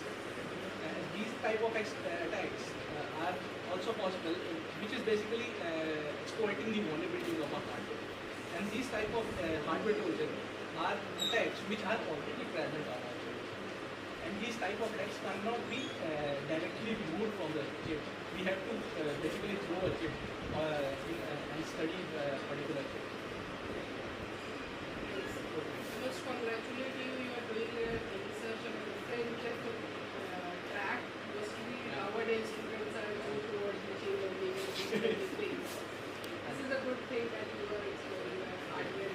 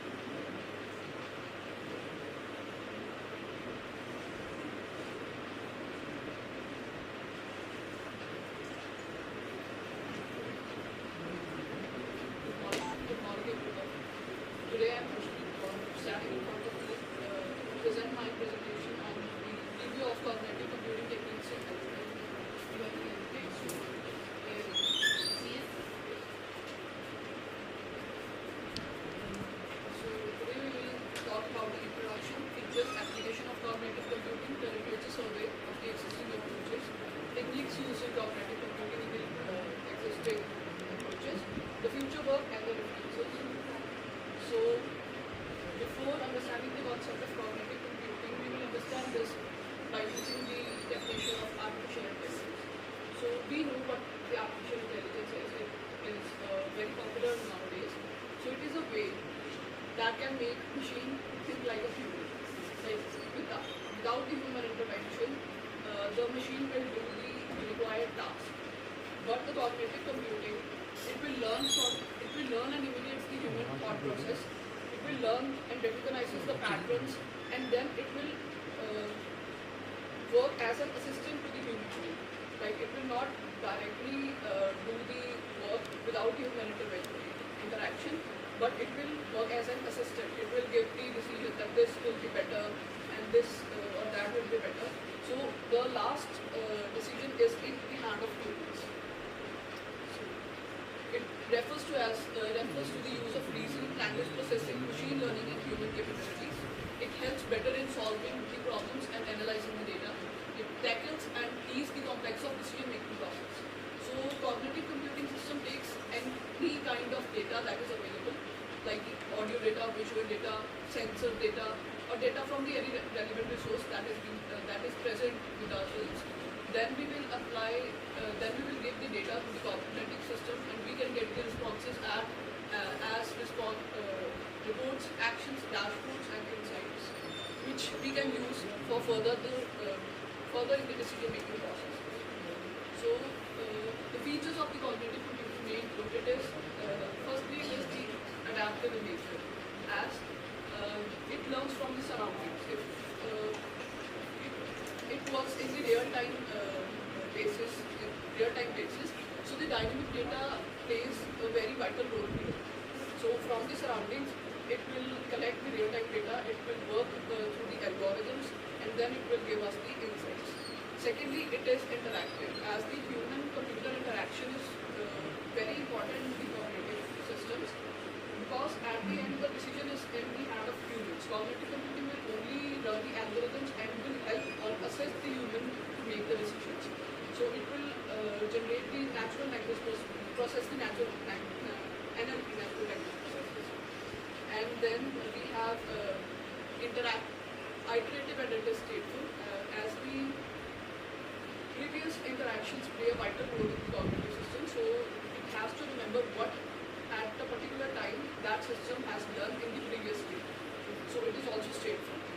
And contextual means it will take any kind of data, which may include the auditory, visual, sensor data, as well as structure or unstructured data. Then the application of cognitive computing may include in the retail industry. We all know the machine learning Yes. Basically, my techniques was in the healthcare system. So why the healthcare system was being chosen? Because massive amount of electronic data was present. Raw data was present, which we can use in with the help of cognitive system, and then the electrical system together. So these are this is the literature survey. In 2018, a paper was presented called Convolutional Neural Network for Automated Fracture Detection and Localization of Wrist Injuries. So deep learning and CNN was used in this paper, and accuracy was coming out to be 80%. So the future scope is we can increase the accuracy of the wrist radiographs, and also this paper only detects where the fractures are present in the wrist. Secondly, in 2018, the dynamic allocation of resources in healthcare using cognitive computing was presented. Like it uses ECC technique. ECC is edge cognitive computing, which in this paper, like if a patient is not in use of the resources right now, if the patient is hospitalized and he is not using the resources that are present in a particular room, the edge cognitive computing and DCE data cognitive edge and the resource cognitive edge will are the algorithms used in this. They will process the data and see if it is not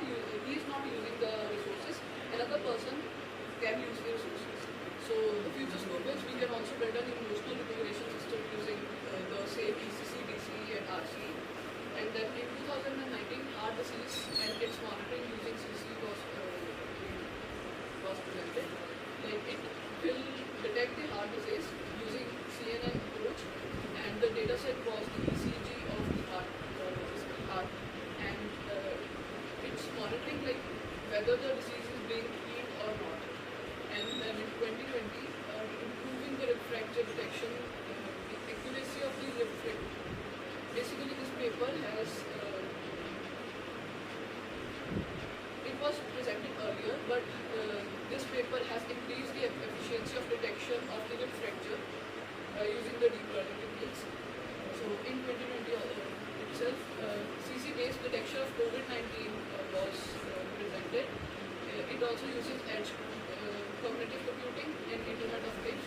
With the IoT, we got the real-time data, and then on that real-time data, we detect if the COVID-19 was present in the patients or not. Then in 2020, a little complex paper was presented. Like here, the post-surgery ankle activity using the channel information, using deep learning and CNN techniques were presented. So it will monitor the fractured areas of the ankle, and then it will see if that ankle surgery is being healed or not. Then in 2021, detection of bone fractures were being done. So CNN and deep learning techniques were used in this. So the technologies used in the previous papers were firstly was the NLP, which mainly focus on the human process of human language, as the NLP, as the cognitive computing is human-computer interaction, so NLP plays a very vital role in this. It involves the technique for speech recognition, language generation, extracting the information from the unstructured data, and gives us the information in the human way possible. Then is the data analytics, as the cognitive computing relies heavily on the data analytics to extract the meaningful insights from the data, and then and advanced analytics techniques include the descriptive analysis, prescriptive analysis. Okay, have you identified problem so this is my base method. Cognitive intelligence for monitoring the fracture of post-surgery ankle. So I am just focusing for this particular, like I am doing the detection of fractures for wrist fractures, and then I am also seeing that this for the dislocation part or for the major fracture part, this thing is not being done. Like post-surgery effects are not being done for any part of the body. So I am doing both for the dislocations and for the major fractures. Yeah, I have applied for model currency. According to this, accuracy is coming out as 70%, but I am also trying the nested model so that the accuracy should be increased. I have taken the data set and I have augmented the data set, because the data set available for dislocation was very limited, because no work was being done for the dislocation part. So 3.4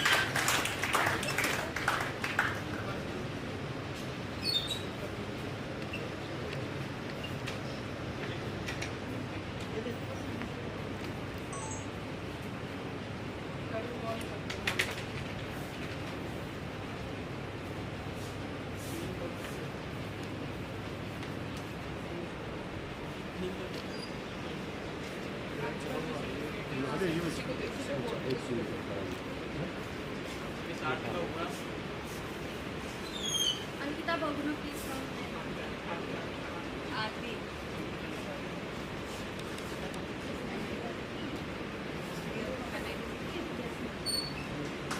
Anita, look at this. Yes.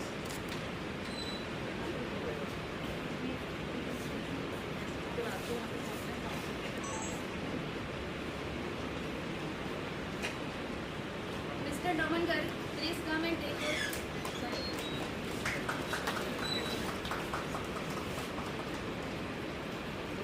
Aji sir, please.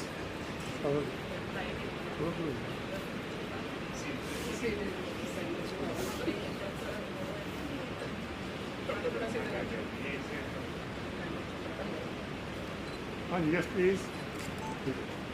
Thank you. Dr. Mrityunjay Singh, please come and take your certificate.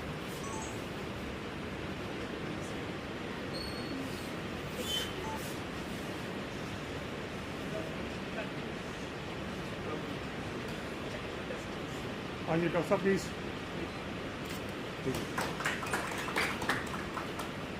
Mr. Abhishek Rana.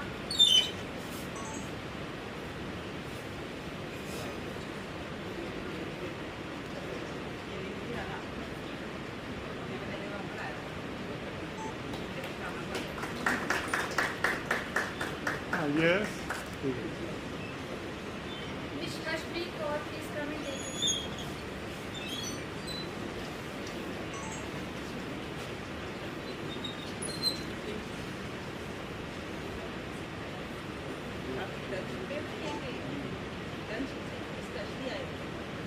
Guys, please look at.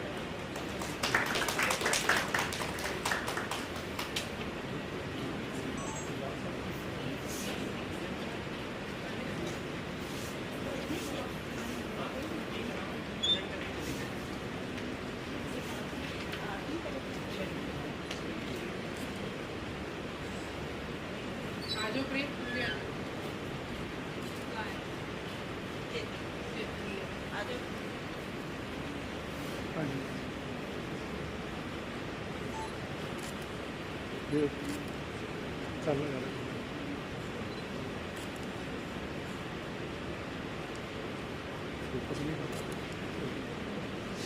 Thank you.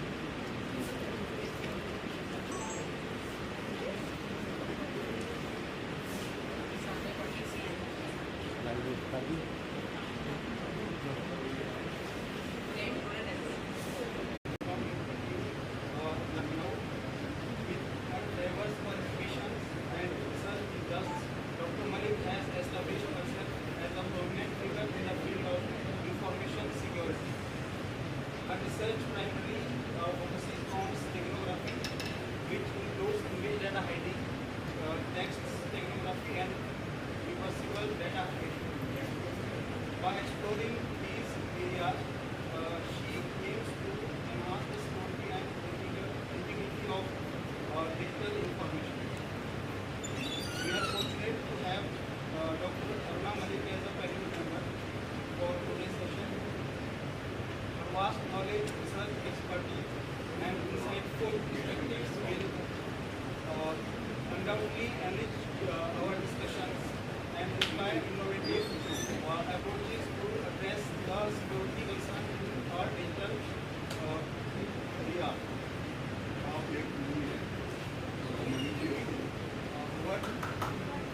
Please call. Participant, paper ID 7351.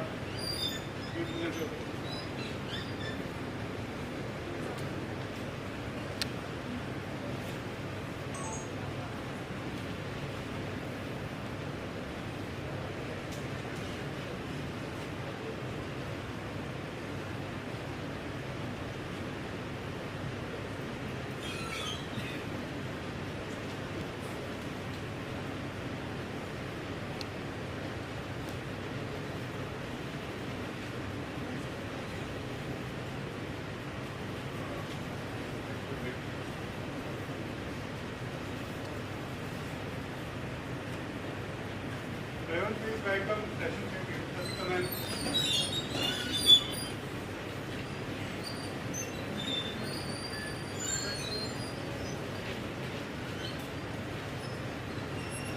Welcome Dr. Geeta Sitaman. She is currently head and professor of MIT Delhi.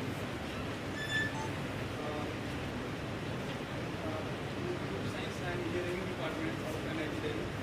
She has done 20 years of teaching research and consulting experience at NIT Jalandhar from 1996 to 2022. Dr. Sika also awarded Best Faculty at NIT Jalandhar. During this period, she has held the position of Head of the Department at Computer Center and assumed state Dean Leadership Affairs at NIT Jalandhar. Based upon her professional experience, she has been invited widely to deliver presentations and many academic and other high-level seminars. She has organized various courses, workshops, and IEEE conferences in the Department of Computer Science and Engineering at NIT Jalandhar. She is a member of various societies like IEEE, ASI, and many more. She has a credit of publishing more than 19 research papers in international journals and conferences. Many PhD and MTech degrees have been awarded under the guidance of Dr. Geeta Sika. She is currently guiding the doctoral research college in NIT. So please welcome Dr. Geeta Sika ma'am. Paper ID 7051, author, first author Abdul Ram, topic 5G traffic forecasting using Federation learning.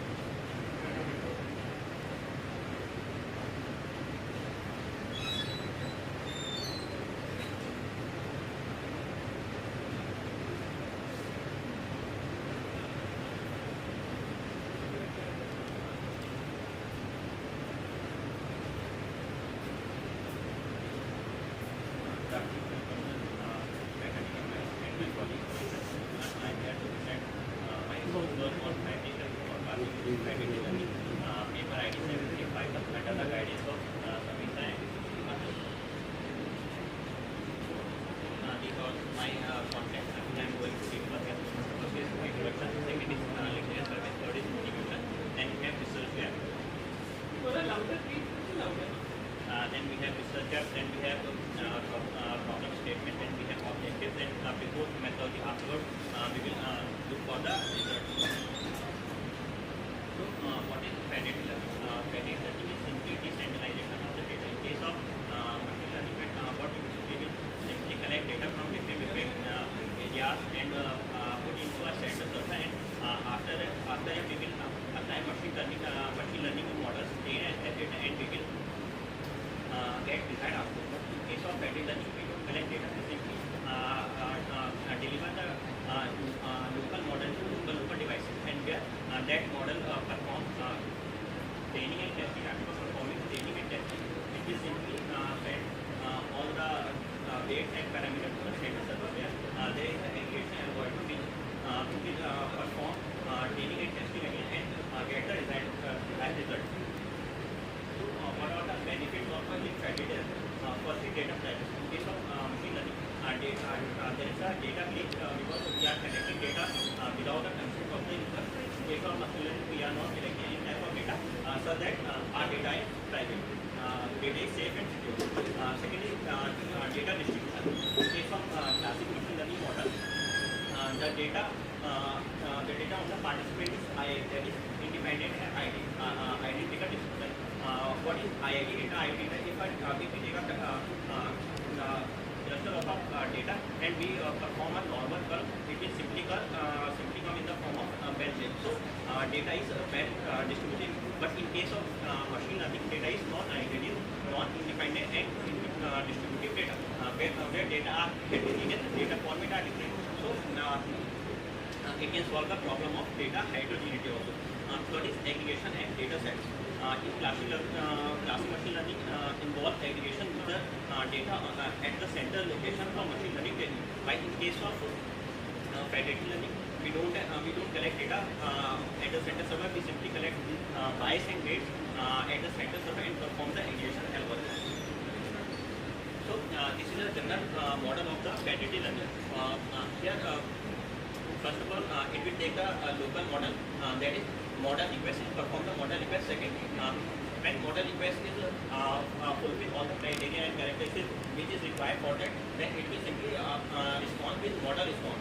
Afterward, then model comes to a local device and it performs training and testing on the local device on the local data set.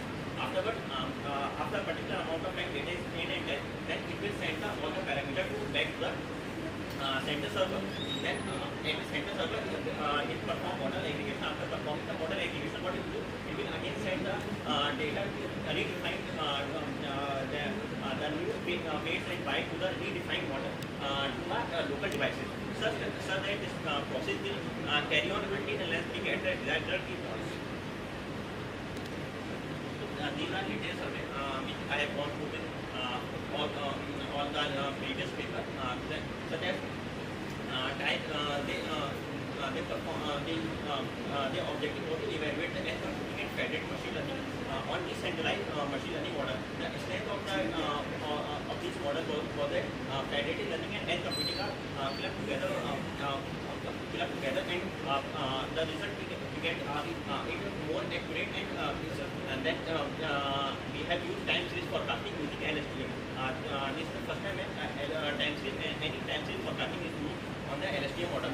The limitation for that is dependent on capability of an device to perform local training, because here how it comes, because different devices have different type of computation power, backup, battery and indices. Because of that, it comes under the gap. Second, they develop a privacy preserving machine learning model that is named as federated learning and propose a FedTRU model for prediction. Here, the strength of this paper was that improve federating algorithm. They improve the existing that is basic machine federated learning algorithm.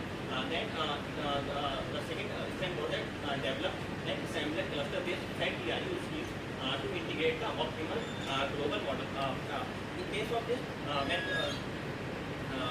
perform all the training and testing on the local model, then it will send weights and bias to the global model, where it will train global model.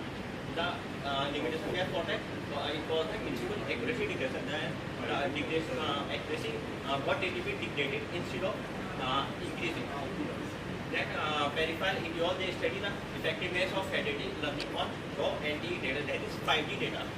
The strength for this model was the federated learning algorithm. They use and improve federated learning algorithm and representation of result with IIT data. The limitation gap for that, because of non-IIT data, different type of devices have different type of formatting of data. Because of that, the accuracy got decreased.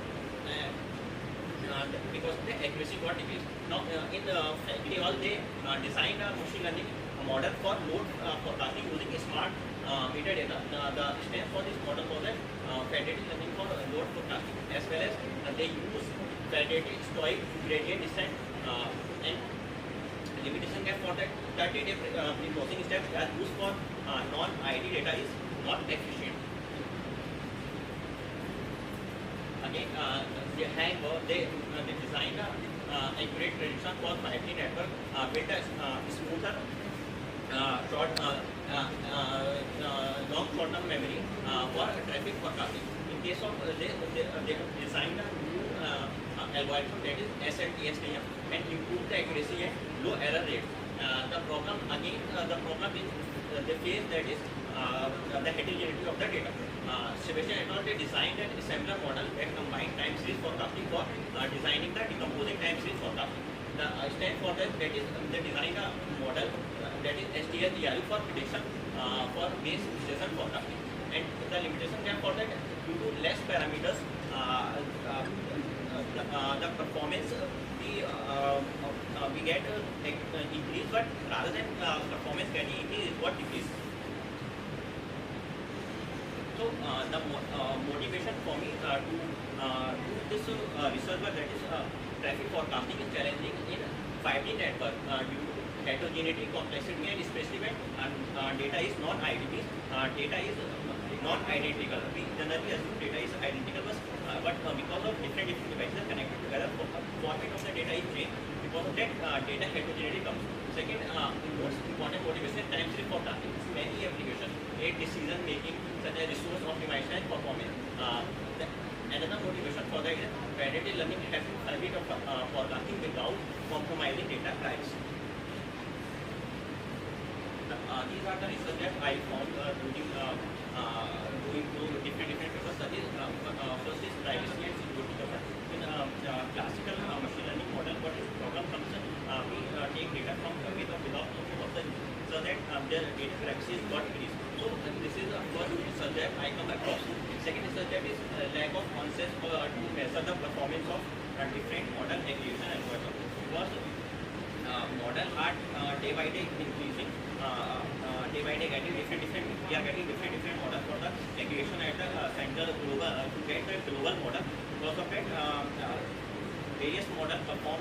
Some models perform on at a particular situation good, some perform bad. So because of that, there is we have lack of standardized global model which can perform our model best. Then,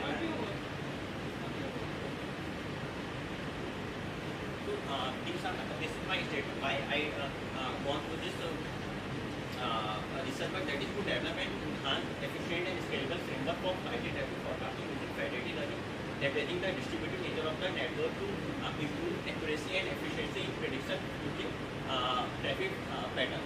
Considering these challenges as an opportunity and efficient, reliable prediction model, according to research proposal focus on development of 5G traffic forecasting using predictive learning.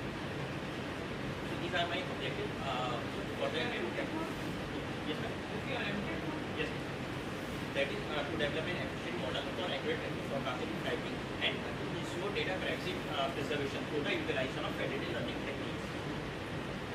This is my proposed methodology. Here I have taken Airborne, Lescott, Pedestal. These are three different stations, but I have considered these stations as a client. I have taken, I have connected. I am here demonstrating a simple approach where I have collected data, but in real scenario, we are not collecting any type of data. We will only collect the weights and parameters of that particular local model. So I have taken three stations and considering as three different types and collecting data. Data means data collection means collecting Now to your weights. model, what is your model? Yes. Let us see your model. How you have evaluated. This is the algorithm. I have gone through different type of paper and I have come across the algorithm that is fed average, and I have done a little bit of that is updation in this particular algorithm because of it. It's an existing algorithm. It was existing algorithm, but I have referred different type of algorithm here we have updated. So according to the differences, I have taken differences. I updated a little bit in this algorithm. What difference did it make in your making those changes? Ma'am, in this I have updated. I have taken a actual parameter is momentum term. Here momentum whenever local devices send the global parameter to the center server, what it will do, it will simply store in the array of numpy, and it will perform, it will use momentum term in the result of the devices, and the range of momentum term vary between 0 to 1. So according to the result of the different devices from to array, we will vary the range of the momentum term, and we will include in the momentum term that momentum term that result will go to the center server where it will perform the global model. Yes, ma'am. Ma'am, 0 to 1. I have taken a 0.3 and I have taken three different values: 0.3, 0.7. Ma'am, whenever I am going away from one, because of nature of heterogeneity of the data come from different devices. Sometimes it goes up, sometimes it goes down. So between 0 and 1 it remain balanced. So because of that I have considered this range. Ma'am, I am using a model that is RNN and VRU and LSTM. Ma'am, I have taken a comparative analysis graph for that and table for that. I use LSTM. Yes, what is the limitation? Do you know what is the limitation of LSTM? In case of LSTM, there is a limitation that it can't hold data because that is way past data in LSTM model is let us say a sequence come to LSTM model and it hold for a longer time. That pattern of sequence it is not usable in case of for that we have GRU model which complies to the limitation which is in LSTM.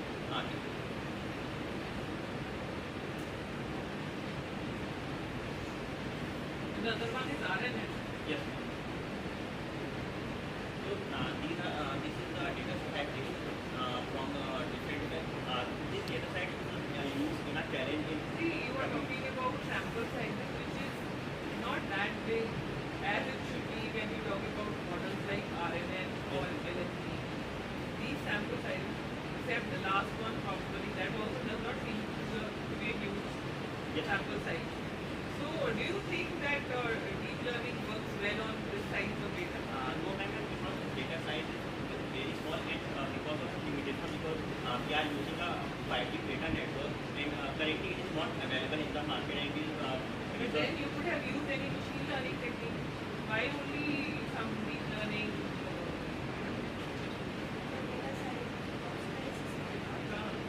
Because they say that machine learning performs better.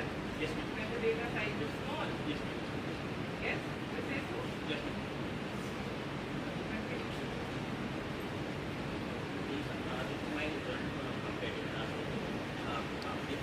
Now, what is the difference between all these parameters, metrics that you have taken, MAE, RMSE, NRMSE, they are the same things? Yes. What is root mean square error? We are taking a root of difference of prediction value minus prediction value, average of that. I am taking and what is MAE? MAE means average of absolute of actual value minus prediction value. So what is the difference between the two? What does one signify which the other does not?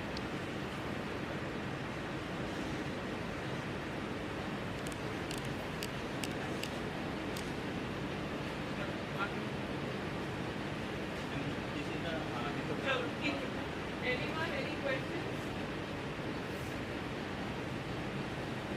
Questions, please? Somebody wants to ask? Aggregation technique, can you explain that? Yeah, sure. So what is once whenever किसी और ने question पूछना है?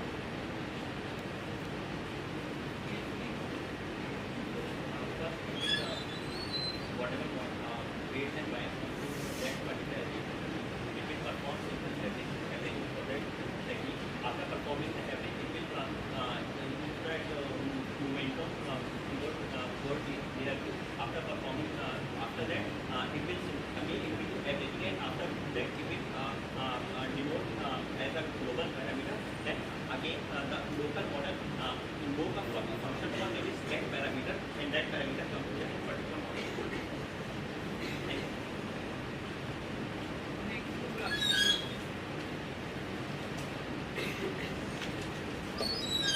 Paper ID 7451, first author, Vijay Bansal, topic, deep learning-based workload prediction in cloud computing to enhance the performance.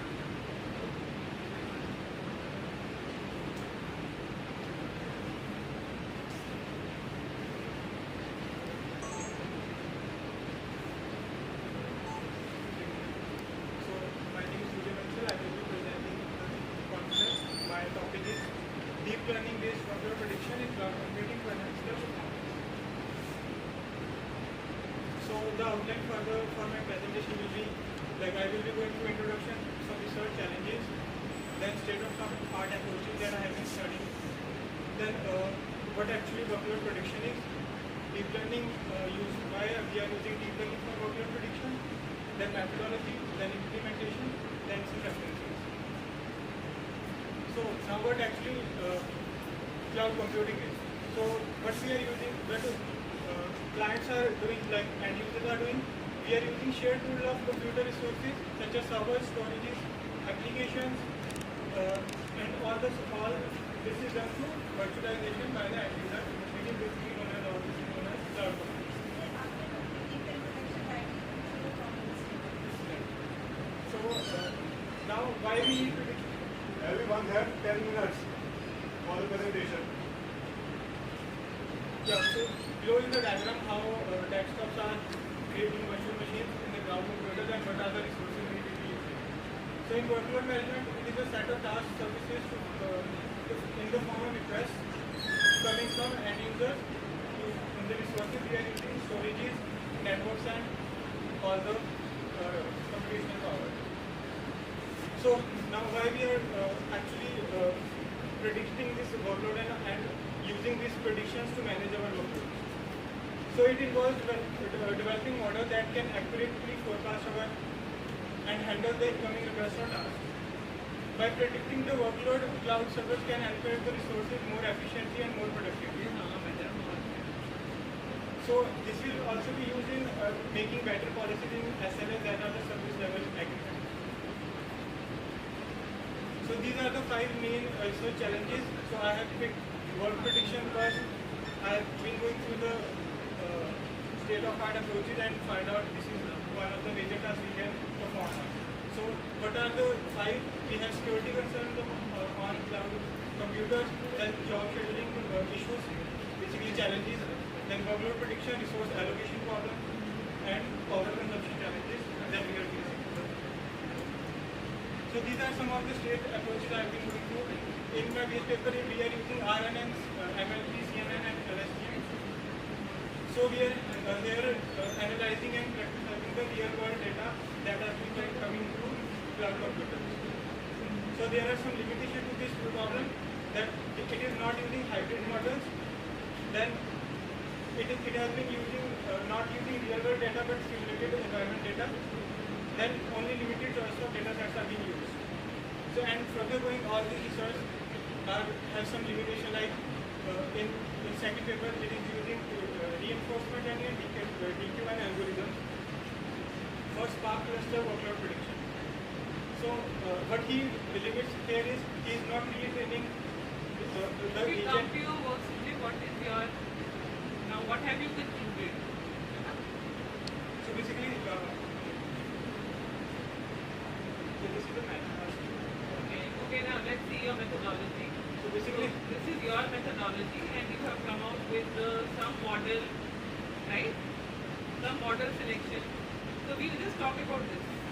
Yes, so basically workload prediction here I am using at that dead end because those clouds are all present there. We are monitoring the data and the parameters we are using are CPU-based memory and network bandwidth. And so now why I am using log files, I am not actually working on the data set, I am working on the metadata, that is the data of the data, like CPU usage, disk consumption and memory consumption, all those. And in that net part where I have written workload prediction, there our model starts coming to play where we are predicting that how much data will be. Why the short-term samples is not yet calculation? Yeah, that will be the pre-processing part in the workload prediction. So this is the broader So basically normalization, then like basically all the to stand the outliers I am doing normalization.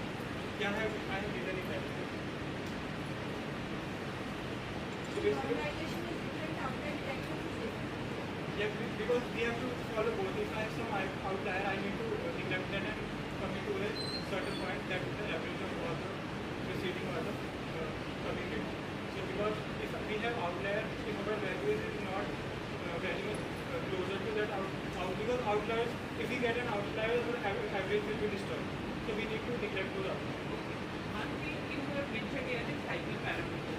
Can you tell me how is hyperparameter different from what is parameter?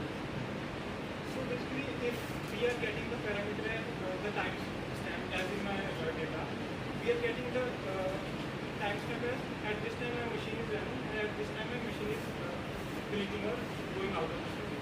So these are the parameters. Creating the machine and then deleting the machine. But hyperparameter is if I create the how much.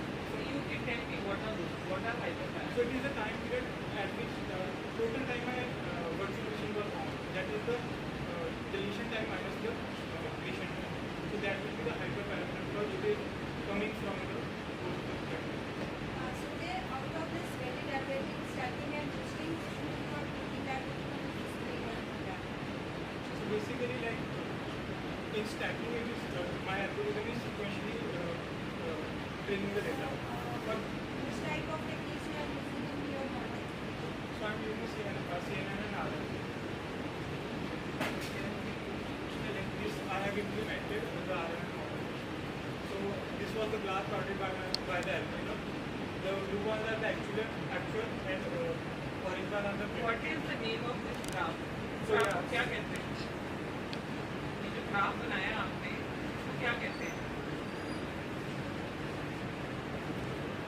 जैसे line graph होता है, bar graph होता है, pie chart होते हैं, histograms होते हैं, ये लाइन है. It is concise because I am taking 170 like things. If I take only 10, What does this signify? इससे क्या पता चल रहा है? देखो आपने ये बना दिया. There is nothing written on the x-axis. There is nothing written on the y-axis. So x-axis here are the VMs and y-axis is the CPU use. X-axis is what? Number of VMs. Like I have 1750 VM, and that is the CPU usage in Windows. So let's continue. So this is the same process here. These are the these are the matrices. So these are the matrices I am using MSC and RMSC value. So lower the value, better the results. And cost function I am using.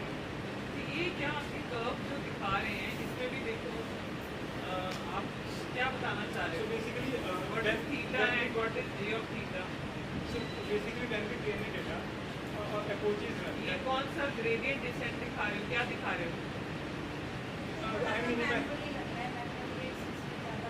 नहीं ये आपने जो dots नीचे आ रहे हैं ना आप optimise कर रहे हो ना Yeah, तो इसको क्या कहते हैं? When we find the best value for cost.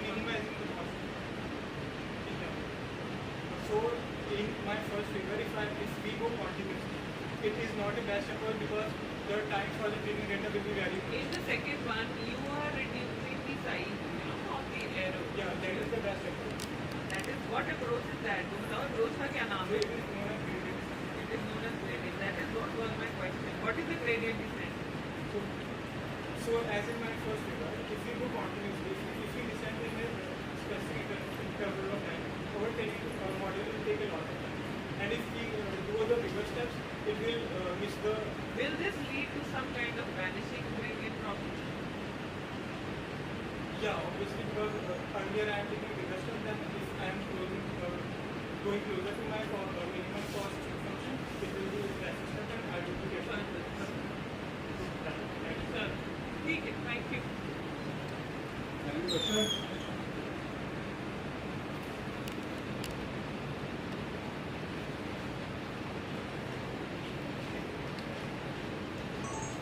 Paper ID 3954.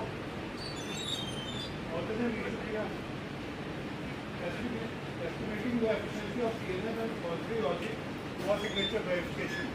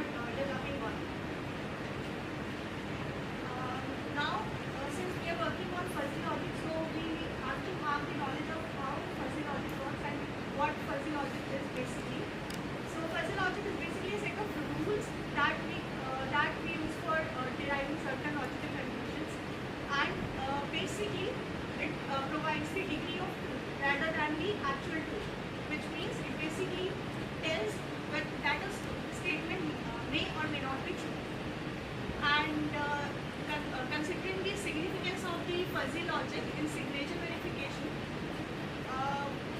This I will be discussing further while we go on to the literature review. So from the literature review, it was quite evident that there have been tremendous methodologies that have been applied in signature verification over the years, especially including neural networks and other machine learning algorithms. But fuzzy logic part still remains a little unexplored in this area. And what happens is the convolutional neural networks, which is currently the state-of-the-art technique in this region, but sometimes what happens is these neural network models fail to identify the uncertainties in the handwriting recognition. Signature is basically an application of handwriting. So fuzzy logic, which I have discussed here, the significance. Fuzzy logic basically is very capable of dealing with the uncertainties. So that is why we are trying to apply fuzzy logic in signature verification. This is again the literature survey that I have gone through. I have summarized a few of the papers here. Now coming on to the significance of the work.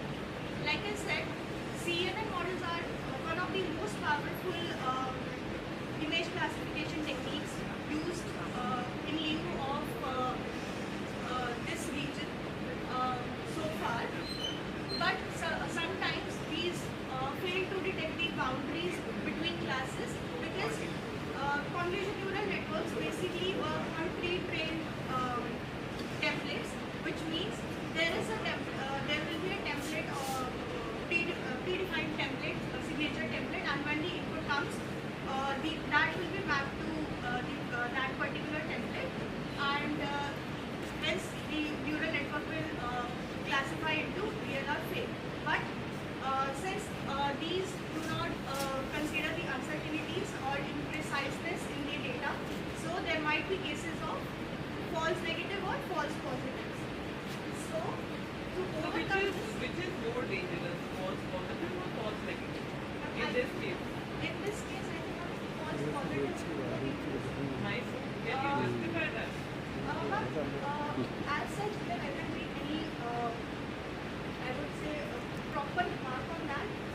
But if we are to distinguish between the two, I guess false positive would be more dangerous because you have to justify your answer proper. I think if we are trying to identify whether it is because these two things are different. One talks about the alpha error, the other talks about the beta error, right? And there is always a trade-off. You try reducing one, the other would increase. And there is scenarios under which they are considered as different. In this case, I wanted to know which one is more critical. in this case, I think false positive would be more critical because if we are not able to identify and if we are it will be more concerning for security, I guess. If we identify certain signature as positive, like as genuine, which is genuinely not, so that will be more dangerous, I would say. And that will be also very harmful if your signature is genuine. You are doing a genuine thing, but every time it is detecting it as. But that would be that problem. And that may be lost to you. But in any way, with respect to money, with respect to your property, with respect to any other thing. So which one is more dangerous? Still, I'm not convinced with your answer.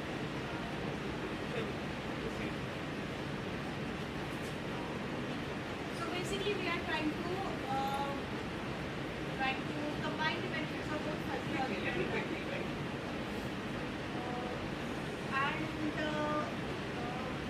now talking about the research gaps. From the literature survey, it was explored that most of the forgery cases were found in the area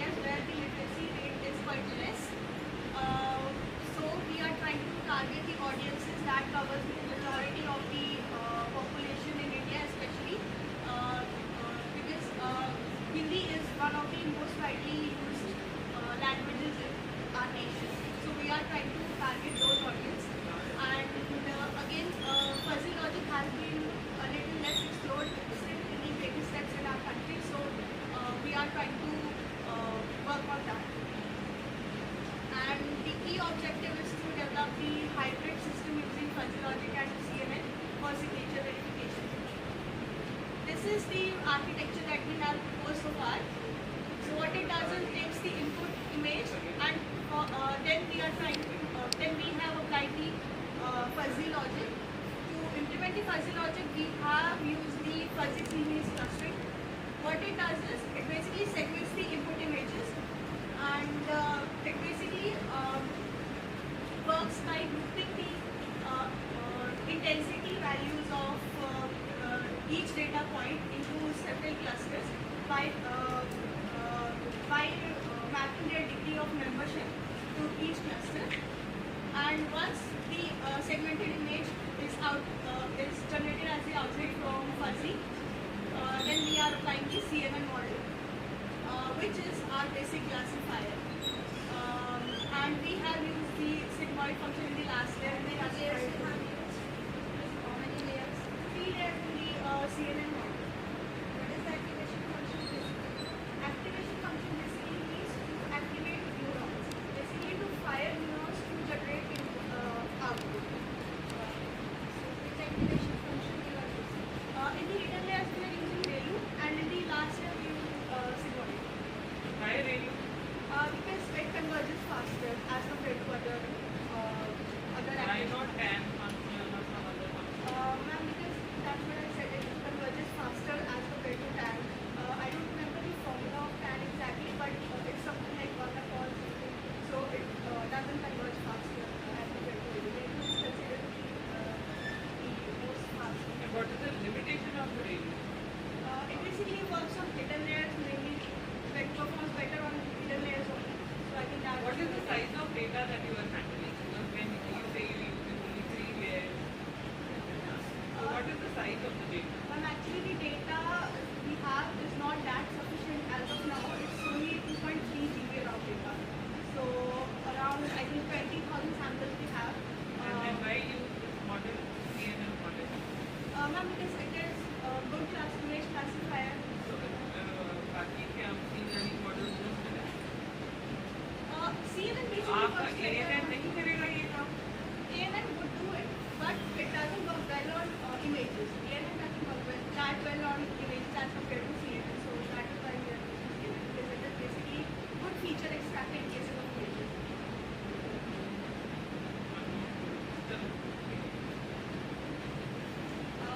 So okay, results and accuracy, what record, decision. See, one thing I really don't understand, you come out with all the scores, right? आपने सब कुछ निकाल दिया. अब आपने F1 score क्यों निकाला है ये बताइए. Why justify F1 score? What is it? F1 score is basically the harmonic mean between the recall and decision. आपने decision और recall दोनों ही बताए तो मैं फिर F1 score क्यों निकाला? If when it is the harmonic mean of recall and decision, you could very well interpret your result using those features. Yes. So why what will F1 score extra tell you? I'm not sure about F1 score, what it would extra tell us, but we try to compute as many parameters as possible to at least verify with other results. So that's not the justification for using too many parameters. Then you should have taken into account sensitivity also, specificity also.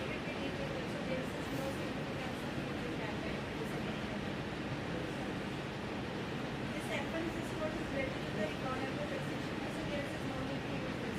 We have already used the recordable precision. Sure. Thank you. Next, please. Any question?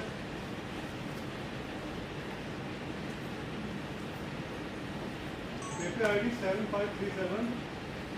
First person has the various public park telecom unmanned aerial vehicles review.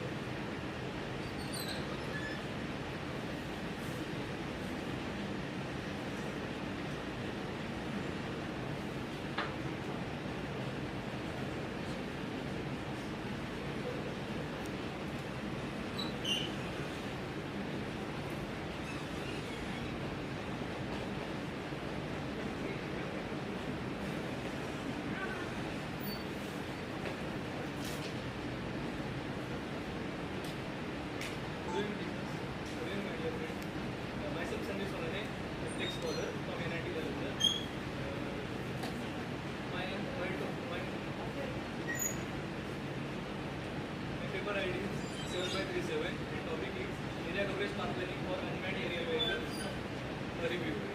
So these are my presentation outline.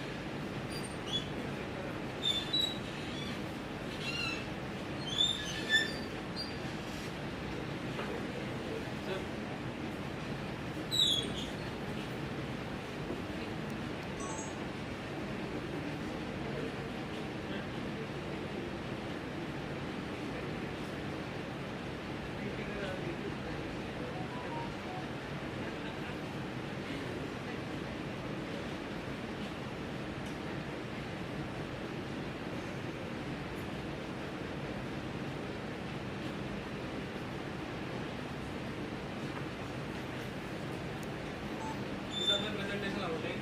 First we will give the introduction about the drones, then the motivation, interest survey, research gaps, the taxonomy of arithmetic algorithms, conclusion and references. Then what is unmanned aerial vehicle? Unmanned aerial vehicle, commonly known as drones. It is a machine that uses software. The software uses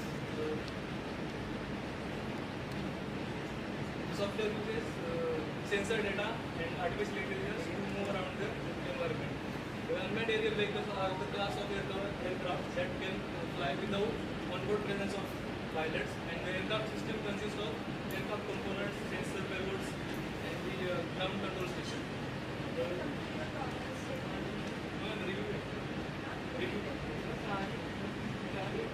So UAV can assist humans in managing daily tasks, especially planning algorithms, path development.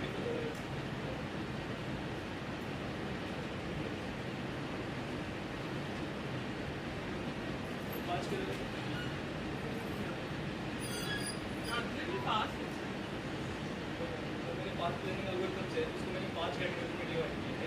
जैसे कि sampling based algorithms और node based algorithms है, वो complex environment के लिए सही है, और जो मैथमेटिकल मॉडल बेस्ड algorithms है वो एक्यूरेसी के लिए अच्छा काम कर रहे हैं. और हाइब्रिड algorithm मल्टीफ्यूजन मीन्स हाइब्रिड है, जैसे कि आप पहले चाहो का हाइब्रिड मॉडल बना के यूज करते हैं. रिव्यू पेपर आगे से that means we've done an exhaustive review. Yes. कहाँ भेजा पेपर आपने? और नहीं भेजा? नहीं. यही भेजा. हाँ ये. और रिव्यू इसके लिए आपने कौन-कौन पेपर रेफर किए? हाइड्रोलिक ट्रांजैक्शन से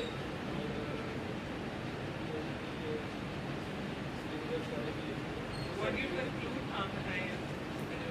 Node-based algorithms and sampling-based algorithms handle complex and dynamic environments. Like in UAV path planning, any obstacle can come, any birds can come, or any cell tower or high-story building can come. So in that situations, node-based and sampling-based algorithms are used. And but they have more computation. That's it. Thank you. Now do some work also. Okay, because you've done the literature part, the survey part, so now you will come out with some bigger everyday model. Any questions? Paper ID 9894, first author Om Prakash. Now please get a collection of secure backup solutions.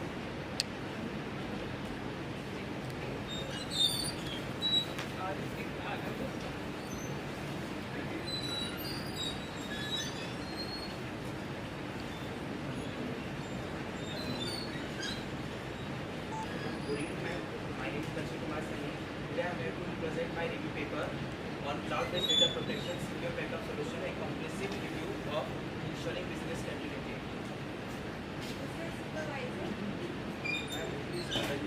I have another paper which is submitted with the presentation is next. This is the paper with three friends submitted. These are the following content we are going to cover today. The first one is introduction. The first question which is arise, why we require to store our data on the cloud. in the current scenario, business organizations data is growing rapidly. So we require every business and organization facing some issues in order to save their data or protect their data from the cyber attack or natural attacks. So the cloud-based data protection or the cloud-based data storage is regularly No, it is a repeated work. Then I try to cover all the techniques which is presently working on the cloud for the data recovery and backup.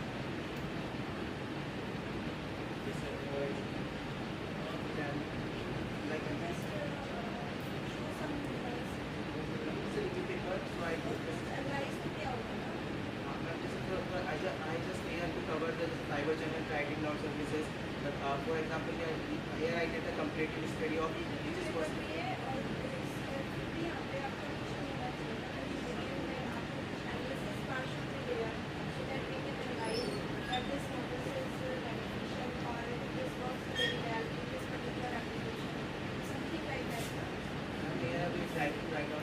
the implementation process is hard to be different techniques. For example, parity checksum is very easy to implement.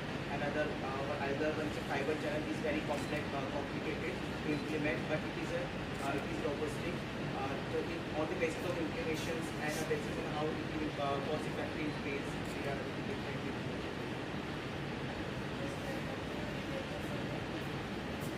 This is we write down the advantage and disadvantages of the different techniques.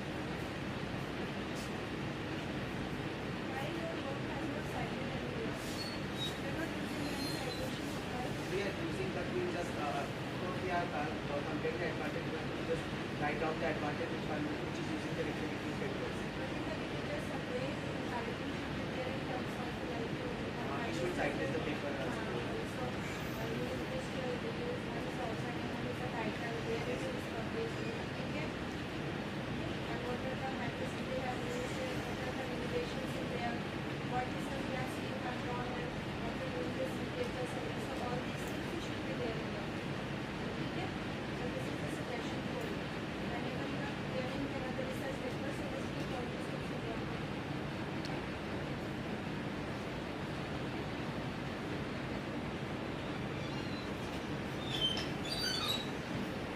Chapter ID 8, Chapter 2, from national state.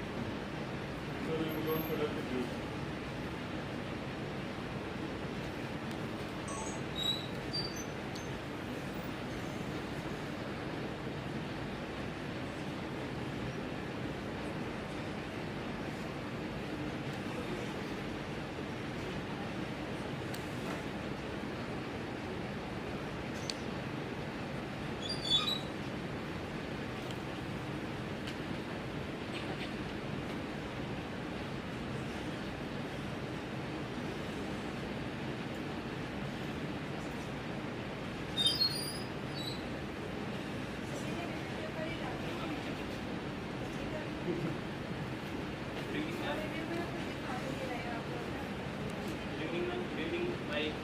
Dear fellow mates, my name is Jalandhar and my paper is on analysis of sentiments on Amazon product reviews. My co-authors are Dr. Harsh sir and Gunika. So these are the table of contents we will be going through, starting from the introduction, then moving to the motivational literature review, research gaps identified, then problem statement, objectives, proposed method, and experimental results, then to the conclusion and future work.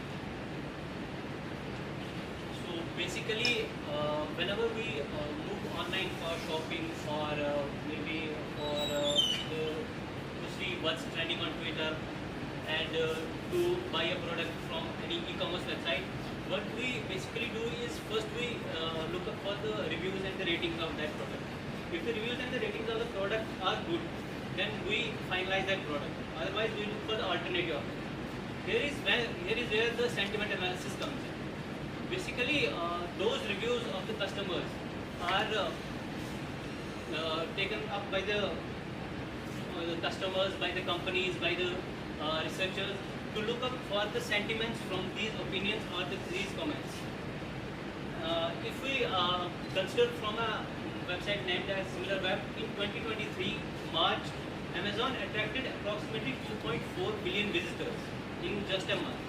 is a huge number of visitors, and from these visitors we can get a huge data for analysis.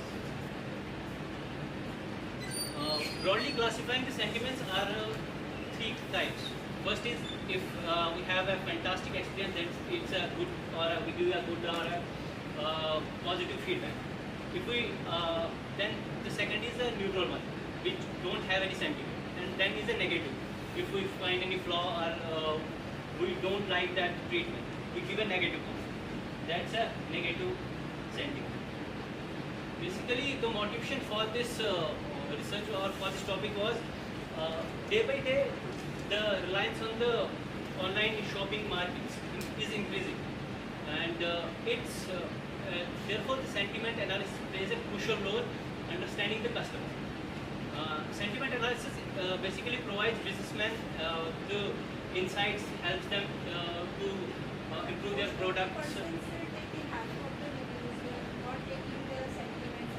And the business or the businessmen or the businesses like itself, the e-commerce websites, they took up these sentiments or the opinions of the person, and they try to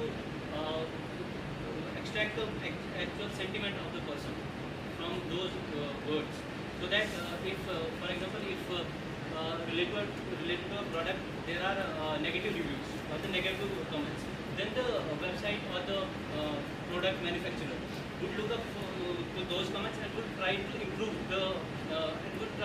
the flaws of that product, so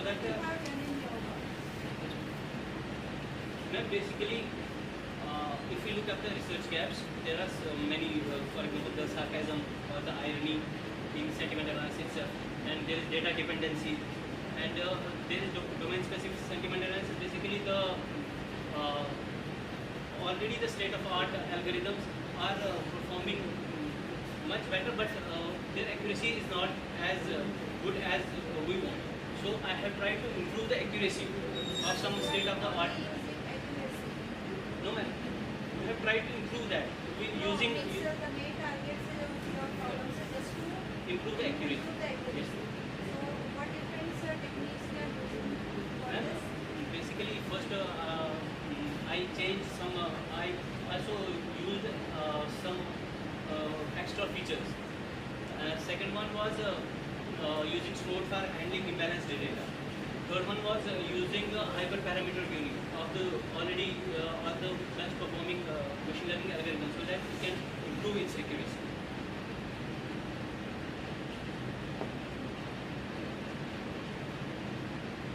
So my proposed method first was collecting a data set from Kaggle or any size. Ma'am, my data has approximately 20,000 comments or the 20,000 rows with 9 columns.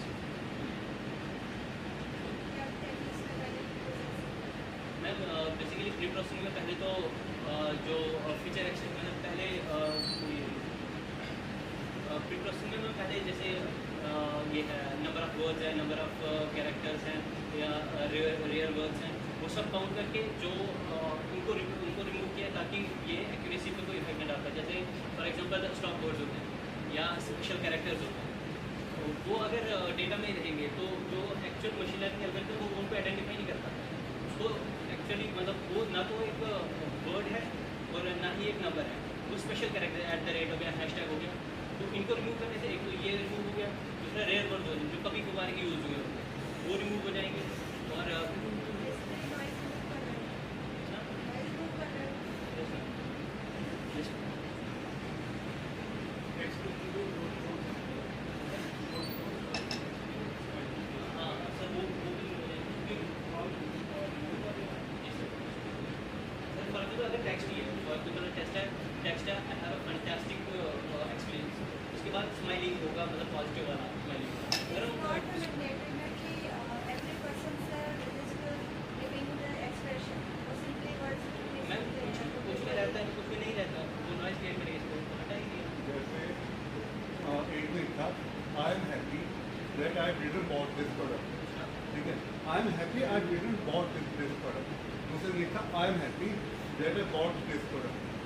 Happy तो दोनों में, but एक negative way में positive way में. ऐसा होगा कि मतलब दोनों ये रिव्यूज पढ़े जाएंगे। अब जैसे पहला वाला है उसमें आई एम हैप्पी, ये तो बट अगर हम इतना ऐसा सेंटेंस ले, ये एक पॉजिटिव कमेंट है, आई एम हैप्पी, बट उसके साथ में उसका एक कमेंट है कि I did not what the product, तो ये एक नेगेटिव कमेंट आ जाता है।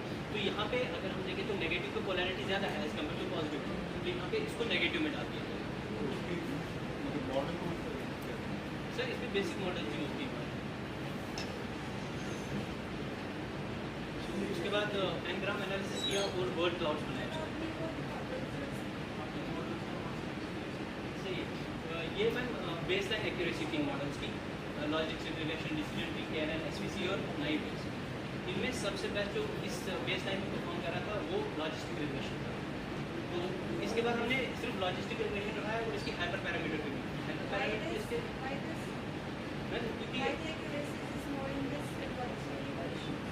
मैम ये बेटर परफॉर्म कर रहा है उन सबसे।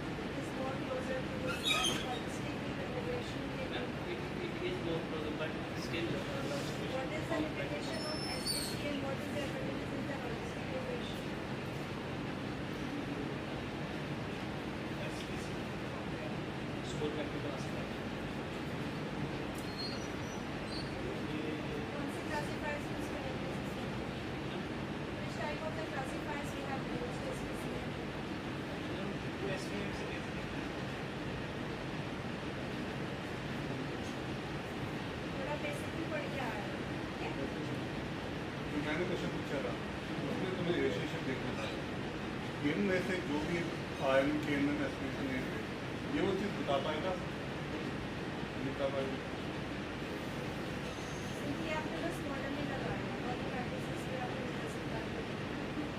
मैम उसके बाद इसकी हाइपर पैरामीटर की लॉजिस्टिक रिग्रेशन उसकी इम्प्रूव ये aggressive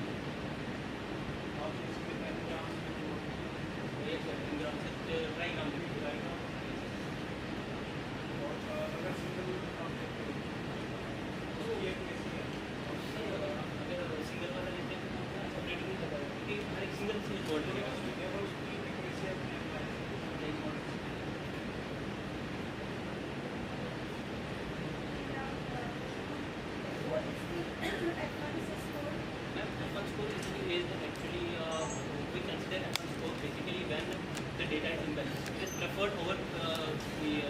precision and recall. This basically, if we want to calculate the F1 score, we want the formula twice precision into recall divided by precision plus recall. We can say it's more preferred over precision and recall if the data is unbalanced. That's why we calculate the F1 score.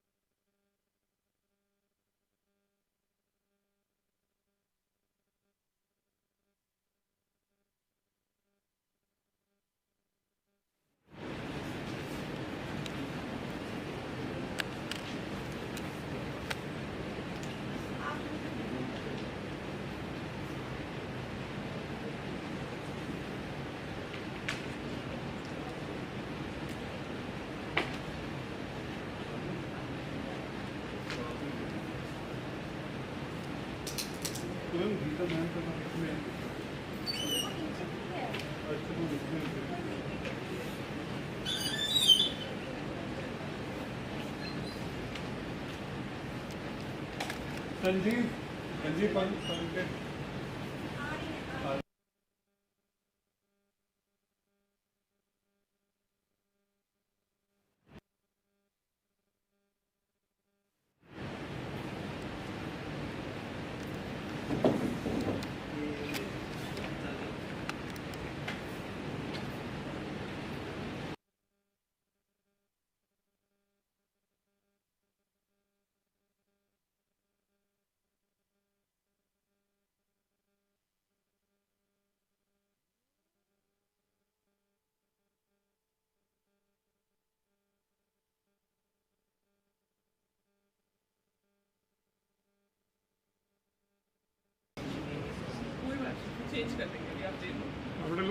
please.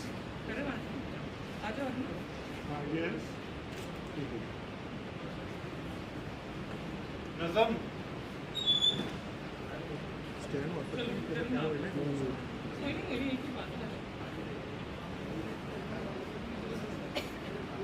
हाँ जी. Yes. ठीक है.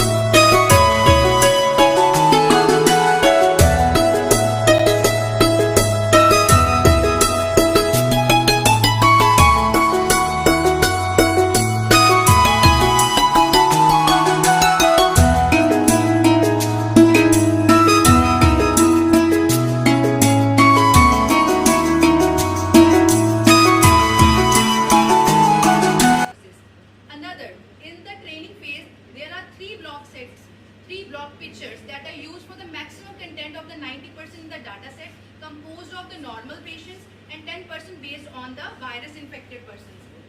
So in the proposed methodology, I have used that 512 pixels that are reduced to the resize into 214 pixels using the efficient net.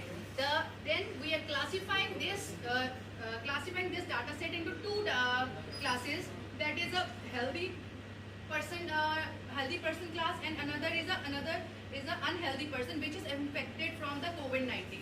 So in this, there are the procedure that I followed is we have initialized the data set, and that is containing 3 blocks of images. Initially, there are 50,000 some images are there, that is divided into 3 blocks, performing the pre-processing in the resizing of the images and sampling form. Then performing the testing and training using the proposed architecture, that is efficient V3 architecture.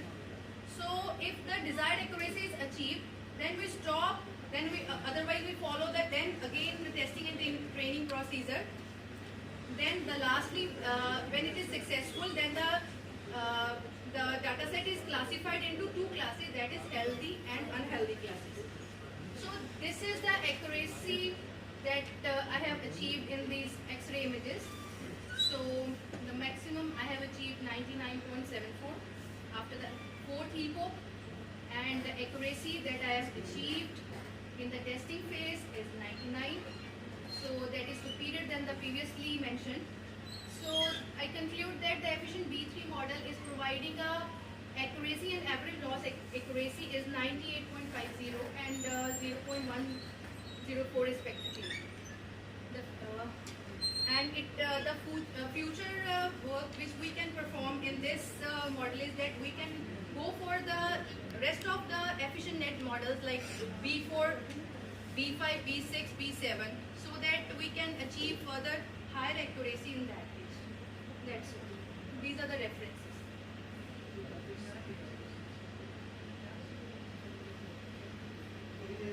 This data set you have taken, I think, from 2019 or the problem is that with this work, the pattern of disease has been totally changed.